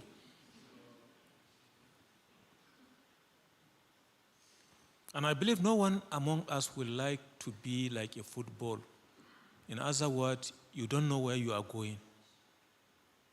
So read and get this knowledge so that you can be able to understand your left and your right correctly. Islam teaches us that one of the qualities of the believers is alladhina yastami'una al-qawl wa yattabi'una ahsana. Those that whenever they hear any speech, they will look at the best part of it and take it. People are not infallible. Scholars are not infallible. Only the prophets. So whosoever says anything, as a mortal, you have your doubt to believe him or not to believe him. And it is only with knowledge that you will have that maximum of measuring what he is saying is good or what he is saying is bad. May Allah help us. Okay, we can now go to the last slide. I will have to own up that there are a lot of overlaps in the presentation. It's on my own fault. I could have given them the order of which I want the slides to be projected. But since it is on the same topic or discuss, I just allowed it. But this one will be the last. We have looked at some of these major Muslim thinkers, past and present. And to talk more on these personalities is we have to know that each and every one of these major Muslim thinkers, either of the past or in the present, they are trying to do their best to respond to the issues of their times. And that was why, if you take time and read what they have written, you can see the semblances and the approaches of the concern in them. What can we do to solve the decadence in Muslim society. And as human beings, they all have their respective opinions and approaches to these things.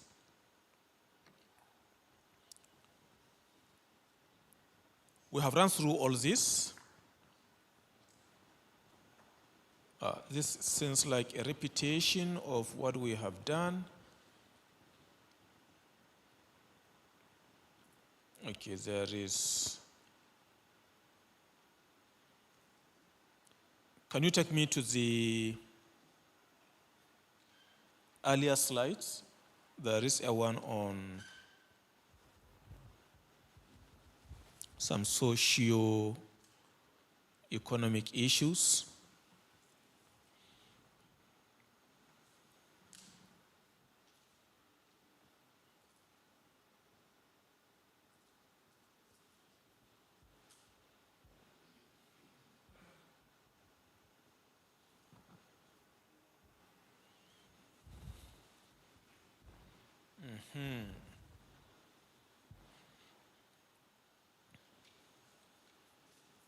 This is an area where you can all believe with me that is very contemporary. The issue of socio-economic thought. Islamic finance is now a very wide area of concern, particularly in Muslim majority countries. Countries like Malaysia, countries like Indonesia, they have gone very far, all right, on issues of Islamic finance. Issue of zakah and waqf. This is an institution where we have been doing well before the coming of the colonialist, zakah and waqf. But with their intrusion to our lands, they skillfully stole our thinking on this issue of zakat and waqf. How? Most Muslim majority countries, they have the Wizaratul Awqaf, the ministries of endowment. But in most Islamic history, endowments are usually owned by groups of people or individuals.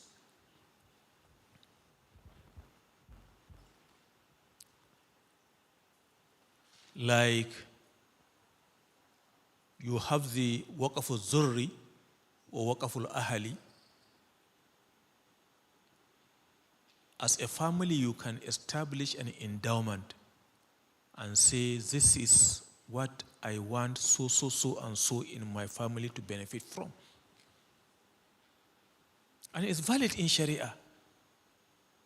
But when the colonialists came, they now make it under government. And because they make it under government, people now say they are not going to give to government because they are not certain of what government will do with this wealth. And it's part of the provision of the Waqf policies and rules that once I make Waqf on a certain thing, my terms and conditions has to be followed. If I say, for instance, dedicate this building and say it is Waqf, any traveler that comes to Kumasi and hasn't gotten any place as accommodation, he should live in this. And somebody now becomes the administrator and started giving it to every Tom, Dick, and Harry. It's contravening the provision of the Waqf. And it's not expected to be so.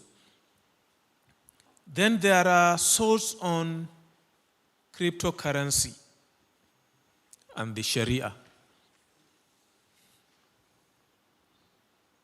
If we can start talking on this, perhaps till morning, because there are a lot of shades of opinion within the ulama regarding cryptocurrency. all this electronic, bitcoins, blah, blah, blah. Some you can't even know what they are trying to say because they keep on bringing a lot of new names that people of our age, we are hearing them for the first time. Then issue of modern advances in artificial intelligence.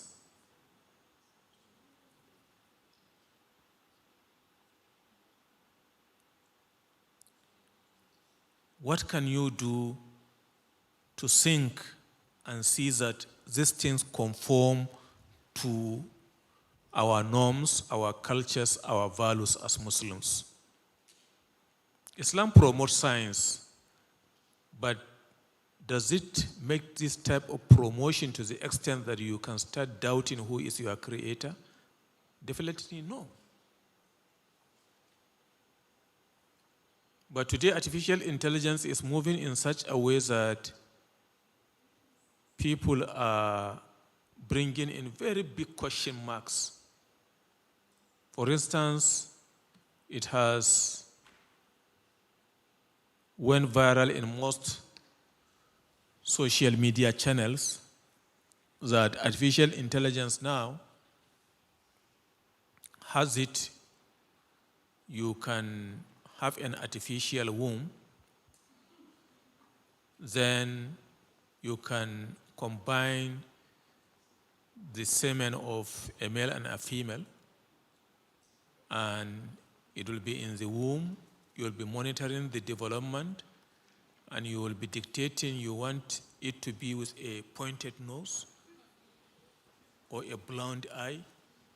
You want the color to be a bit European or African, and all this. So much so that you can dictate the number of people you want to have in a place because of this issue of artificial intelligence. Initially, people are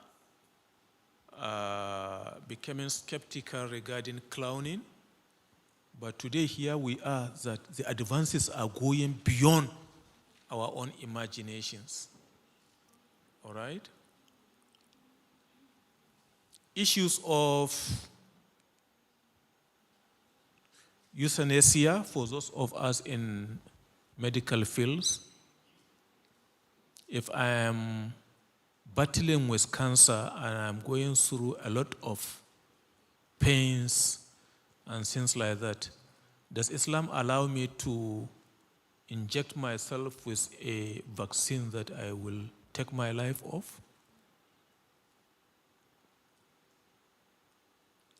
And so on and so forth. Issues of organ transplant. Can I be able to go and get somebody without his consent, drag him by force, harvest his organ, bring it to a marketplace, sell it, get my money, and go and... It happened, right? A politician in this age in Nigeria was caught at London, and they were charging him that he drugfully took a child from Nigeria to UK to get him his organ harvested so that he can transplant it to his ailing daughter. And I think they are still in court. They have not resolved the issue. And a lot of this type of pros and cons that science is putting us through. While Islam promotes the issue of sciences for development, it is not in any way trying to promote the science that will be challenging the uluhiyya of Allah subhanahu wa ta'ala. It has to be in conformity with what Islam is promoting. Then the issue of Islamic leadership and governance. We have to be thinking in trying to see what can we do from the leadership and governance perspective to see that we help our leaders. What can we do to see that we help tell them this is how this thing is supposed to be done Islamically or from the Sharia understanding? All these are issues that we have to be thinking on them so that to get it very straight. This is a model trying to give in the process or the method that you can follow in trying to have a very purposeful areas of thinking. And as any model, you have the liberty to be comfortable with what we are proposing or to reject it. It's just an effort, just as I have said earlier, just a small ijtihad to explain the thing in some simpler ways. Then interdisciplinary studies.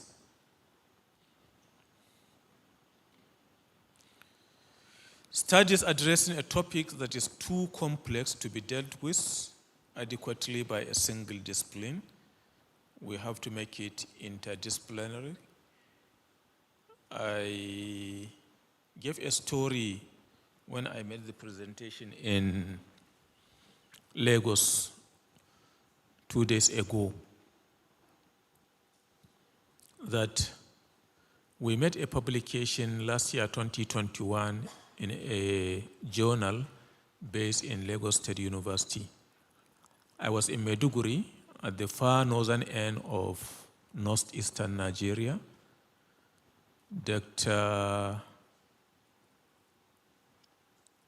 Abdulwahab Daladi Shitu is in University of Ilorin, and Professor Lekan Adeniran was in University of Lagos. And we research using online Google administered questionnaire regarding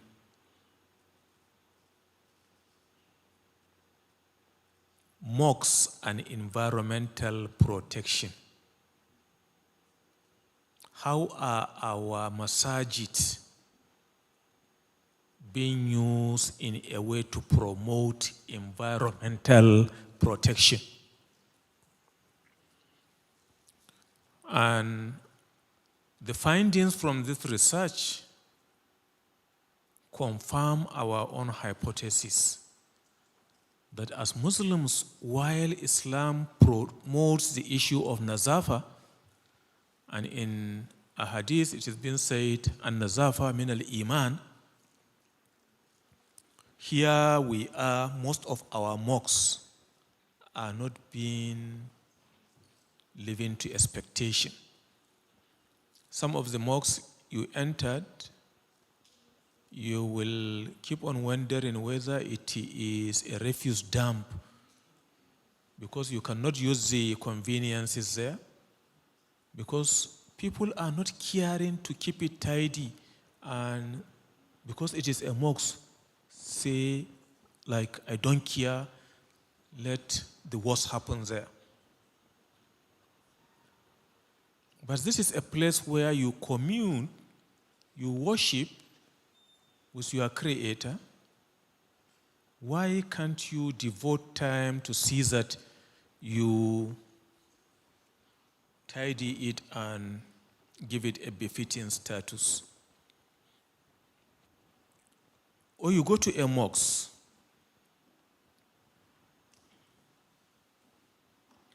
nobody is caring to plant trees around to give shade, to give fruits for worshippers to eat, and even to give fresh air For any student of ecology, you will know that the more vegetal cover you have in a place, the more urban, carbon sequestration that you will have in that environment. All these greens that you are seeing, grasses, shrubs, and trees, they have the qualities of absorbing carbon that we are releasing. And as they absorb it, they release fresh oxygen that we will be inhaling to make us move. Nobody is thinking around that area. Or you go to some masjid, beautifully built, but no water, and you cannot attempt to do anything in terms of sanitizing a place if you don't have water. So you need water, and so on and so forth. So we need to be addressing this from interdisciplinary studies. And with the goal of integrating the disciplines, insight will definitely be coming so that you can be able to form clusters of these studies. In 2015, a journal of physics made a world record that published a paper with 4,050 contributors on that single paper.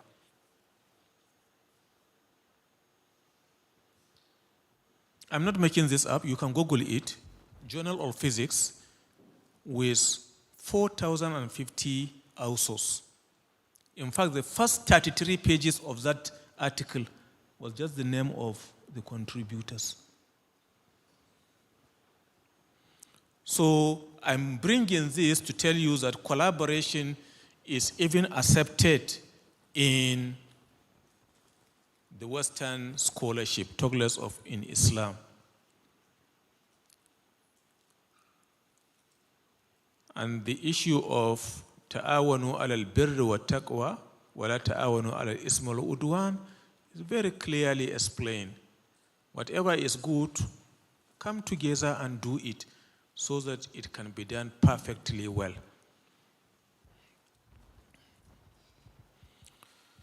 Once you collaborate and integrate this discipline, you construct a comprehensive understanding of whatever you put forward.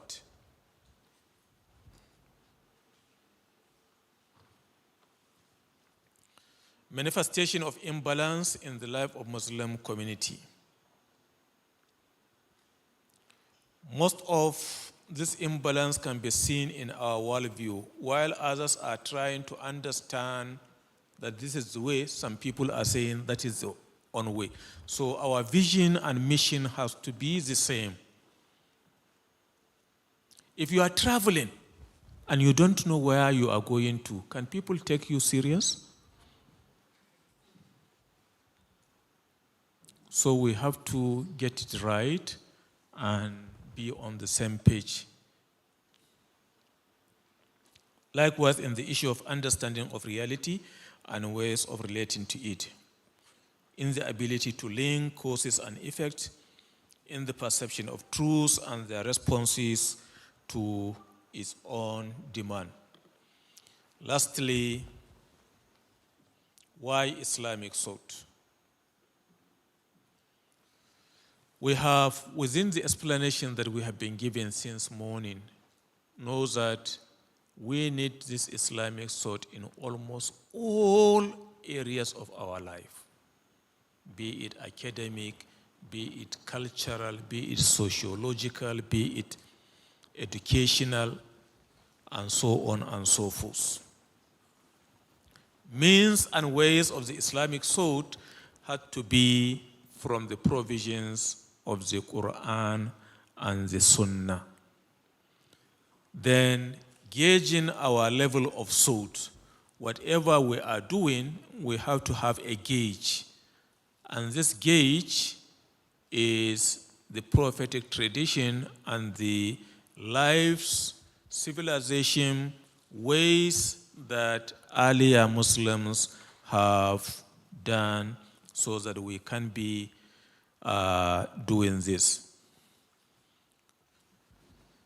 Then prioritizing our own thought.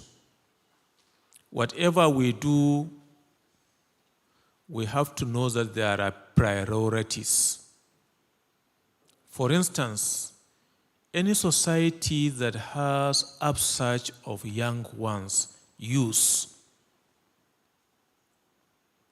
the priority of the leaders of the society is to educate these youth.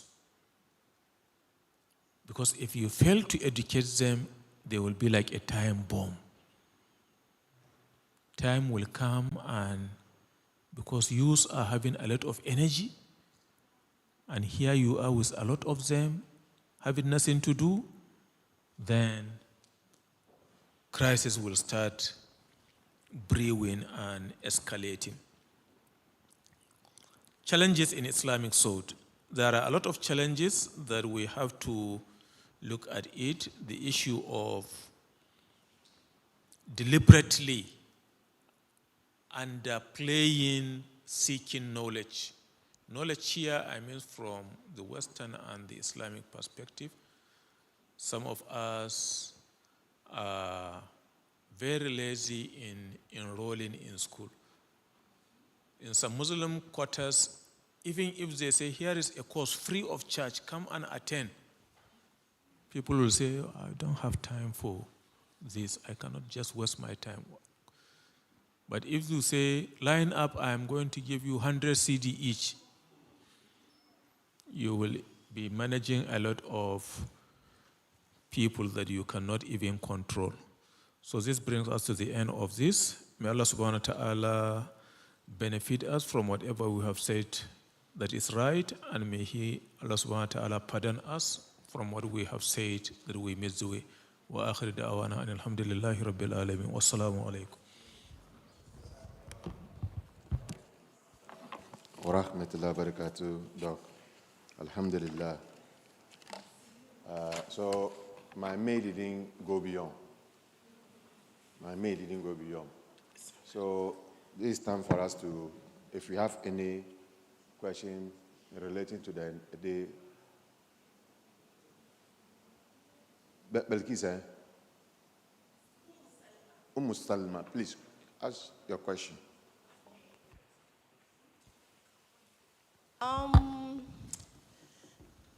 I think my purpose here has been very good.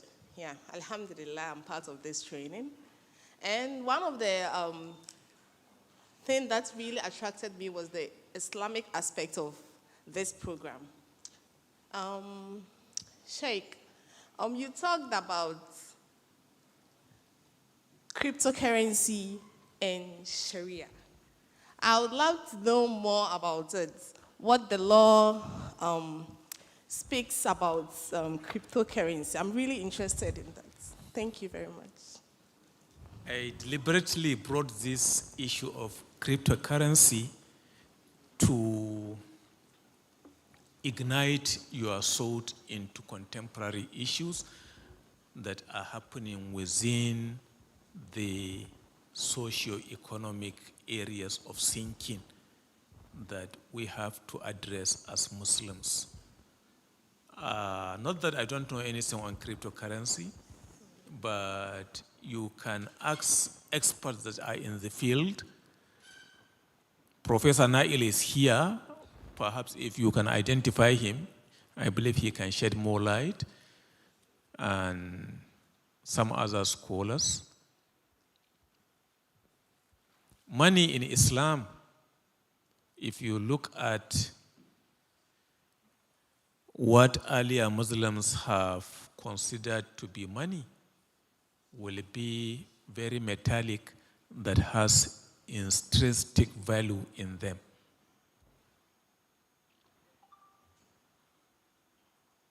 the dhahab and fidda, gold and silver that you have been hearing on, and of which I believe you have your necklaces made of gold and silver, they are very intrinsic, having value. But by the time somebody came and now reduced them to paper,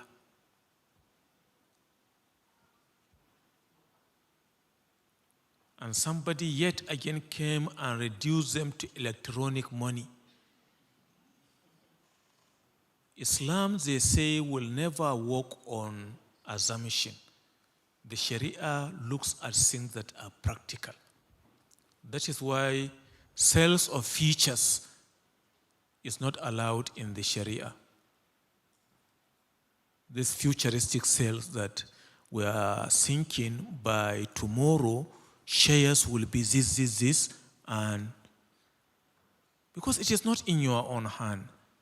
It is ghaib. What tomorrow will bring is purely in the sole monopoly of what Allah will dictate. I stop here. Assalamu alaikum warahmatullahi wabarakatuh. Alaikum assalam. Okay, Sheikh, first of all, I would like to thank you. May Allah reward you and may Allah preserve you for the I'm not a sheikh. Okay. Prof, is it okay? May Allah reward you. May Allah preserve you for the Ummah.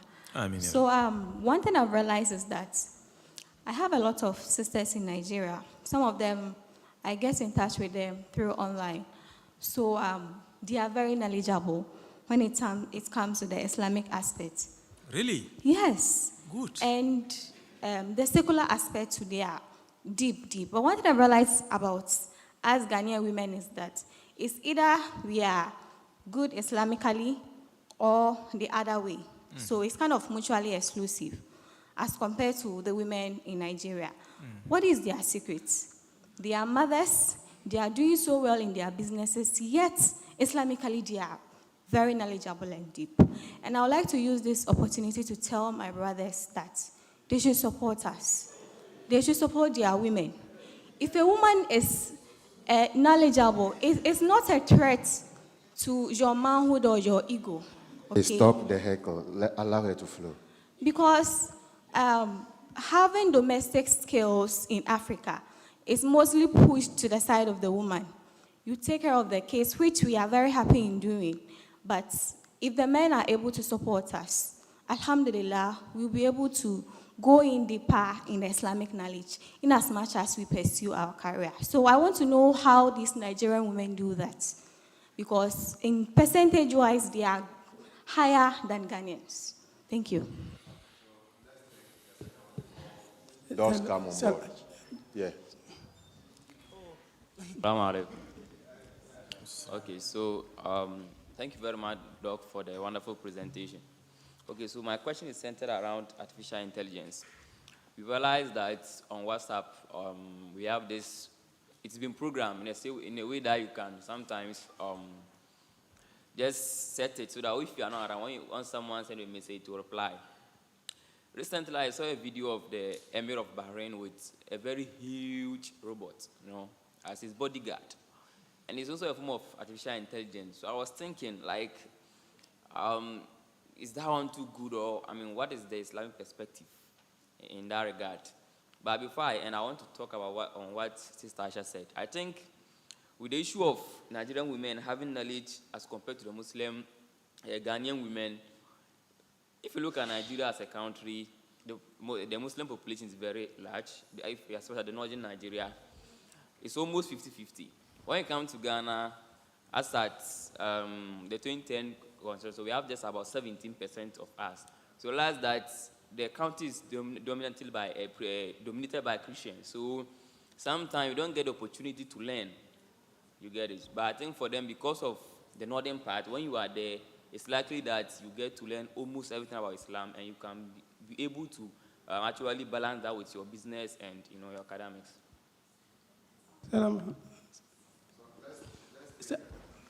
Moderator.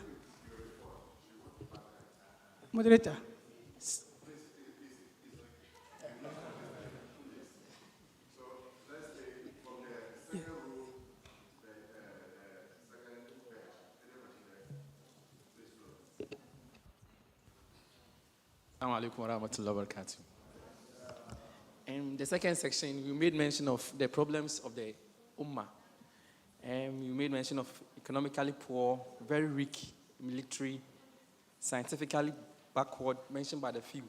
I would like to hear from you, what are some of the ways we can solve this problem among the Muslim Ummah? Because it seems day in and day out, it's even becoming worse.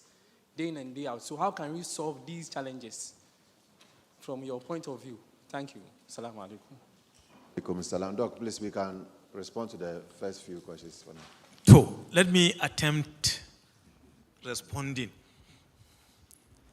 The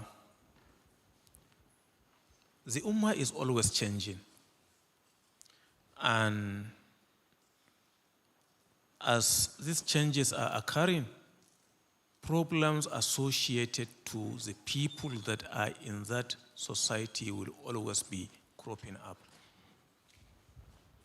What the ulama are saying regarding problems is you that are living in that society are the ones supposed to do the brainstorming to come out with solutions to this problem. Agreed, we are all economically poor. What can we do to see that we raise ourselves out of this poverty? Is it just enough for you to be expecting that you will have your 3 square meal after reaching maturity in your father's house? Can't you think of like starting a farm, no matter how small, so that you can be contributing your little bit economically, and so on and so forth? So, solving economic problems, they don't have straitjacket answers. You have to be innovative. And as Muslims, this being innovative has to be within the confines of the Sharia. And whosoever strives, he will definitely get it. The Arab have a saying, man jadda wajada. I will not translate it. If you don't know the translation, go to school. Then to the question that my sister raised regarding knowledge.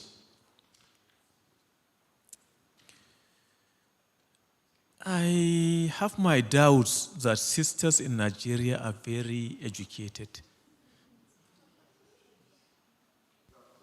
Doc, yes. Before I proceed on that very question, okay.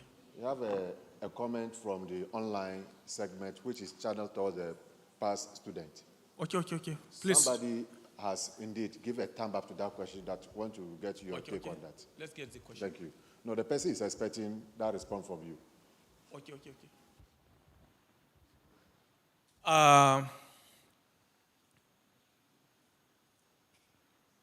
We have our problems in northern Nigeria, particularly in the women folk. I taught in a madrasa, I think from 1990 up to 1995. I was teaching hadith to married women. And then we have about, I think, 4 classes. But because of the fitna in it, fitna can come in many ways. All right? You are doing your little best, and some women will be trying to say that you are this, you are that, you are this, you are that. And I have to leave. And then I have a wife, and it was about making the marital union shaky. Alhamdulillah, we overcome it. And later on, I added another wife.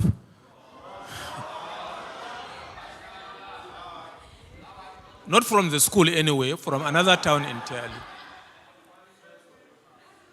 So what I will advise is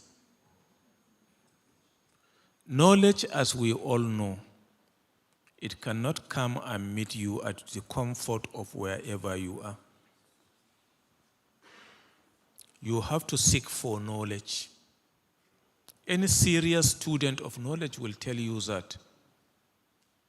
Imam Sa'id has to leave the comfort of Accra and went to Jamiat al-Azhar to pursue knowledge.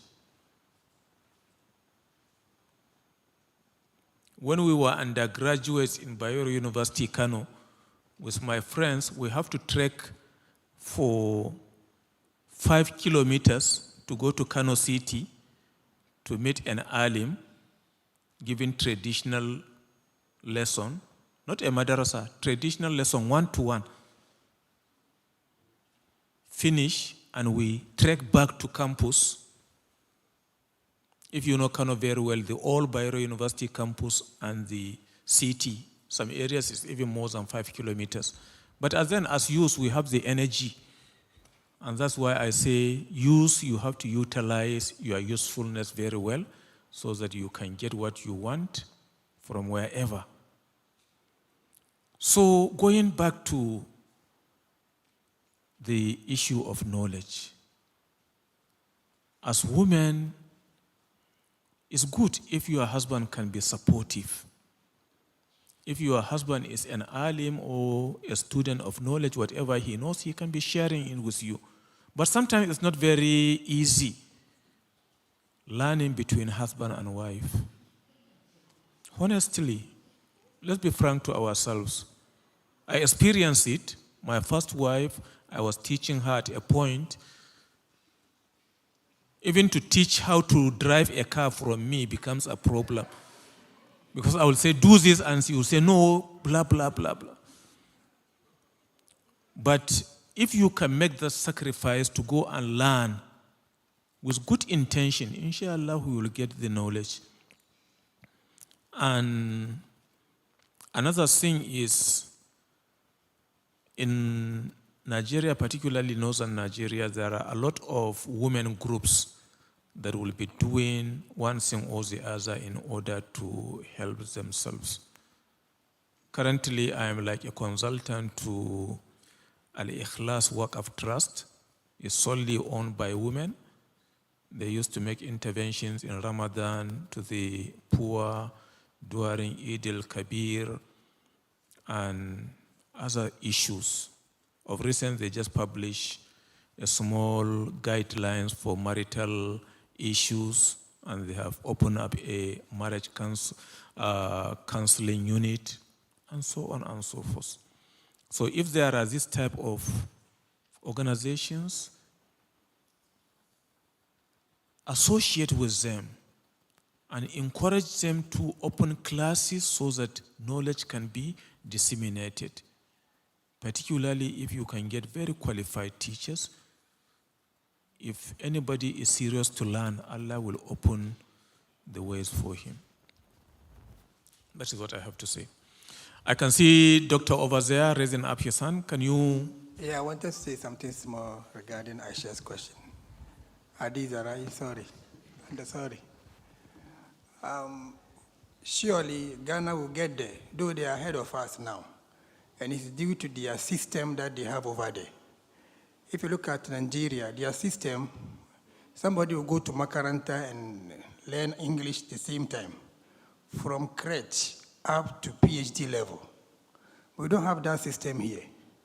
So if you look at our system, it's either you go to school alone or you go to Makaranta alone. Even the scholars, we have competent scholars now, but they are always hiding themselves because the language barrier. They don't know English, they understand. But we have them in the Zongo system, in our Zongo communities. But we'll get there, because I'm currently working with NACA, the new curriculum, this thing. Even to try to include Arabic in SHS, it was a tug of war. Thank to Allah and to our father, Prof. Nail's father, Sheikh Kamil. He championed this thing.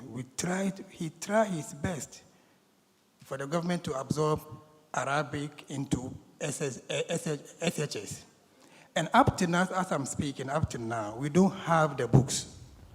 And could you believe that we are writing the same examination with the WASI? The same paper that we write here, the students in Nigeria too write the same thing, but we don't have the resources, we don't have the book. I'm also teaching at Nur Al-Amin SHS. One of the questions we have last 3 years, it's all about Usman Danfodio and his brother Abdullah and his daughter Aisha, that poet. So our students don't even know who is Danfodio, for them to even analyze his poems. So there are so many challenges, but we'll get there. A time will come. We are seriously fighting, though I don't want to say we are lazy or something, because even the literature aspect, the literature part, I and one scholar in Tafo here, Dr. Lamin, we were asked to bring out the pamphlet for the literature aspect. Up to now, we didn't finish. So I think the system, if you go to Nigeria, you can learn Arabic up to PhD level. We have University of Ibadan and other universities that they have PhD in Arabic. But here, we don't have it. We only have master's level at University of Ghana here, Legon, and degree at Tanosu campus, the University of Winneba, of Education. So I think it's the system, but inshallah we'll get there. For us to support our wives to learn is something good. They said, Al-Ummu Madrasa, in Adatta, Fakad Adatta, Sha'aban Tibal Araki, thank you. A woman is a school. If we prepare her well, you have gotten a school in your house. But it comes with its challenges, seriously. Me sitting here, my wife completed university in Riyadh, Jamia Tamira Noura. But it's not easy. It's not easy. He said it. He couldn't even teach his wife, right? You argue too much. So, but trust me, people are trying their best. Because you yourself, you feel proud. If your wife is a learned person, you feel proud. But it's not easy. If only you continue mailing yourself, you calm down, we continue supporting you, inshallah. Assalamu alaikum. Ms. Salam, second row here. Please, your question should be straight to the point, related to what we've learned, devoid of any temptation of fatwa to be issued. Once your question moves beyond the norms of triple at, I'll step in to overrule it, please. Bear with me. Assalamu alaikum wa rahmatullahi wa barakatuh. Please, I want to say something small regarding the issue that Sister Adiza raised. That Nigerian women, they are more knowledgeable. But within Kumasi here, where I was attending madrasa, the women there, or let me say my age mate there, the first time that I stepped my leg into that madrasa, I was just quiet. I was observing whatever they were doing in the classroom. After break, they just took their phones and they were just scrolling. They are very knowledgeable. I really learned a lot of things from them. But then when I view their style, you see them wearing mesh, eyelashes, and so on. So it means that what they are learning, they are not putting it into practice. So what can we do about that one too? What can we do? By the time we end the school, we will answer it as a case study. Because that is why we are here. We have to solve our own societal problems. And that is why this year we give the women, at a point in time the women were more than the men. So when we were coming yesterday, it was 48% for women, 52%. For the first time that we have this ratio in that level. So we'll solve it as a case study. Third row at the other stream. Assalamu alaikum. Doc, please, I'm trying to, as a source of help to our sisters, one of Sister Kusum who wanted to know more or much on cryptocurrencies. There's a course, a free course on International Open University, into Ilm Institute, and the title of that course is Money Myths. So that course, they talk much on that. So if you want to learn more, or anyone who wants to know about it, can visit that particular course. Yes, please. Money Myths.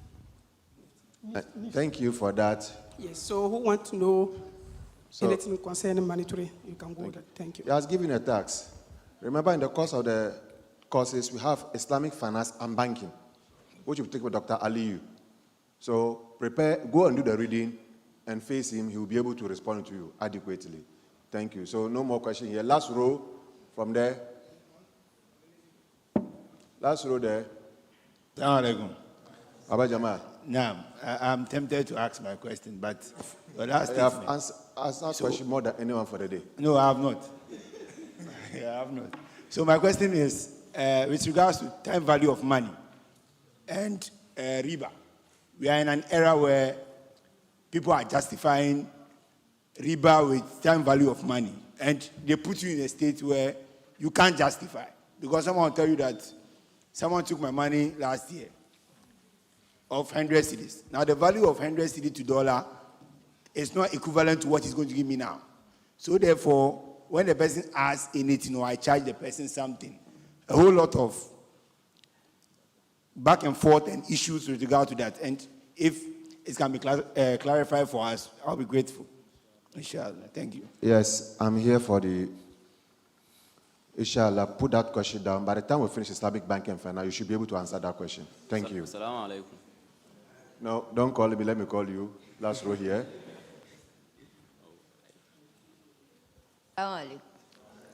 Please, Prof, I want to know why we Muslims in Ghana, we are not, what is the word?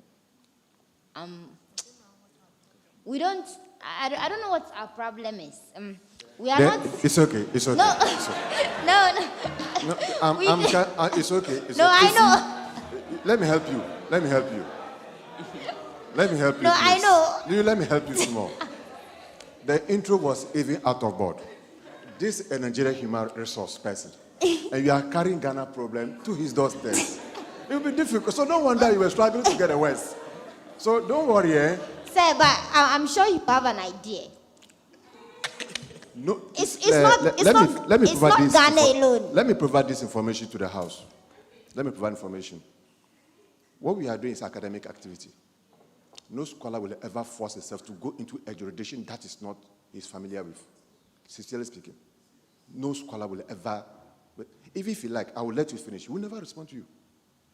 He will tell you, I'm limited with your scenario and your cases in Ghana. However, you have privilege on Friday, inshallah, with approaches to Quran, where we will say that everything within our domain relate to Quran.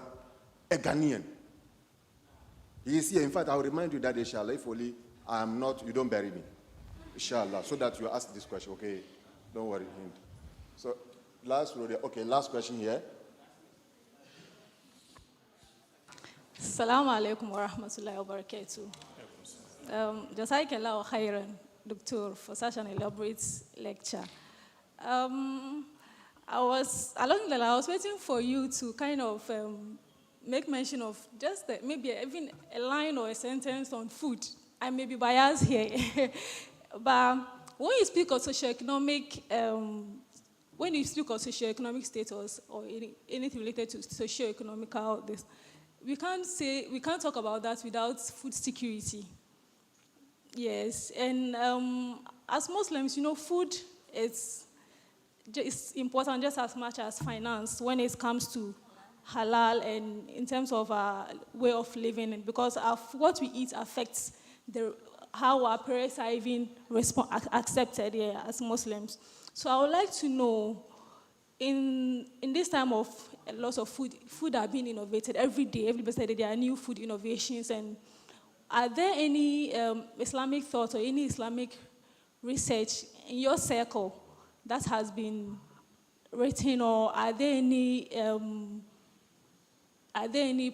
potentials, or are there any prospects of future Islamic thought on food? Okay. Wonderful question.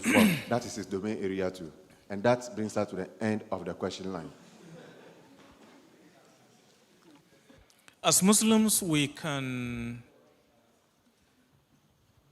expand the horizons of research. And the university I attended in Malaysia, they have Institute of Halal Research. And they research a lot of these things you are saying. And when I returned to Nigeria after my PhD, I published 2 papers. And I said one here in the morning on Kose, and we published it with a lady, also a PhD holder. But there is one that I published on the relevance of balanite. I don't know what you call it here. The common name is desert palm, adua. Imam Said, is it still adua in Ghana? The botanical name is, it must be prevalent in northern Ghana, around Tamale area.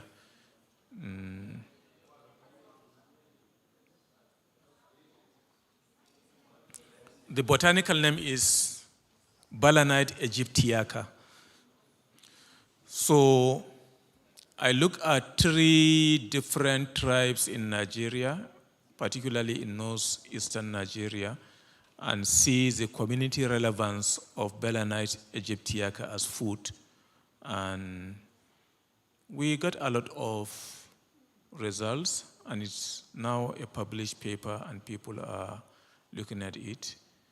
If you look at my account in academia, you can see some of these papers that I have uploaded there.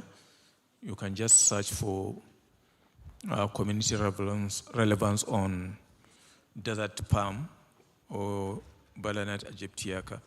So I brought this deliberately to tell you that there are things that have not been researched in the area of food. Currently, with a lady also with another senior prof, we are trying to develop a concept note we want to write on the geography and food history of Borno. Borno, it might interest you to note that it's having over 1,000 years of history associated to Islam. And that is the centerpiece where you have the Kanem Empire, later on the Borno Empire, and things like that. So we are trying to look at the geography of food production and the history of foods of this area. It's predominantly a Muslim-dominated area, and we want to see how they have been tackling issues of food from cultural, religious, sociological, and things like that. What type of food do people eat during Ramadan? What food do they serve during mourning of the dead? What food do they serve on Eid al-Kabir, Eid al-Fitr, festivities, and things like that? All these are virgin areas of research. If you can explore them, you can make a living out of it. That's what I have for you. Thank you very much, Doc.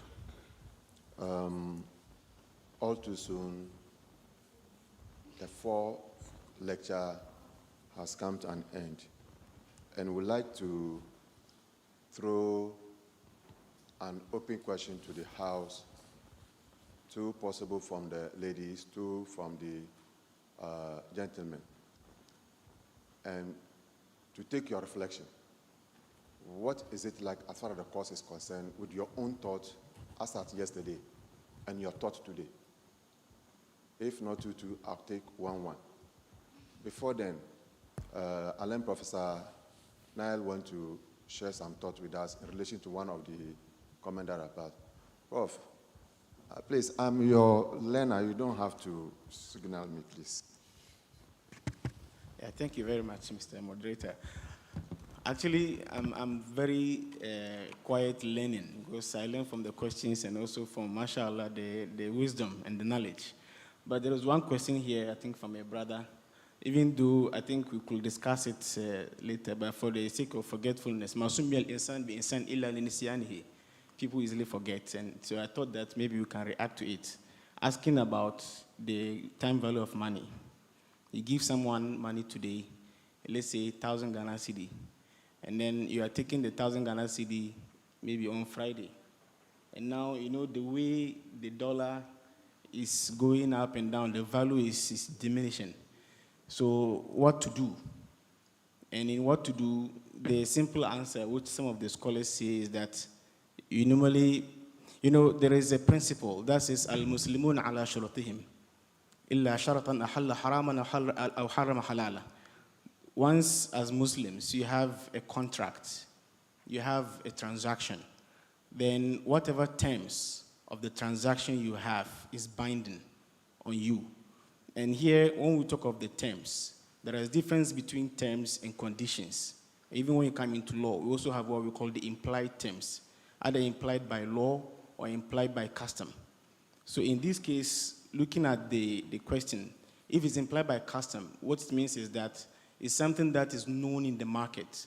That when I give you 1,000, then you are paying me the 1,000 equivalents in dollar, depending on the market. But if not, then you have to make it express. You have to make it clear from the beginning that I'm giving you $1,000 or 1,000 Ghana cedi. But because you don't want the 1,000 Ghana cedi to depreciate, you have options. One of the options is to say, this 1,000 can buy maybe 2 ounces of gold today. So tomorrow, what you are bringing me should be able to buy 2 ounces of gold. You peg it to the gold. So if today 1,000 can buy 2 ounces of gold, and let's say, for example, next month or even on Friday, you only need 2,000 to buy the same ounces of gold. That's what you have to do. But in this case, you peg it with the gold. Similarly, when you peg it with the dollar, but scholars don't normally advise for the dollar. Because dollar itself in finance, they say it's fiat money. Yes, fiat money means is not real money. Real money is gold. And fiat means in itself is arbitrage. You know, there are some scholars who are very extreme, who say that even the paper money we take is haram. They said the paper money itself has riba in it because of arbitrage. Arbitrage in finance, what it means is that if you take this paper, all right, what is the value of that paper? Maybe 1 cent, this one paper. But when you take it to the central bank and you stamp 100 on it, what is the value now? But it's the same paper. So when you minus the 1 cent from that 100, the difference is riba. It's called arbitrage. And that is why they say it's fiat money. It's not real money. But having said that, because now we have gotten into something by law, what we call is custom. It's something that you cannot do away without it. So we agree with it. But if you really have to apply the Islamic finance concepts, then it's better you peg it to the dollar, to the gold, well, that is considered real money, and make sure it's written. Why should it be written? Because it's not because of your choice. It's because of what Allah says in the Quran, in Surah Al-Baqarah, last verse. He says, faktubuhu. There is this fa here, and I think my Arabic scholars are here, right? Who will say, الفاء للترتيب والتأكيد والواء لمطلق الجمع وثم للترتيب والتراخي. You know, when you have fa in a statement, it's telling you that whatever comes after it is immediate. It means when you actually do the transaction for debt, write it immediately. Don't wait. So this is something that we can do, and I think maybe inshallah we can discuss later about there's something small. Wallahu a'lam. Thank you very much, Prof. the ladies, anybody to give us a reflection of the day. What is it like to you as far as reforms in contemporary Islamic thought for today's concern? If you are not talking, you are not moving.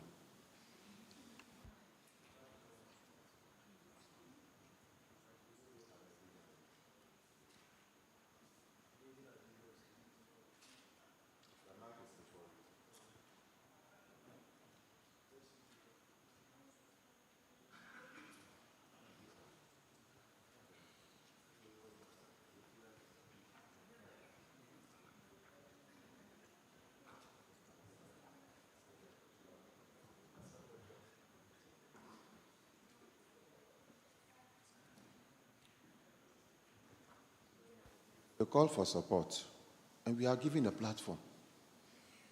About the cause for the day, that is your reflection. It's part of the norms, please. Assalamu alaikum.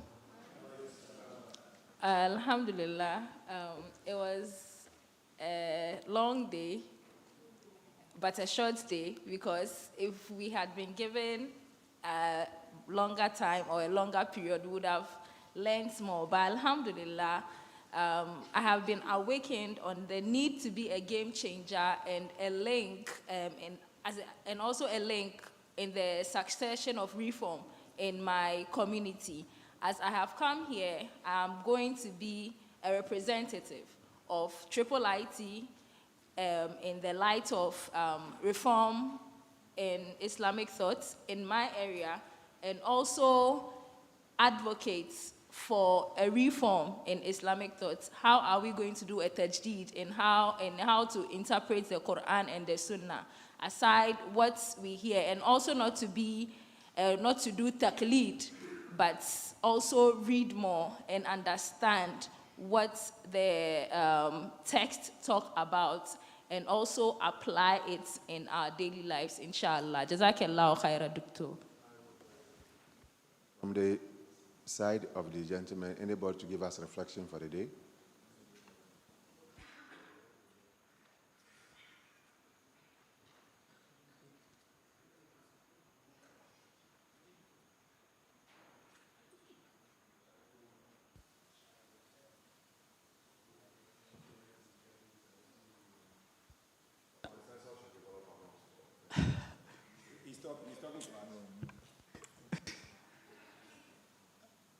All right. I think we must thank Allah subhanahu wa ta'ala for how far He has brought us. And to our resource person, we say, Jazakallahu khair. And then to the organizers also, even though we are still together, may Allah subhanahu wa ta'ala richly bless you all. From today's session, we've come to realize that there is the need to have a thought, and then for it to be an Islamic one, for that matter, and then the need for a reform in terms of our thinking. So that's the need we have. And then also, in which direction should our thoughts be? And what I learned is it should be geared towards the Quran and then Sunnah, that is the doctrines in the Quran and Sunnah. According to what on what basis or who do we look up to? Those are the righteous predecessors which our resource person made mention of. And I think if we take it from that point, we are going to have that Islamic thought which our facilitator wanted us to brainstorm over. And then inshallah, based on the point which he gave, I think we can build more upon that and then have the Islamic thoughts that is aimed about, inshallah. Assalamu alaikum. Alaikum assalam wa rahmatullahi wa barakatuh. The next item after the closing right now is part of the norms again. We subject our level of knowledge that we have consumed for the day to data activity. So kindly refer to your WhatsApp group. There is a link there that requires for only 1 minute for you to respond to it. Kindly pick it while we proceed. As we do so, you were informed by my colleagues yesterday, and even during our pre-interaction on the WhatsApp that for the entire 10 days, all that we do is about knowledge consumption. So, apart from whatever that we've been taught today, we went through 4 sessions, and each session has a slide designated for it. Accordingly, it has been shared on our platform. What it means is that the first lecture is for the group Abu Bakr. Second session is for Umar. Third is for Usman, and the last one is for group Ali. What it means is that you are supposed to reconvey after Isha prayer. And as much as possible,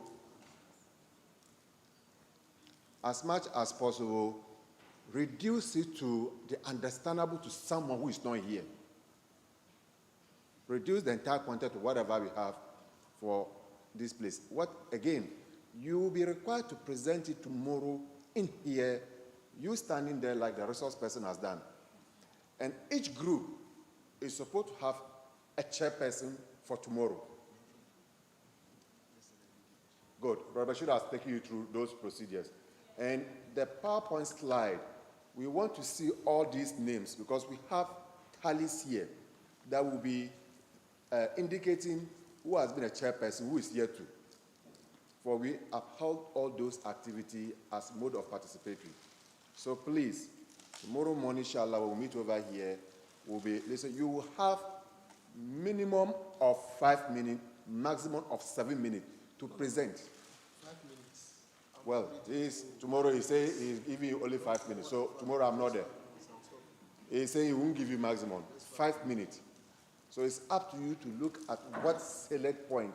That assuming someone is not here, and you have to give the person all that happy in the first section, second or third, what should the person take home?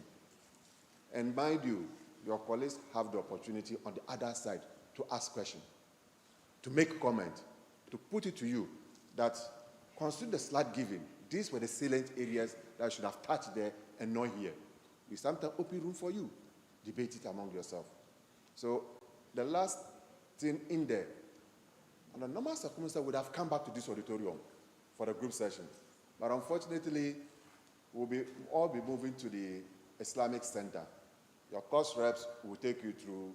Each group will be given the specific area that they are to sit and have their discussion, capture their information in the PowerPoint. And tomorrow, early as possible, Brother Bashir is on a WhatsApp page. Share that slide to him. Don't come here and share slide, please. Share the slide with him. Whoever will wait until a group is doing its recap, you will not receive it. So what it means that the whole of that group is negative, which may affect your certificate. I want the slide before 7 a.m. Okay. Then, let me give the opportunity to the course rep, because the course rep is saying has a message for our resource person for the day. Anafati, what exactly is the message that you have for the resource person? Assalamu alaikum wa rahmatullahi wa barakatuh. So say Alhamdulillahi Rabbil Alameen for a successful session. We thank Allah subhanahu wa ta'ala for making it possible. And secondly, would like to thank our able facilitator, Dr. Muhammed Bello Ahmed, for traveling all the way from Nigeria, though he's gone to do other sessions. He's here and he would have to go to Monrovia and do another session. But he had the time to share this knowledge to us so that we can also gain something and also impart it further to the rest of the community. And it is very important and it is a must for us to thank him, because the one who does not thank people does not thank Allah. It is in thanking and appreciating our own people that makes us appreciate Allah. So we don't have nothing much to tell you, but Jazakallahu khairan. May Allah bless you for this effort. May Allah put it in your scale of hasanat for this short but very thick and expensive experience you have shared with us for free. May Allah put it in your mizan of hasanat. We see it to be something small, but we hope on the day of Qiyamah, it is going to be an evidence for you, inshallah. And we also thank the LOC for making this possible. And we know this is a human institution. There will be lapses here and there, but alhamdulillah, the knowledge shared was way more than the patients tested and everything else. So we thank Allah. Jazakumullahu khairan. Wassalamu alaikum. Alaikum assalam. I have a message for all of you from one of our past students who is following us on the YouTube. Quote, I watched the entire individual introduction section from my base here in Dubai. The feeling was very refreshing. It was as if I was physically present in the hall. May Allah bless the organizers and the entire team. Sheikh, I think from the morning we had a beautiful introduction. The entire team only know Ghana coordinator, but they want to know who is Imam Iiit. So kindly take advantage and introduce yourself for the house. Thank you very much.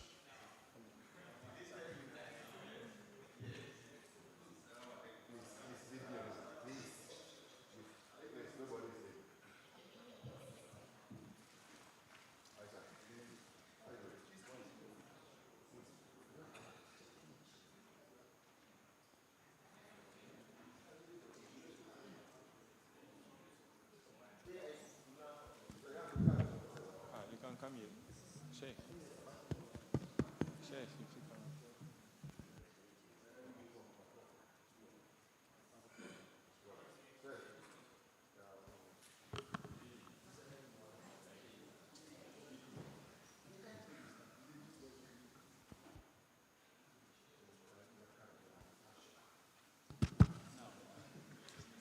Somebody's ambushing me to come in.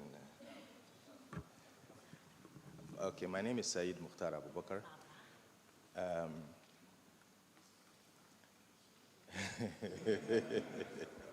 Respectfully, you have to give us your educational background, work, career path, why you are the coordinator for Ghana, and what the house should expect from you. Thank you. Okay, first of all, my name is Iiit Mukhtar Abubakar. I'm born here in Ghana, in Shaiman, and a suburb in Accra.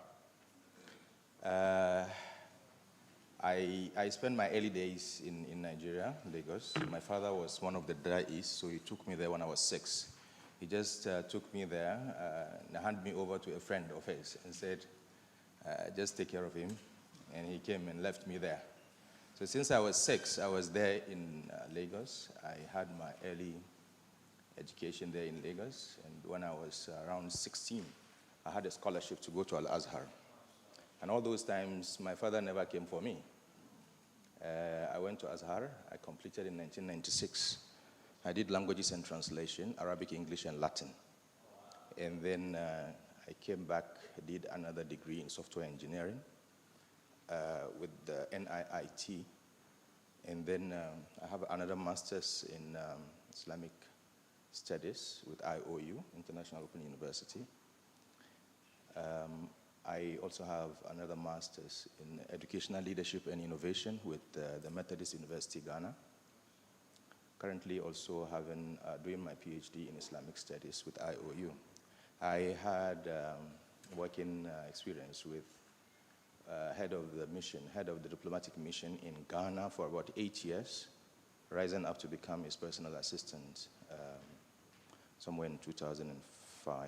And then after that, I worked with MTN for 14 years, resigning about 3 years ago to concentrate on education management. I currently have an institution called SAID Academy.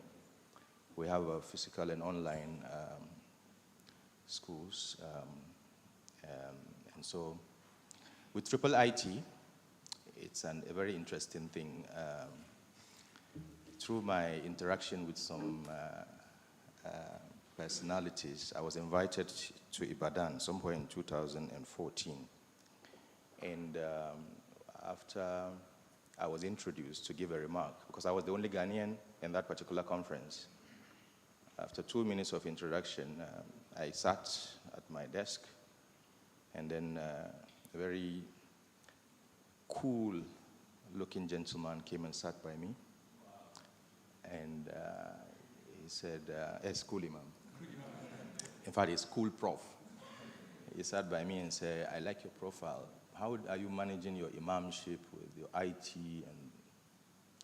And I told him, well, and by the way, I also have a masjid, the closest masjid to the airport in Accra, Dar es Salaam, where I give khutbah. And so he said he's so much interested in the way I'm able to combine those skills. But he's not telling me this just to know, but he wants to give me a task. That was Professor Bashir Galadanchi I'm talking about. He is currently the Triple IT coordinator for West Africa. And this is his own thought leadership that is actually keeping us here today. These are people who can call us even if we are in the middle of the night sleeping. When we hear their name, we respond. MashaAllah, because of the selflessness of how they serve not only the Ummah in Nigeria, but the whole world. Professor Bashir Galadanchi then told me that we are planning, he told me that he is then the president or chairman of the board of trustees of IT, Triple IT, and he wants their presence in Ghana. And they are looking for people with such skills to help with the activities of Triple IT in Ghana. Then I said, okay, they are welcome. 3 weeks later, they were in Ghana, 3 of them. Dr. Lukawa, whom you will meet, inshallah, and then Professor Salisu Shehu, who will be missing. These are the heads, or they are foreigners of Triple IT in West Africa. And so, yes, that's how it all started. They came, we had a seminar in Accra, in Kumasi, just to sensitize people about what Triple IT does. And I become so much impressed with the idea of reforming our thoughts. And a lot of thought reform has actually happened here from the morning.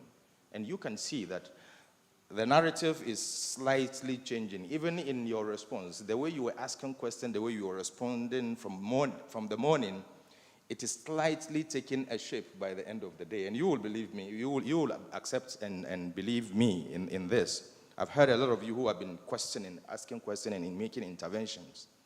And the more we go, you can see that you're having a certain alignment in terms of what really we want to know.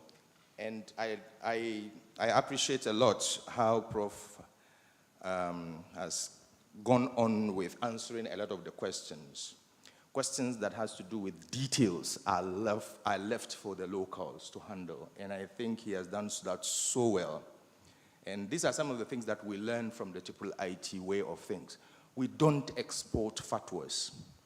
And a lot of the time, this is what brings about a lot of the difficulties in dealing with conflicts amongst, particularly the inter-religious conflict amongst Muslims. A fatwa given in Saudi Arabia or Afghanistan or Pakistan, somebody will just quote it on Mimbar here in Accra, to apply. I mean, a lot of these things, issue of Aqidah was mentioned by somebody here. My sheikh is there. Go and look at the definition of Aqidah itself in Arabic. What does it really mean? And then tell me if sheikh there can tell me my Aqidah. The word Aqidah itself, literally what it means, is not something you see with your eye, with an eye, isn't it? Something that is inward. So how then do you determine my Aqidah?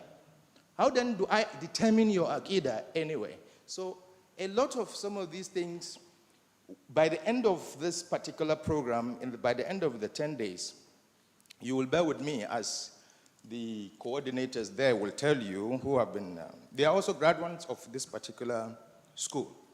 And inshallah, we would, by the end of the program, we would have reformed the way we think, the way we even listen to issues of differences amongst us and react, particularly at the spur of the moment, and the way we, engage in matters of differences and difficulties.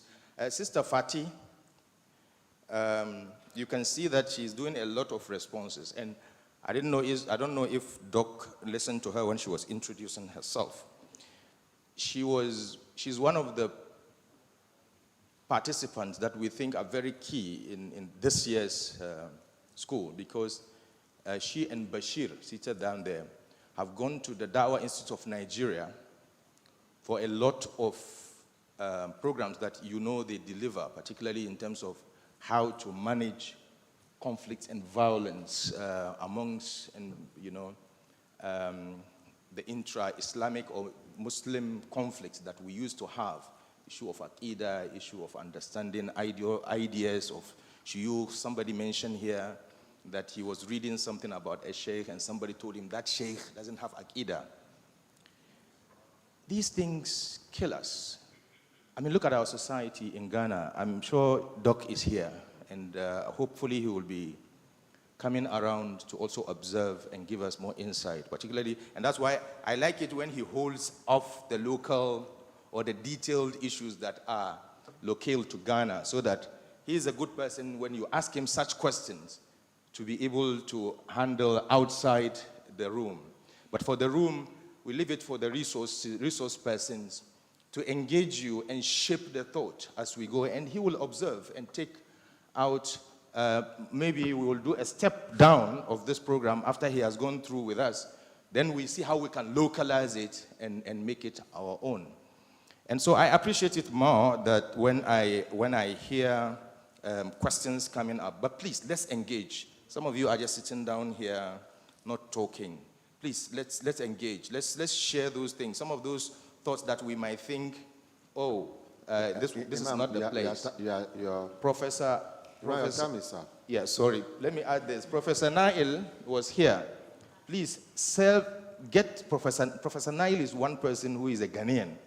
And he is one of our resource persons, by the way. He will be delivering, I think, on Friday. Those questions, yes. Hold them, those local ones, hold them down for him to respond to. And hopefully, we'll end up having a very, very fruitful 10 days. And inshallah, we will be part of the very successful story about our communities. May Allah subhanahu wa ta'ala give us the understanding and help us all. Assalamu alaikum. Alaikum assalam wa rahmatullah. Madam Aisha, please introduce yourself.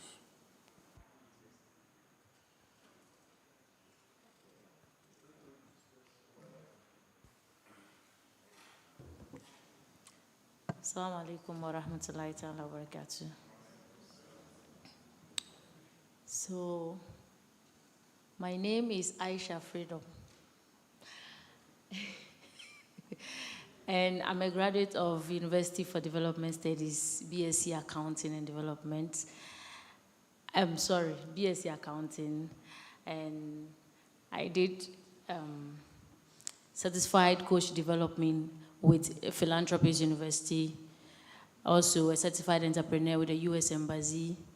Also an agri-techie with the Cosmos Energy Ghana. I'm a rent tax officer with the Ghana Revenue Authority training section. So I do train other people. I'm a facilitator. I'm the co-founder for Sisters Hangout Ghana and an executive director for Ikhlas Foundation. Yeah, so this is Aisha. Thank you. Thank you. And she's one of the few ladies we have in the LOC. She's product of the school in 2018 and has since then been a member of the local organizing committee. Brother Bashir, kindly introduce yourself. Assalamu alaikum. We did the introduction yesterday. My brother was not around, so I'm sure he's not aware that we did it yesterday. So that's why he's repeating this whole thing. But for me, there is an item on the agenda which I want us to, I'm the one handling it, and Mr. Rabi, let's do this. No, let's do this, please. The name is Bashir Muhammed. I hold a higher national diploma in accountancy from the Accra Technical University. I hold a BA Islamic Studies from the International Open University. I also hold MA in Islamic Studies from the same institution. Currently, I'm pursuing a postgraduate certificate in Islamic thought and knowledge integration with the Institute of Knowledge Integration in Georgia. I'm also pursuing an intensive Islamic and Arabic studies with the Medina Institute, USA. I'm also pursuing a graduate certificate program in Muslim humanitarianism and philanthropy with the Indiana University. So it's a program organized by Indiana University and the Zakat Foundation, USA. So I teach and I love teaching. And in 2017, I was part of the maiden edition of the winter school. In 2018, I was in Abuja for the advanced edition. And just last month, I was in Mina to end a series of workshops I've attended on building resilience against violent extremism through alternative narratives. It's a brief turn project organized in Mina by the Dawa Institute and the Islamic Education Trust. I'm sure some of you are familiar with Sheikh Nuruddin Lemu and Sister Mariam Lemu, so that organization. I went through the program with Sister Fatima Shadu, and also I'm doing a program on nonviolent studies and peace studies with another institution in the US. So this is me. Thank you. Thank you very much, Brother Bashir. Brother Majid, it's your turn, please. Okay, Assalamu alaikum. The name is Idwal Abdul Majid Al Juma Yatara Umar, aka Tintomato. The name is Abdul Majid Idwal Al Juma Yatara Umar, aka Tintomatoes. I'm a graduate of Accra Technical University, where I read marketing. I'm also currently pursuing business administration with, institution? International Open University, formerly Islamic Online University. I'm currently staff of SAID Academy. I work with Imam. He's been my boss for almost 10 years now. I'm also currently a teacher with Hamdaniya Islamic School. That's where I attended my madrasa. I'm also currently a part-time employee of National Identification Authority. So basically, that's who I am. Thank you. Thank you very much, Brother Majid. Brother Manaf. Assalamu alaikum wa rahmatullahi wa barakatuh. I am Abdul Manaf Ali, a former student of Accra Technical University, where I read purchasing and supply, which I had my HND, and currently I am studying BA in Business Administration, but with logistics and supply chain management. I'm a facilitator with SAID Academy, which we are in the Department of Nahu in Action, which will focus on the basics when it comes to understanding the fundamentals of Nahu. I'm also a teaching staff of Alai Saka Memorial Poetry School, which I'm currently the coordinator of the GSS department. And also,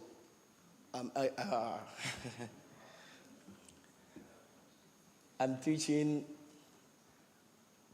in Hamdaniya Islamic School, the same school Abdul Majid is teaching. Also,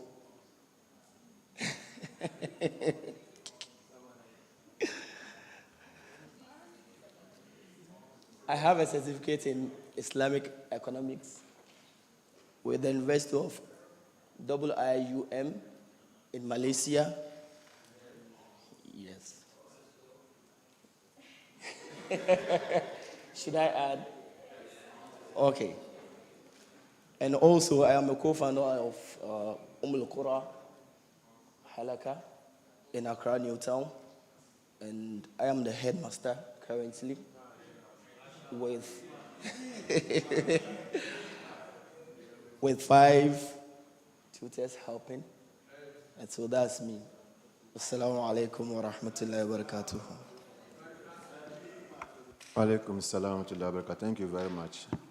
I go by the name Muhammed Rabiu Adam. I am a product of this noble institution in 2017 and has since then been the chairperson for the local organizing committee. I hold masters in educational leadership and innovation. I actually graduated the same day with Imam Said Mutar as far as educational masters is concerned. I'm privileged to also waiting for a 2-year program that I end up using 7 years to do, an MBA in Human Resource Management, University of Ghana, Business School. It's a story that I will simply say I did not sell my integrity, neither have I sold Islam on a silver platter. I had a financial challenge. I deferred the course 2 weeks to the exams. On the day of graduation, I was graduated as the first student in my class. I told the university, I don't want it, I don't deserve it. So I turned it down until I gathered the money, went to pay, and took my final semester exams, of which I'm waiting to take that graduation with pride. I have my first degree in political science with linguistics from University of Ghana, HND in furniture design and construction from Takoradi Technical University. Journalism is by accident or by interest that I am a writer in that direction.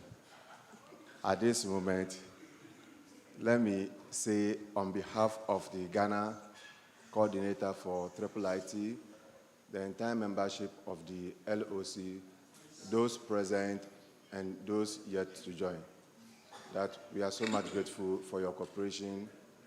And from all indication, it's sound that Kumasi 2022 is going into the history to be one of the best schools that we had. I'm saying this because every year I'm the one given the task to start the day. I really love the cooperation. I really feel very, very happy for your cooperation. And it will surely go down in the history as one of the best. Sure. You have a... Assalamu alaikum. Please, I have a suggestion. I would like Dr. Adam to kindly introduce himself. We don't know whether we might meet him in the subsequent days. And then he has been very instrumental in his submissions and contribution to today's session. Inshallah. Assalamu alaikum. I'm Adam Abdurrahman. I started my educational journey in Arabic at Mahad Drasat. Then I went to Accra, Medina, Idad al-Muallimin wa Duat for 2 years. From there, I went to Saudi Arabia, Jamaat Imam in Riyadh. I did Arabic language, Balaga.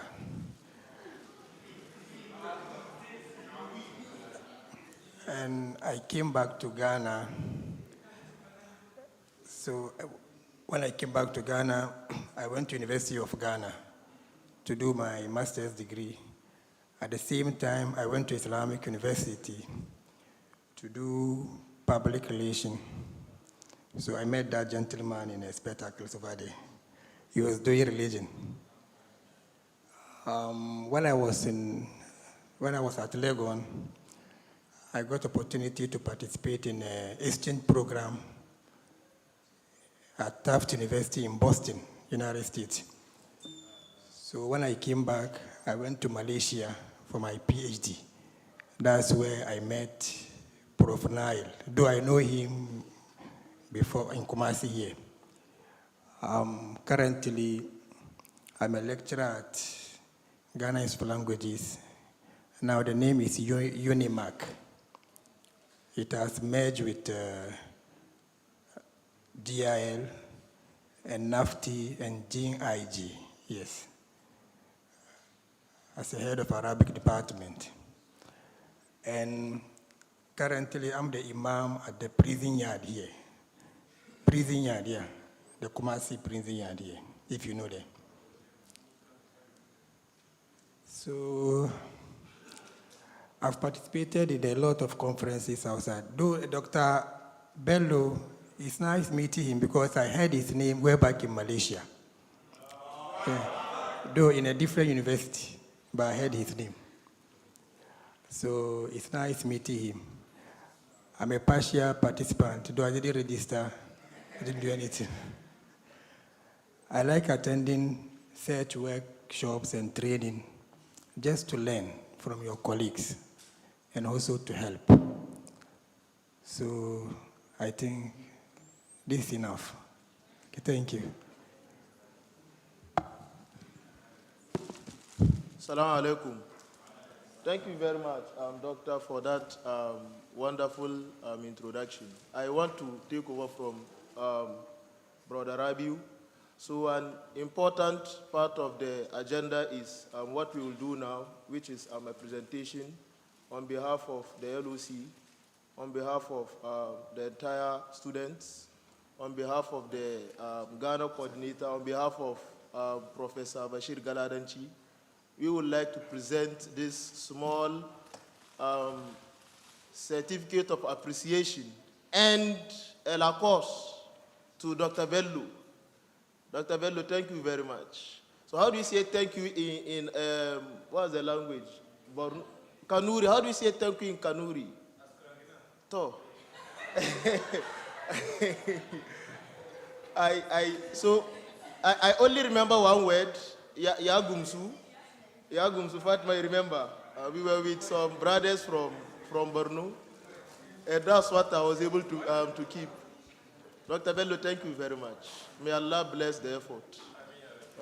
Ghana is the first school to start this t-shirt and honoring its resources. Under your chairmanship.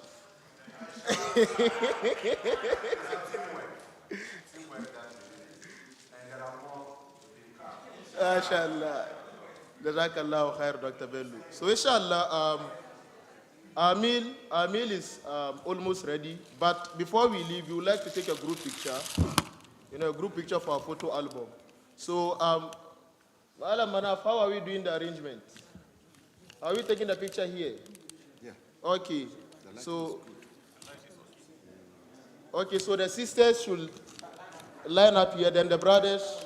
So what if the sisters want to stand with Dr. Bello? No. Okay, so the sisters will stand just one line here. MashaAllah. So Dr. Bello, the brothers can join Dr. Bello.